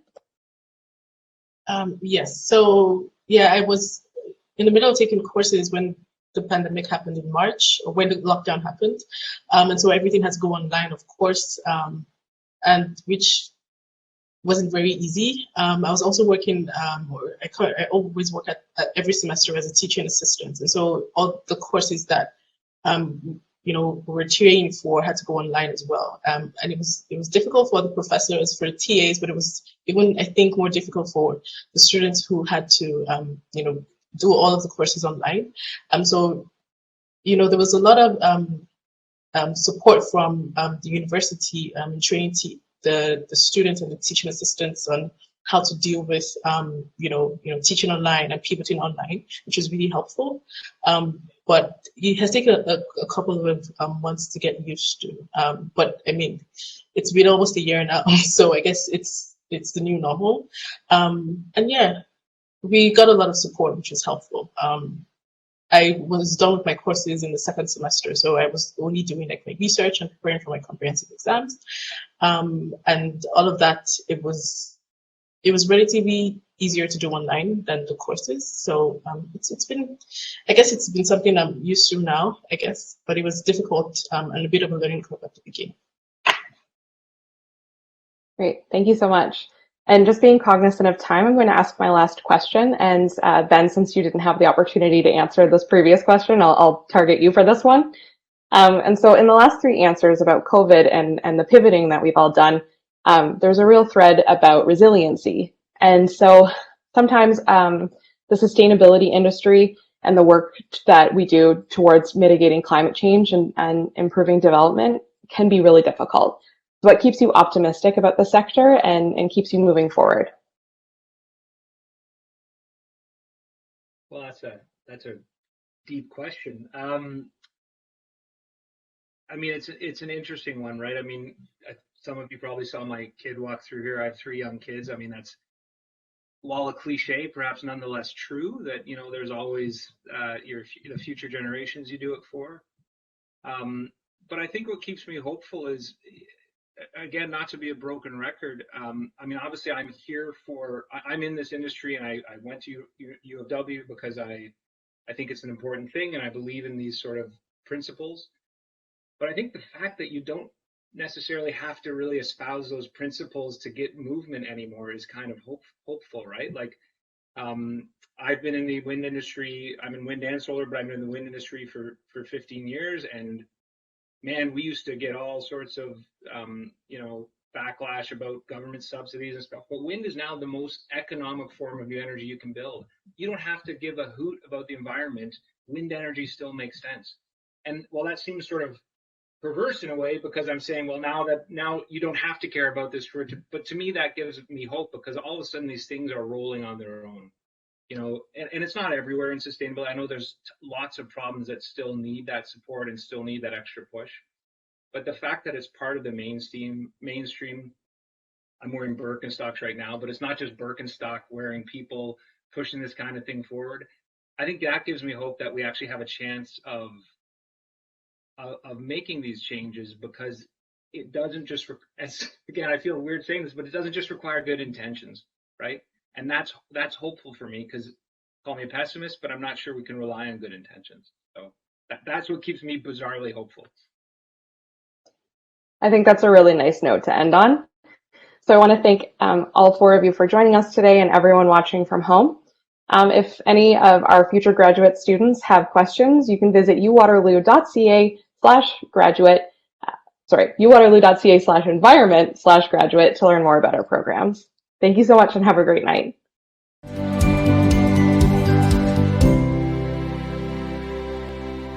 Okay, hello everyone. Thank you for attending the EGSA open house breakout room. My name is Justin. I am the president of the Environment Graduate Student Association, or EGSA, for 2021. I'm a third-year PhD student in the Department of Geography and Environmental Management. My research focuses on understanding the interaction between active microwave signals and lake ice through field data, satellite imagery, and modeling.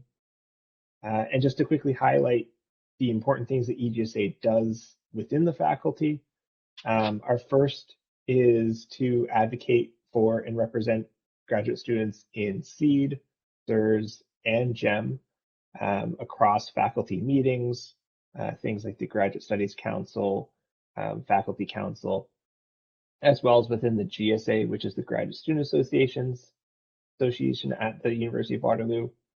And so we speak on your behalf, and we make sure that you have a voice in these important decisions that are made within the faculty that would affect your life as a grad student. And now I'm going to pass over to Miranda to talk a bit about events and sort of what we actually do in terms of supporting you.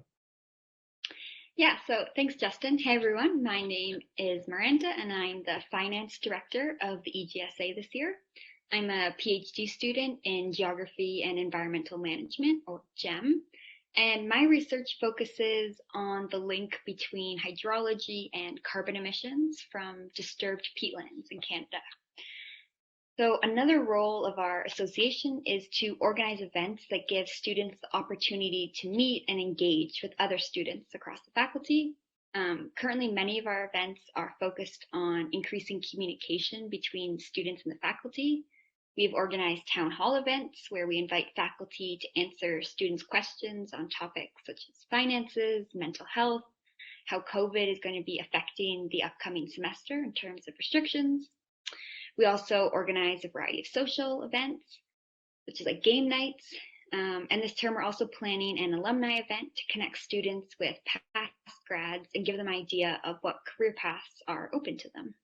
So I'm going to pass it off to Rachel now. Hello, my name is Rachel, and I'm the Vice President of the EGSA for 2021. I'm a first-year master's student in the Sustainability Management program at SEED, and I'm going to talk to you about getting involved in campus, which is difficult right now, but very possible. You know, I'm a first-year master's student, and the way that I kind of took the opportunities to get involved was looking at the monthly newsletters sent out by the Grad Studies and Postdoctoral Affairs. They send out a weekly e-newsletter, and that has a lot of academic and social opportunities on there.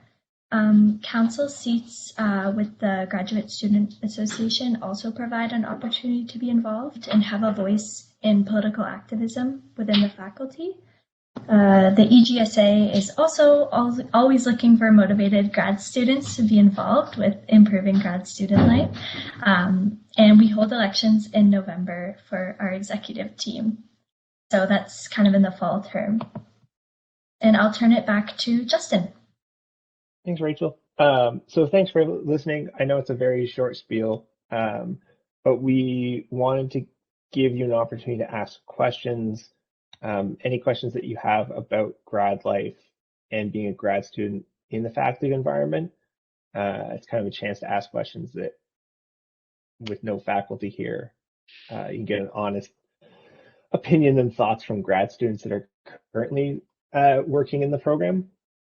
So if you do have questions, please type them in the chat, and we can all of us can kind of use our experiences to answer them.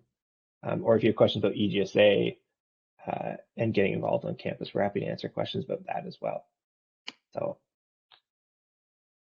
and I really hope that you can all see us, and we just didn't talk for 5 minutes into dead air. I think that there are people. Like, I think Yeah, there are yeah. people. So, yeah.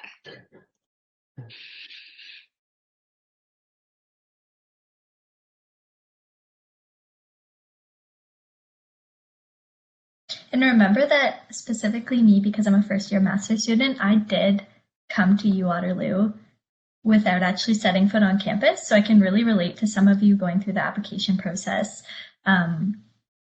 where nothing's kind of certain and you might be remote for the meantime, at least.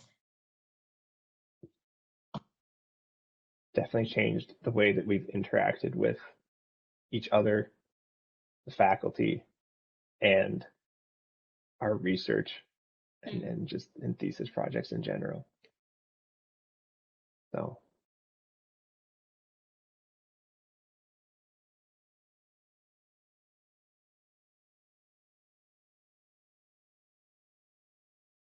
Nobody has any questions? I know, Miranda, you are still doing research on campus, right? So you're still able to go into the lab and do your work. So. Yeah, so I know that's really dependent, not only university by university, but faculty by faculty here at Waterloo. But I think they are committed to, if it is safe, letting people do research. So there's lots of restrictions, lots of sign-ins to make sure that you haven't been in contact with someone who's sick. Doing daily check-ins that you're still feeling fine. Lots of hand washing, wearing masks. But yeah, research is still being able to continue.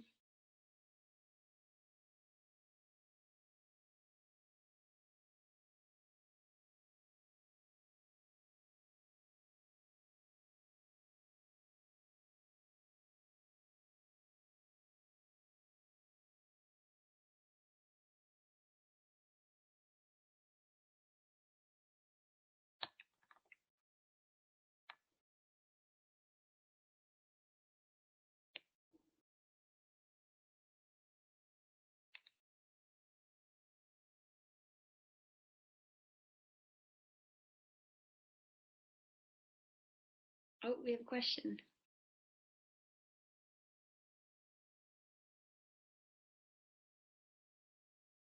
Do either of you live in housing on campus or have lived in housing on campus? No, I've had friends who did, but I haven't, so I could speak to that. But if one of you has lived in it, that would be. I lived off campus. There's a couple apartment buildings near campus. I was a 30-minute walk. So I walked from my apartment building to campus during my first year. Yeah, so I think that the campus housing is definitely worth looking into, just depending on what you're looking for. It is probably a 25, 30-minute walk to campus, just depending on where you end up being, because it's kind of a big complex with lots of townhouse buildings. But yeah, so it's not I think the undergrad residences are directly on campus. And yeah, I think there's a split of either you can live with one other person in that townhouse, or there's 4-bedroom apartments too. And it could definitely be convenient if you're coming here from somewhere else, at least for your first year. And I think you can even rent for just 4 months at a time.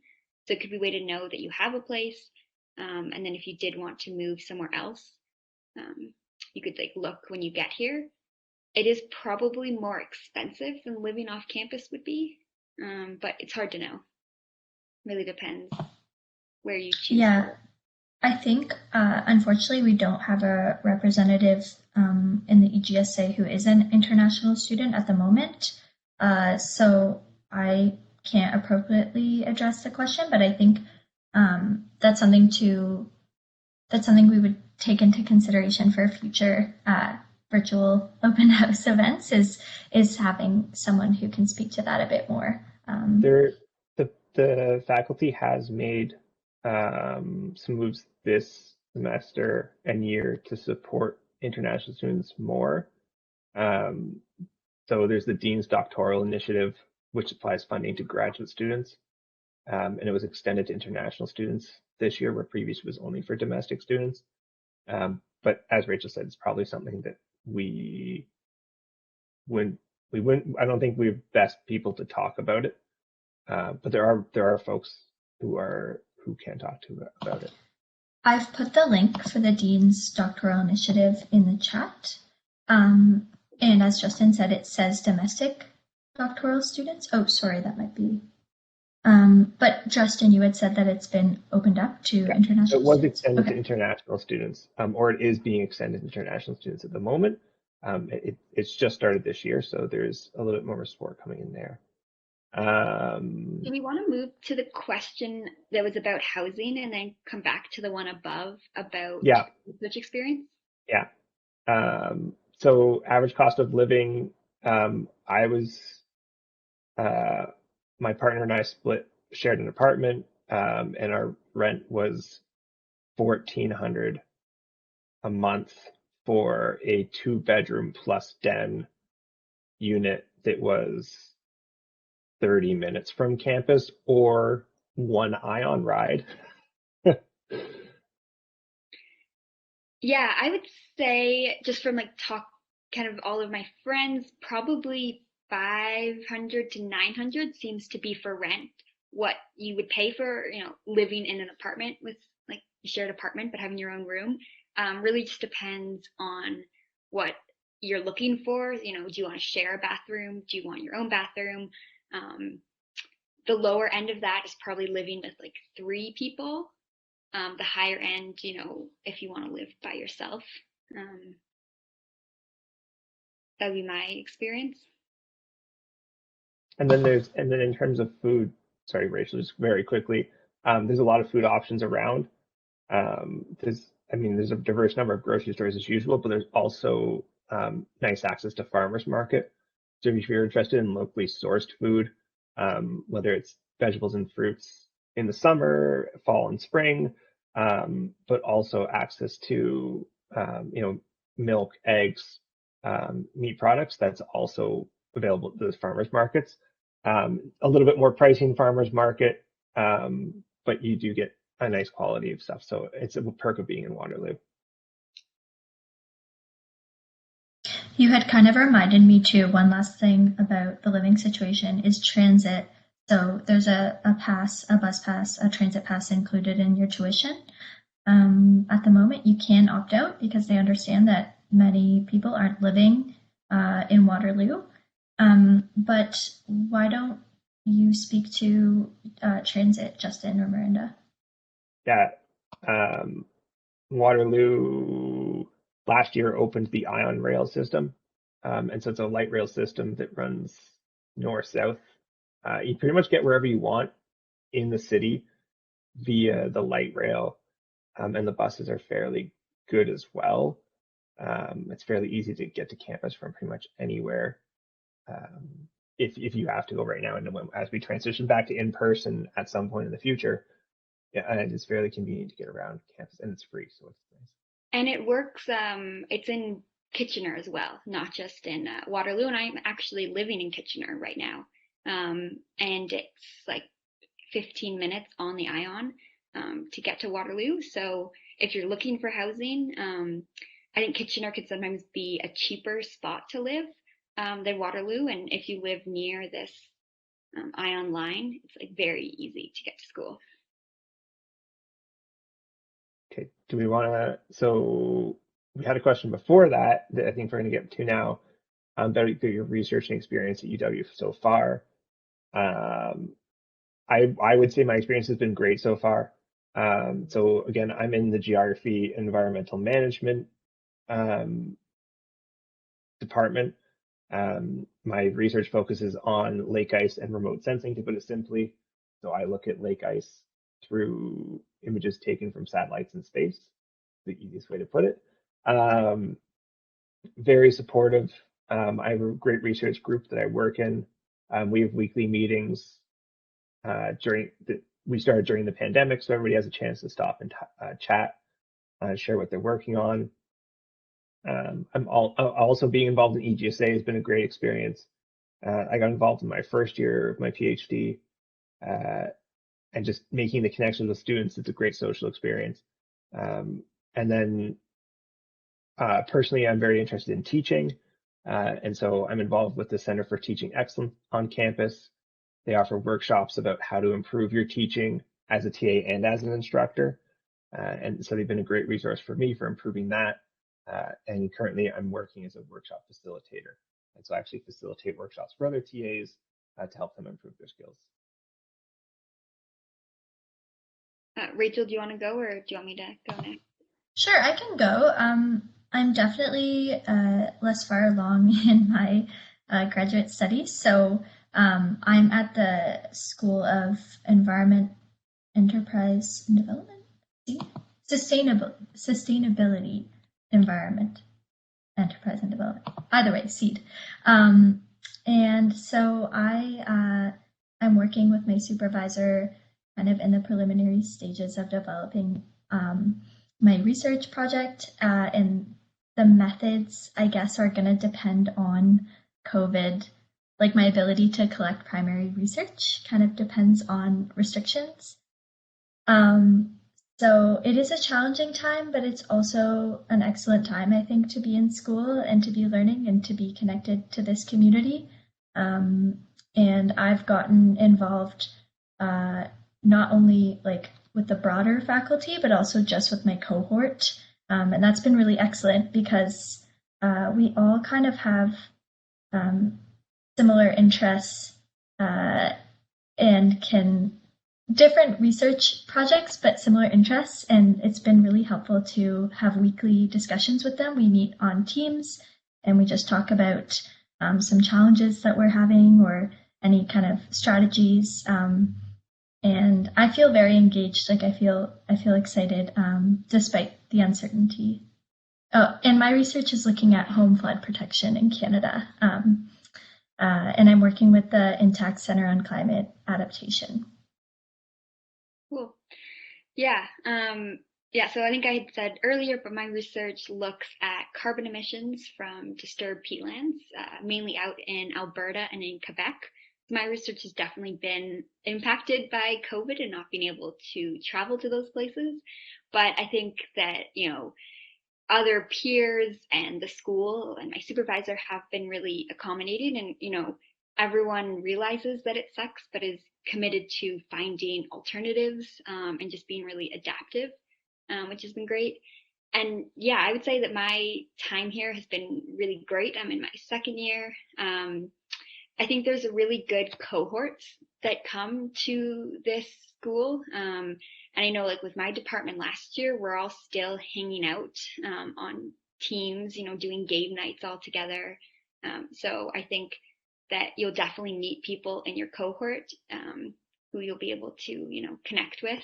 And I saw that we got another question about is grad school so demanding that you barely have time for a social life?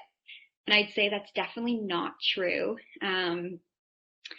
It is maybe quite different than undergrad in that you're taking fewer classes.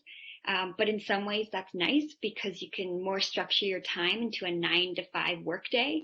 And that doesn't always happen. And like anything, there's ups and downs in the amount of work you have. But I've actually found it easier to have a better work-life balance in grad school than I ever did in undergrad. So, yeah. Yeah, I would echo what Miranda said. Grad school is really what you make of it. You can the flexibility of this flexibility is really on you. When you want to work, you can work.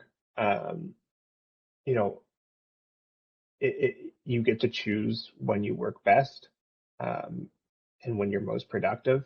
No one's there to say, hey, you weren't online at 9 a.m. this morning doing work. And so, I mean, in that way, it really depends on what you want to do. And definitely, you know, as you get more involved with things like the EGSA, other organizations on campus, you know, you have that extra commitment where things, you know, you may have to balance research more, or classes or that sort of thing. But again, it really is what you make of it. And, you know, I think, as Miranda said, as with these conversations around mental health that we've been having, I think that there's more of a focus on, you know, giving students, especially grad students, because, you know, most of us are 22 and over. So, I mean, at this point, you know, you should be, you know, you should be making time for yourself and pursuing your own interests as well. But again, it is what you make of it. Yeah, and I'd like to jump in and say that many students are working as they pursue their studies, and I think that's what grad school is intended for. Like, they understand that people are either doing a TA-ship or an RA-ship, or they have a completely different job. I know people in my program work full-time, and so the flexibility of grad school and even just the independence and the remote learning component of it has allowed for people to continue working if that's something that they need to do. And so you'll certainly be able to accommodate for all of your needs, social, professional, everything. And I will say right now, with doing everything remotely, for those of us who don't have to go to campus for research, because I know Miranda does, but for those of us that can work remotely, it's changed the schedule greatly, where instead of, getting out of bed, getting ready, and then having to travel to campus, you can get out of bed, wander over a few steps, and you're at your desk and pretty much ready to go for the day. So there has been a change that way. But again, I think that, as Rachel and Miranda both said, the independence and flexibility with the schedule, kind of you can make it what you want. And we do have a grad bar on campus that right now is not really operating, but hopefully next fall, next winter it will be. So at some point in your degree, especially if you're coming on for like a 2 or a 4-year program, that will be back, and that's a really great social avenue. Lots of times, with friends, it would be 4 o'clock in the afternoon, and we're like, yeah, we're done working for the day. Let's go, grab a beverage, or, we'd stay on campus and go to a trivia night or, music bingo. And there's lots of different club events, and different committees or clubs will have events there as well, so you can meet people. So I definitely say that Waterloo grad students have like thriving social life on campus. Yeah, if you want to be part of that. Yeah, the grad house is the grad bar is called the grad house. Is definitely one of, I have very limited experience with campus bars, but is one of the better campus pubs that I've seen. I say that the flexibility in seating is nice too. And their menu's not too bad. It's a decent menu for a campus pub. Yeah, and in a time when we don't have that, we had a games night yesterday, and we had a lot of people attend. We just got a question. So EGSA, again, has 2 main roles. So our first role is to voice student concerns at the faculty level. So personally, I attend things such as the faculty council. We have representatives that attend the different department meetings, who also come together and share news from those meetings. And so really so the first role is we providing that voice. We're also making efforts this year to increase our involvement in political activism on campus, particularly with talks surrounding unionization happening at the university right now. So if you're not aware, Waterloo grad students currently are not unionized. So if you're coming from a school that did have a grad student union, we currently don't have one, but it's in talks for development there. Our second role is mainly to support you socially and academically in terms of professional development on campus. And so really that comes in the form of hosting social events such as the games night Rachel mentioned. We host trivia nights. Pre-current global situation, we held pizza events at the grad house. We had writing cafes. There was a lot of social events going on. And then academically, so this term we're working on hosting an alumni event. So events encouraging professional development. We've started a series of lightning research talks that provide students a way to communicate their research to others within the faculty and get student feedback on their research. We promote TA trainings. We're looking at hosting something through the Center for Teaching Excellence to have students be educated about what's available for them in TA training. And so, we're working on improving both that political representation on campus, but as well as supporting the academic development of students, as well as promoting that social life within grad studies and the faculty. Rachel or Miranda, do you want to add anything to that? That was like a pretty good, succinct way. Yeah, we're kind of just here for whatever that you need us to be. If you're really interested in the academic events, you can come to all of those. Other people are more interested in the social events, so they come to those. So really whatever, you feel like you're needing, and we're also really open to feedback. And we have, town halls every semester where we ask students, like, what do you want to see in the upcoming semester? And then we try to plan for that. So for instance, we got some feedback from students in the fall town hall, as well as maybe a survey that was sent out, and it was asking for more communication channels between students and environment faculty. And so next week we're hosting a town hall where we have faculty in attendance, and then students can come and ask questions, because sometimes they're not able to get those updates all the time. Like there's a lot of emails going around, and there's a lot of, it's hard to keep up. So students can ask things like, how is my research going to be affected by COVID?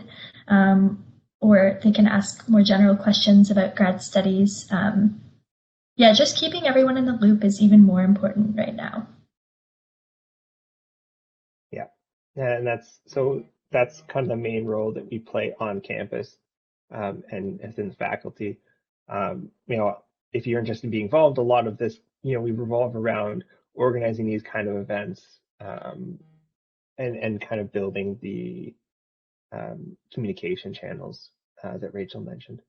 And I want to make the note that we're around until 5, and then I believe there's an alumni event happening at 5 until 5:30. So I just want to make people aware. But if you do have any last quick questions, we'd be happy to answer them as well. And we hope you consider coming to Waterloo. Yeah. For your grad. Yeah. Not only is the city very nice, but the university is very nice. And it's definitely a good place to develop academically, but also socially. And there's a lot of good opportunities to be involved and participate. And because it's such a great research institution, like world renowned, there are a lot of opportunities, and you get tips about how to apply to scholarships. That's not through the EGSA, but just letting you know, like there's tips for writing grants, and there's a lot of opportunities here to do really great research. And I wish I could list off the stats about the Faculty of Environment, but I know it's very great.